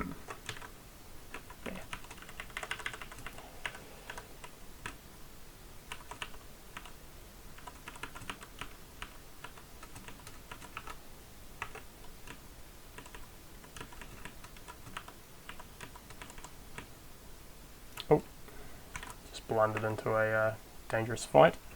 So this is a flame Balrog. I've got the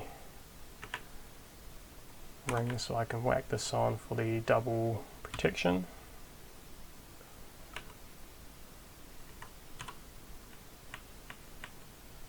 Huh, he ran away.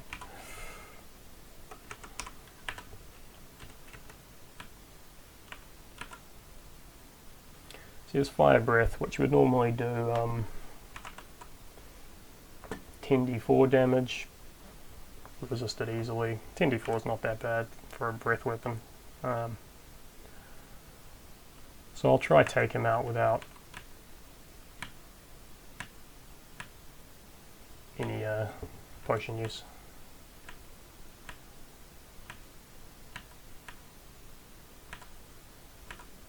Yeah, no trouble. Dropped a few excellent items.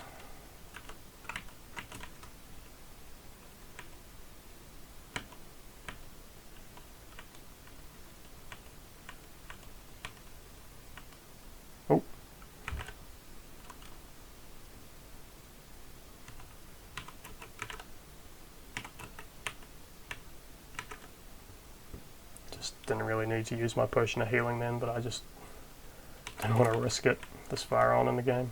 Ooh. Grants you the ability Vengeance. Stick with what I got. This enchantment, it may betray you when you need it most.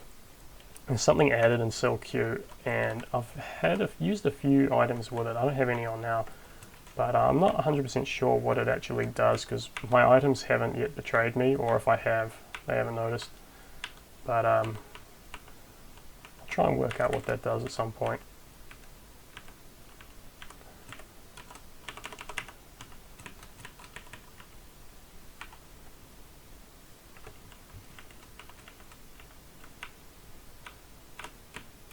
Right, so still just looking for a down staircase. I've almost got enough evasion point or experience points to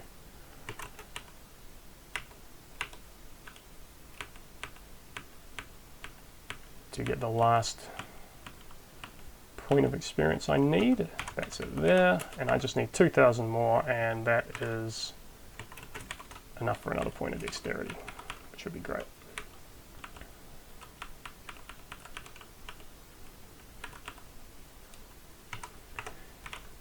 And what would also be great would be way out of this mess.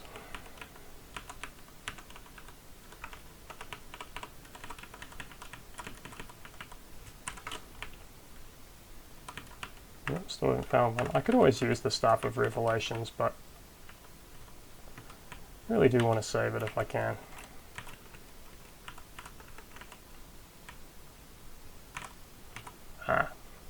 Another vault, and Salagon the Black. He may be found with up to 4 exceptional objects. Well, I don't see much, but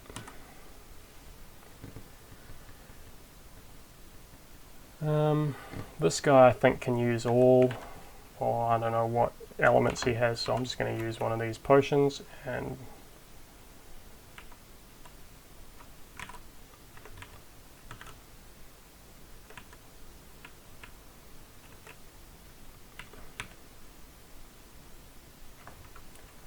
let's do it. Are you completely sure you wish to descend? Wait. From up the stair comes the harsh din of feasting in Morgoth's own hall. Are you completely sure you wish to descend? Just before I do that, we'll have do a little audit of what I've got going on. So, it's game term 25,000, give or take. I have 77,000 total experience with 600 still to spend. I'm at 950 feet, my minimum depth is 900, so it almost caught up to me at the end there. Light radius of 3. Very good to hit and to evade. Not particularly high damage weapons, but again, one of them pierces armor, which is great. And I have a pretty good amount of armor myself, especially with my song. I mean, you can get more armor than this, but I'm doing alright. My health is good due to my high constitution, and also have pretty high strength. Voice is average. Very skilled in melee and evasion, less so in stealth, perception and will, smithing and song are okay. As far as equipment, I'm using dual weapons. I've got a bow I don't use, a couple of rings for resistance. Now I don't need both of those on, do I? So I'll place. So frost can be replaced with that. So I still have single resistances for either. Plus I'll be using potions to give me double. I've got other protective gear. See, some of this isn't even that great. Fenorian lamp, plain. Cloak of protection, plain. Helm of true sight, plain. This other stuff is good. And in my equipment, plenty of potions of Mirrorvore, quite a few of healing, quickness, and a good amount of strength, dexterity, constitution, and grace. So, let us go.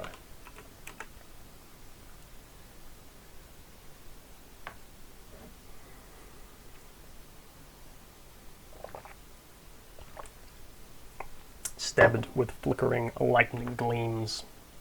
And there is a strange tension in the air. Everything starts unwary here, and it's quite easy to sneak around, so I might do that. But I'll start by... well, let's just see what I can find. Oh, maybe it's not so easy to sneak around.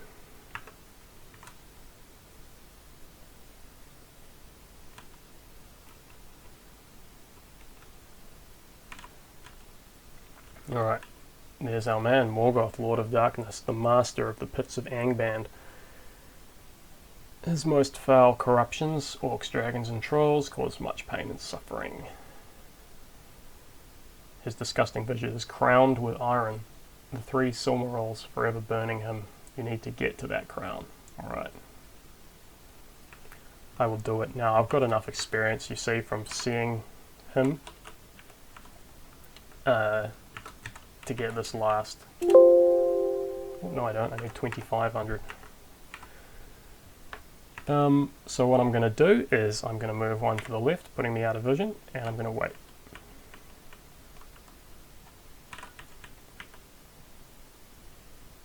He does know I'm here.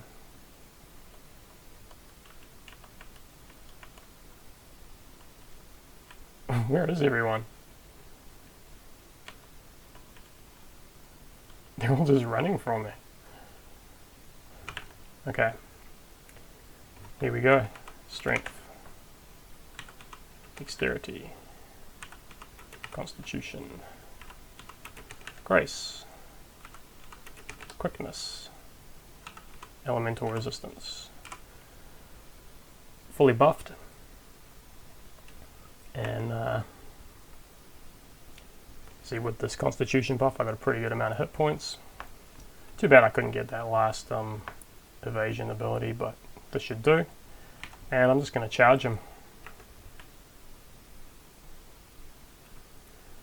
Ooh. You dare challenge me in mine own hall? Your death is upon you. The tension is broken. I think everything's going to rush in to attack me now. My first hit, doing very high to hit. Knocks his crown off balance.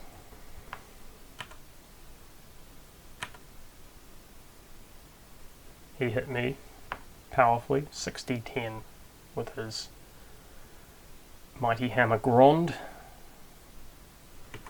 Start my song of staying, that could help. Alright, I've knocked his crown off. There it is, the massive iron crown of Morgoth.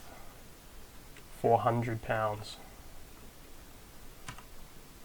I've picked it up, which has slowed me, because it weighs 400 pounds.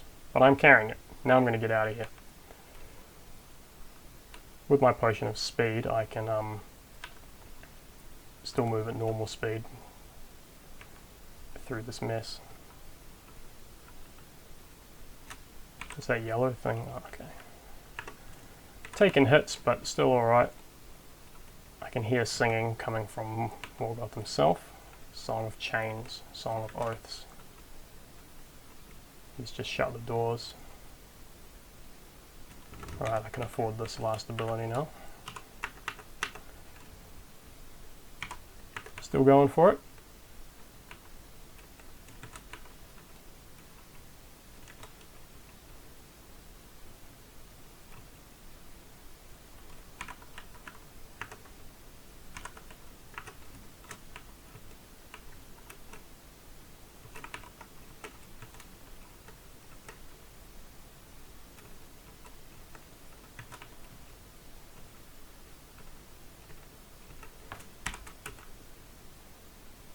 As you climb the stair, a great cry of rage. Make quick your escape. It shall be hard won.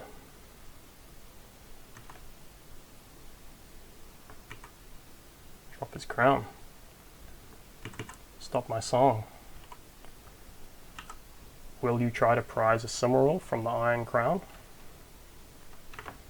What choice do I have? This is my goal. Try though you might. I freed one. I will immediately equip this. I have now grasped the Silmaril in my hand. It sustains my grace. It grants me the ability to see invisible. It cannot be harmed by the elements. Don't need this Helm of Brilliance anymore. Don't need this Fëanorian lamp anymore. Will you try and prize a Silmaril? I have a second one.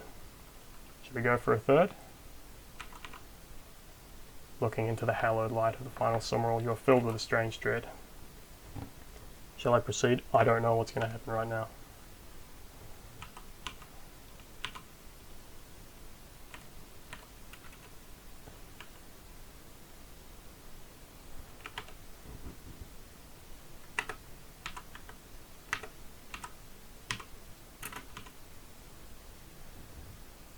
Well, it seems like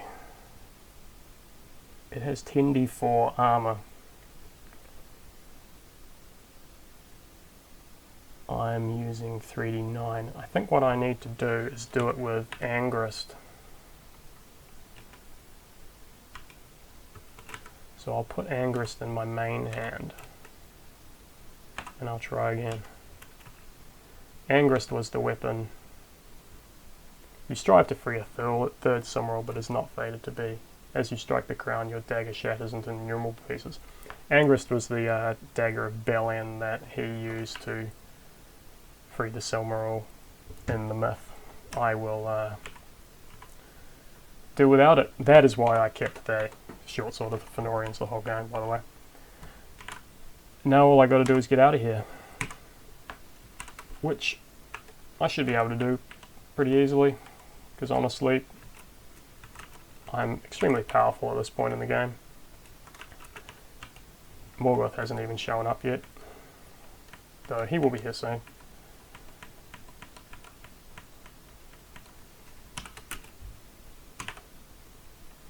The divine light reveals the way, so I'm no longer trapped in the maze of the dungeon. I can now just head straight to the exit. So what I want to look for is an upwards shaft. There's one over there. Shafts, of course, move me 2 levels in the dungeon instead of just 1.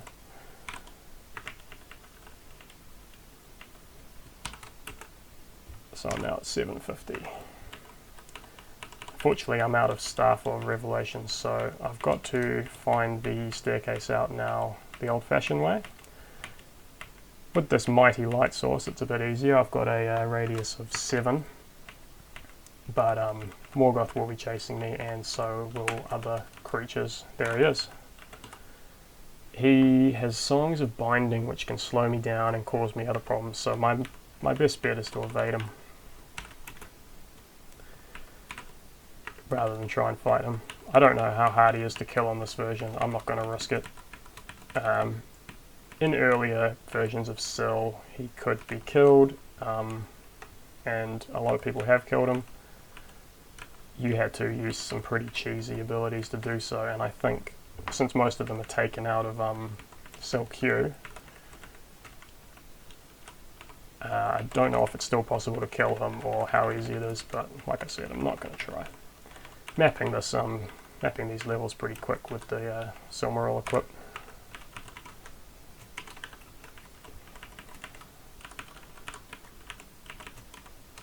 Leaping would be nice, really a kind of a core skill which I didn't get in this particular game, but I'm making do without it.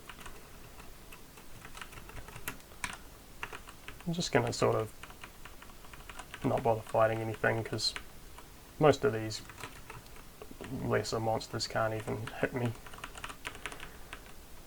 let alone kill me, and experience isn't going to do me any favours at this point in the game anyway, though maybe another point in will, you know, just token point in will.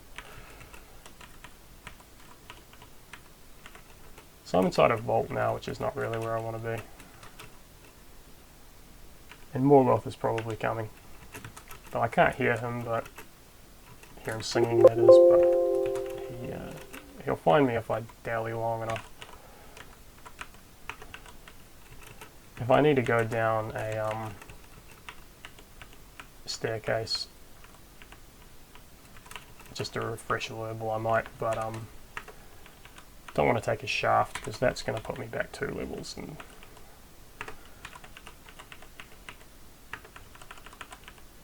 just a plain staircase would be better. Had good luck with the first couple of staircases I found, which is nice. Didn't have to spend too long on 900 feet or whatever. Another shaft. I'm tempted to just jump down this chasm.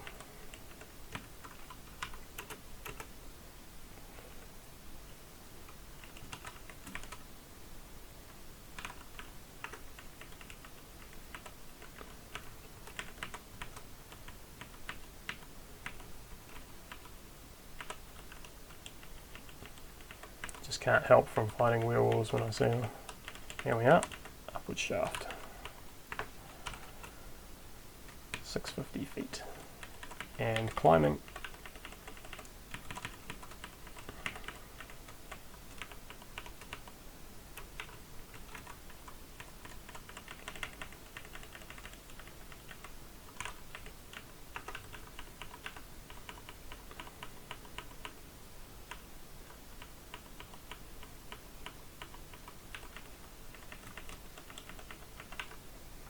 See, if I hadn't killed a lot of those unique monsters, they could be coming for me right now, because that is one of the things that happens. Got rid of enough of them that they don't seem to have... And here's one, but he's from 650 feet, I'm not scared of him. Whispers of flames burning low in the gathering darkness. There he is. Whispers of the cold beneath the earth. I don't know what that means, but I don't like it. And if I can get away, I will do this.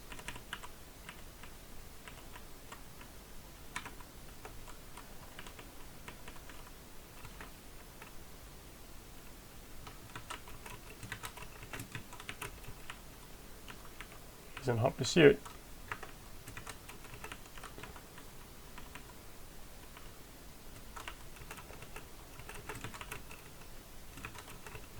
What did he do? Sings of prison walls.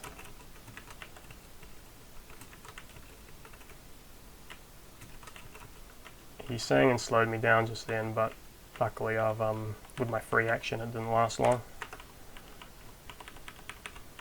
Is that a shaft? Yeah. Rather just take a staircase than a shaft to prevent me getting set back 2 levels.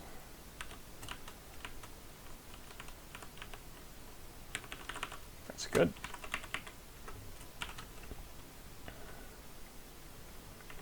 Alright, here we are at 450 feet. See, I'm finding things which are out of depth, like this ancient serpent, but I can feel the sunlight. It's only 450 feet away. And I don't want to count my chickens, but things are going quite well.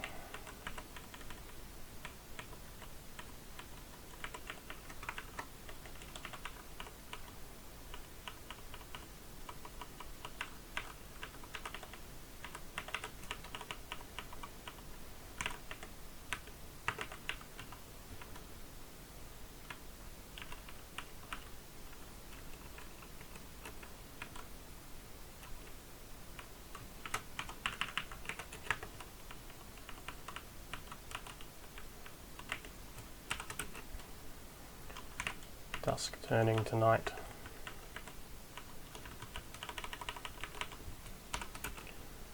"250 feet, and I'm fighting orcs again."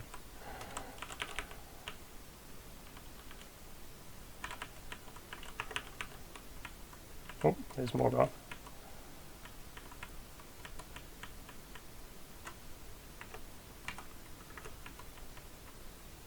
Song of Binding doesn't manage to slow me.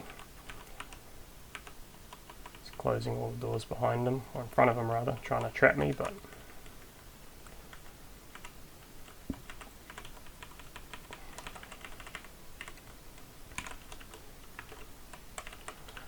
I'm not sure staircases even spawn on the escape, because it looks like they're all shafts. Yeah, I think that might be the case.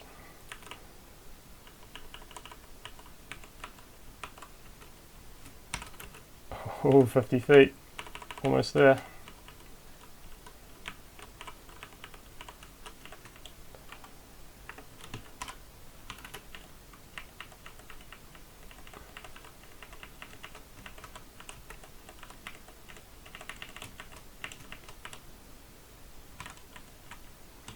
Takano Balrog of the Host. So I knew I had missed one of these uniques, and it was him. I could dispatch him easily, of course, but why slow myself down? If that's the way out, I'll go back there and I'll kill them all. Run past them maybe, but let's just see. Check the rest of the level first for my escape route.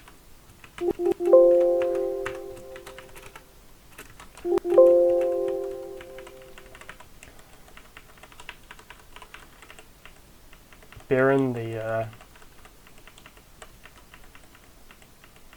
holder of the Silmaril and the myth, he escaped from the dungeon as I am now, and he made his escape as I am now,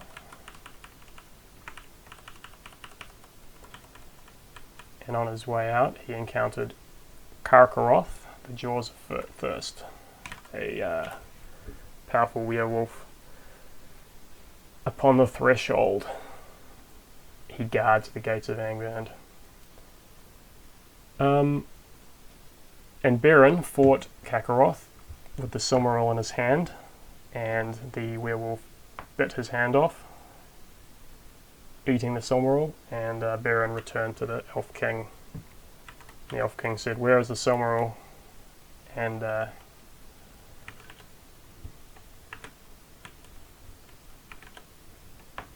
Baron held up his stump, and that was a good enough answer. Rather than fight him though and get my hand bitten off, I will escape. And that's the end of the game. Escaped Lomina of Feanor's house, who freed 2 Silmarils, escaped the Iron Hells, and brought back the Light of Valinor after 26,000 turns on the 1st of November. Yeah, cool, managed to do it. Only lost 1 character right at the beginning there, didn't have to use my backup, so I'm pretty happy with that. Can, view dungeons and things when you die, scores. Here's my backup character. Oh no. You don't see the alive characters obviously when you use scores.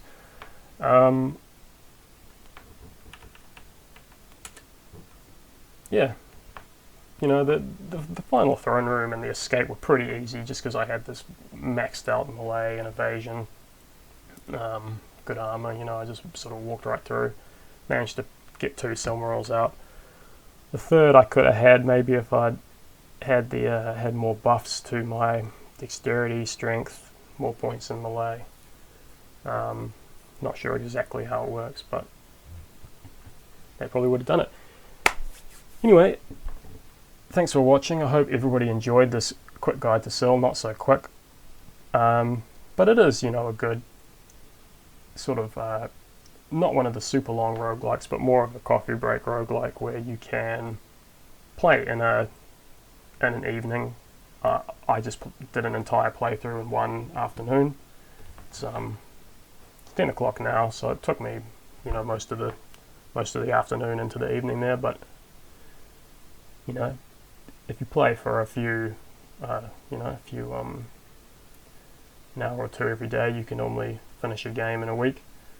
So it's one of the shorter roguelikes, definitely, and a lot of fun. So goodbye, and thanks for watching.